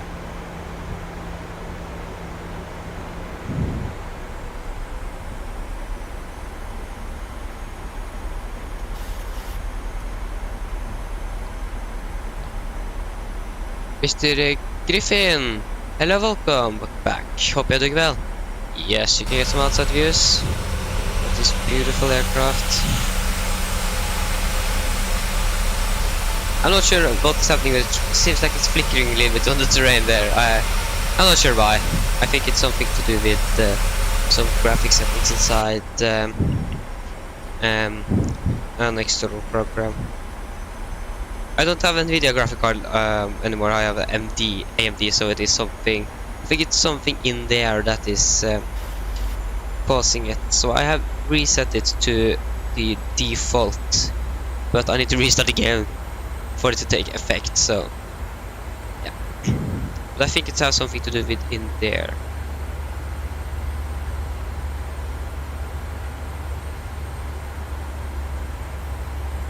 There we have an aircraft in front of us here inbound Oslo, and he's flying the entire one, so...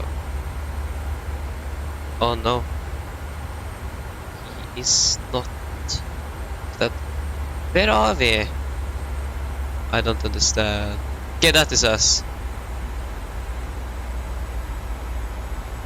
Really? Ja, kaller du etter Nordic 91, Mike? What? Jeg har landet, men hvor er det dere snakker egentlig? Det ble helt bort.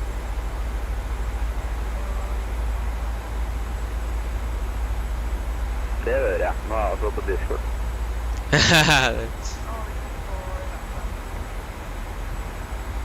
Yeah, we just take the safe option to fly the entire one. We almost had done the mid-air collision once, so not taking any chances today.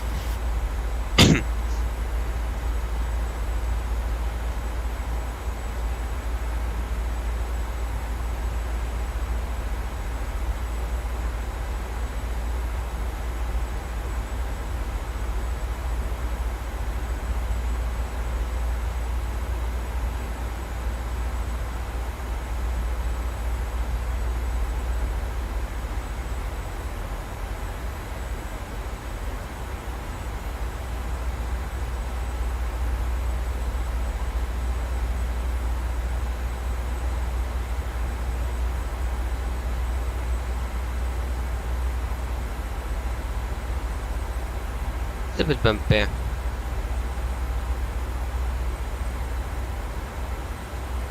Yeah, it is a lot of chaos currently in Oslo. I'm not sure what is happening, but I think we might be. I think we can try to direct to Hitler now.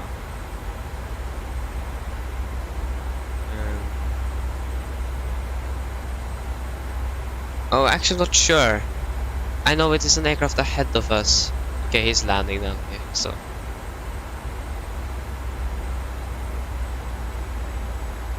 Should probably don't do that, but a little bit too high. But okay.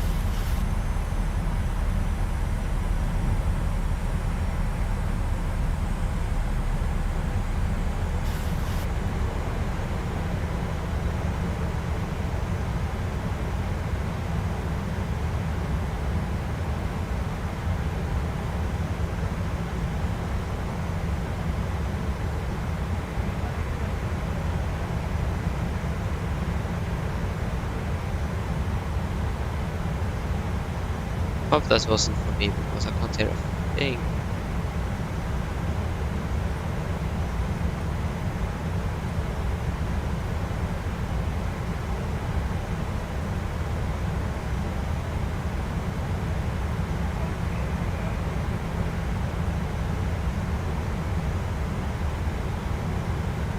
What are they saying? Might tune up the volume a little bit. Can't hear anything.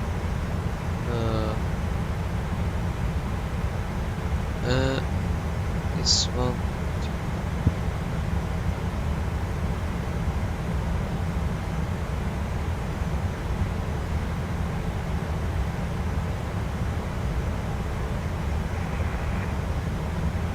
Probably now, those that are pretty loud is going to be extremely loud, but yeah.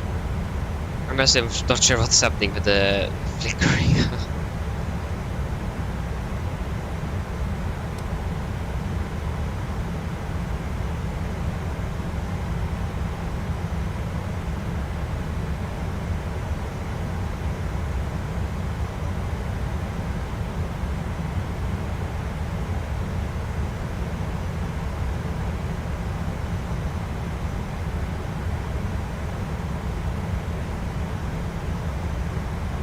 Yeah, upload checklist, altimeter 1015 set, and cross checked. Upload checklist complete.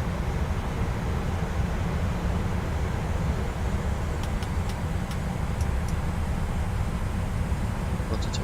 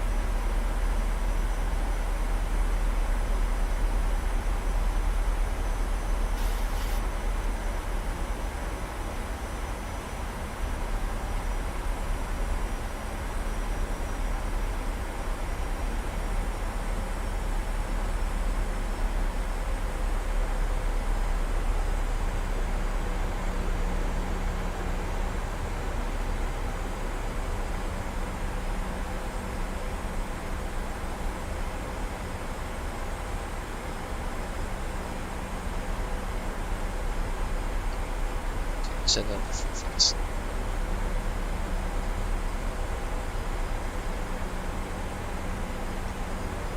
Good. That's correct. 1902. It actually set it to 251. Nordic 1083, you have me, Nordic 901 November, 11 o'clock at 8,000 feet. I can see you, Nordic 1083.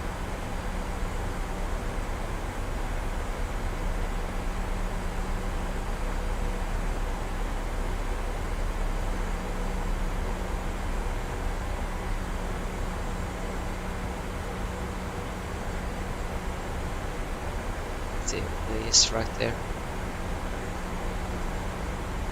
I wonder what this. Nordic 901 November, this is Nordic 1191. We want to ask you, are you taking a 19er left?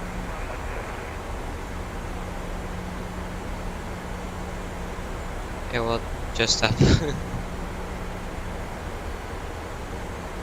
What here is the talk? Get everything to know what the intentions is.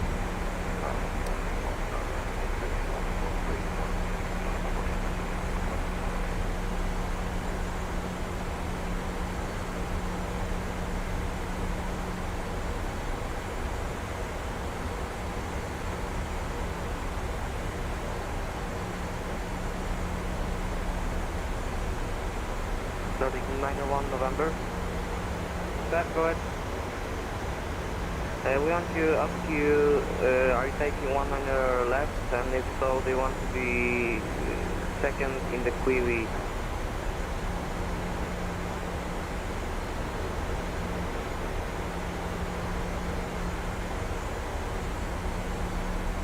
Flaps 5.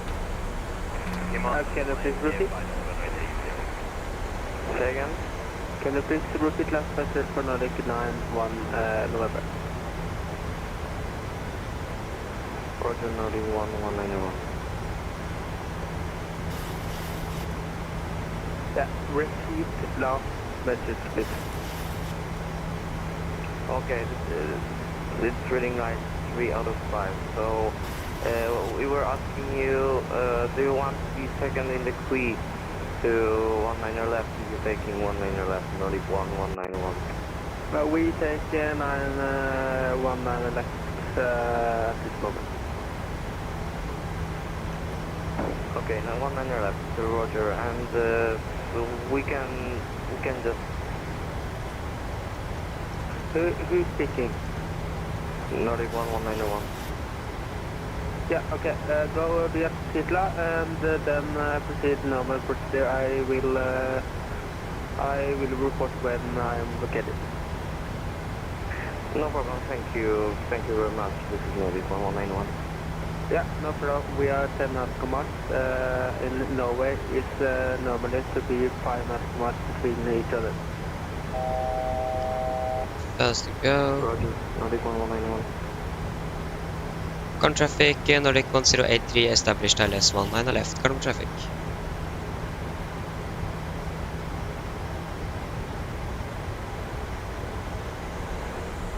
Texas stop.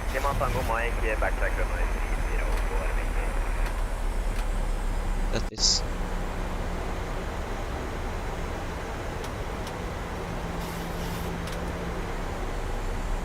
Camera crew seats for landing, please. 2,500. Oh shit, there's turbulence.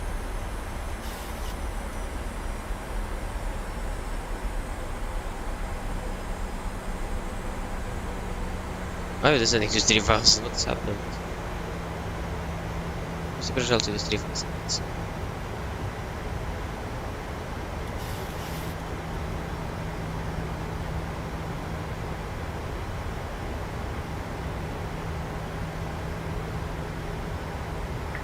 Normal traffic is gonna echo 6 establish runway 1 mile right.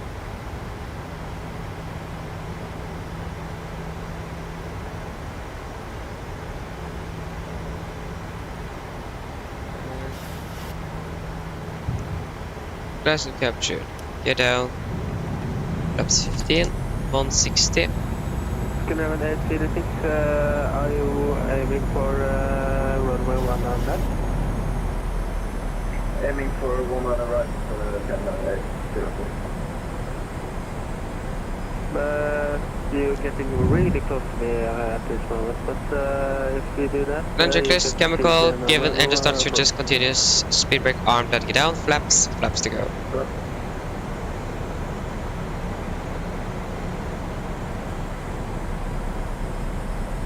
Get the Max still landing here.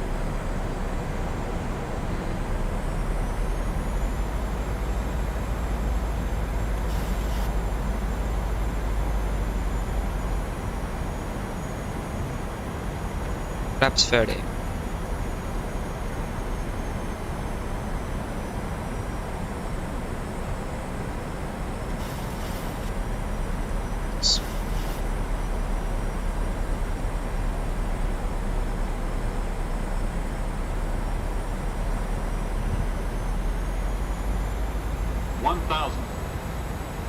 Shit.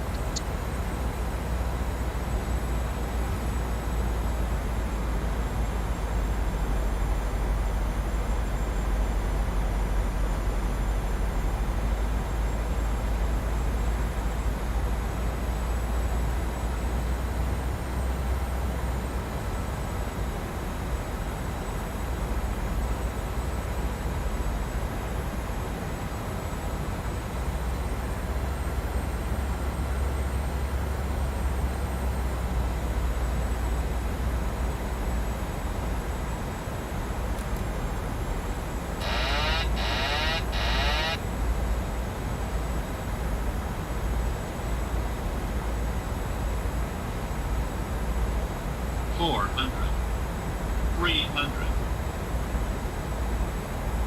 Approaching minimums. 200. Minimums. Continue. 100.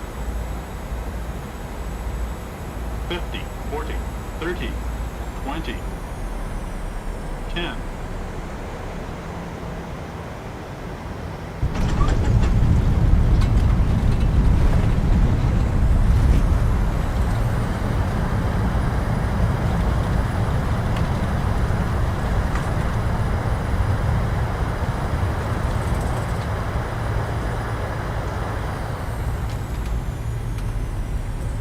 There you go, guys. Welcome to Oslo. Flight time 1 hour 49 minutes.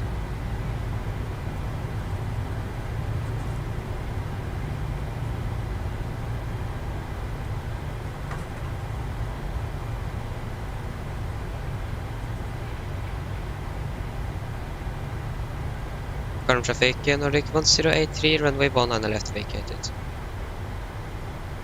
Thank you very much. Nordic 901 November will are on final approach.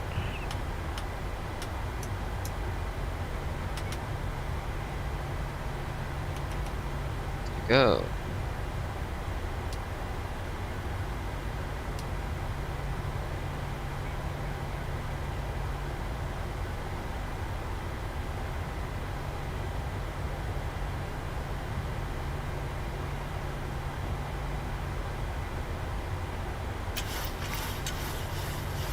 Okay, so gate 45. No, not 14, 45.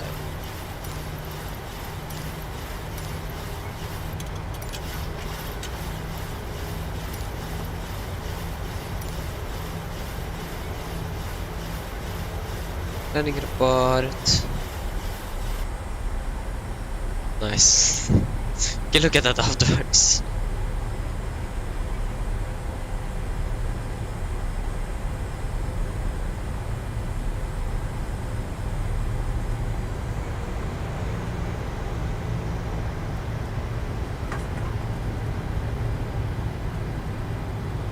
Oh, it just landed. Oh, we missed it.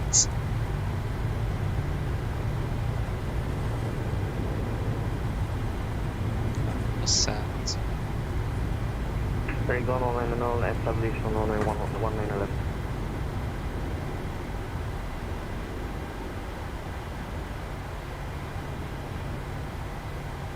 What is happening with the building? Can 06 runway 1 on the right, vacated.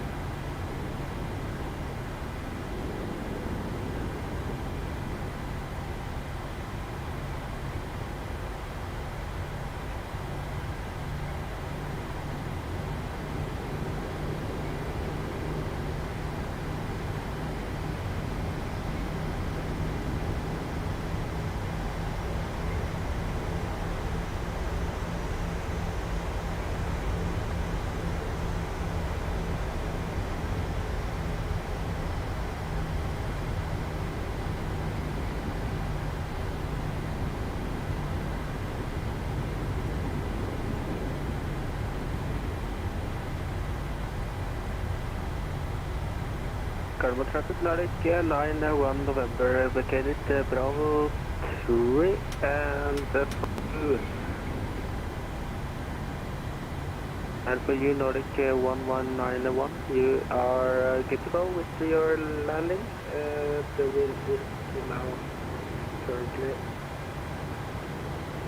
Thank you very much. And, we are on very short final on 1 lane left, and we are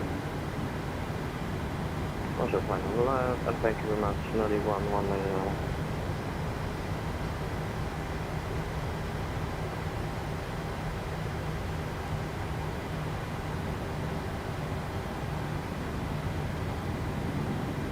Carbon traffic Nordic 991 November, taxi right, Tango, to Juliet to Pakistan 6 and 9.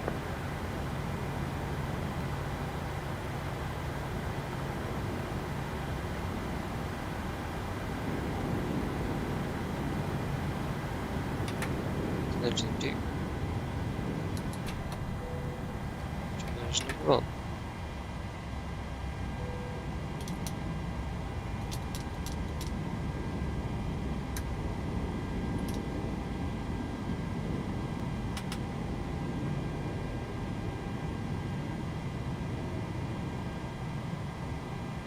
Yes, we can turn off the transponder. So passing 20, turn off the collision light, and we can request deboarding. The boarding requested. Because at this airport it works. Shutdown checklist. Fuel pumps off, probe heat off, hard gel belt set, flaps up, brakes set, engine start lever cut off, weather radar off, and technical log are complete. Shutdown checklist complete.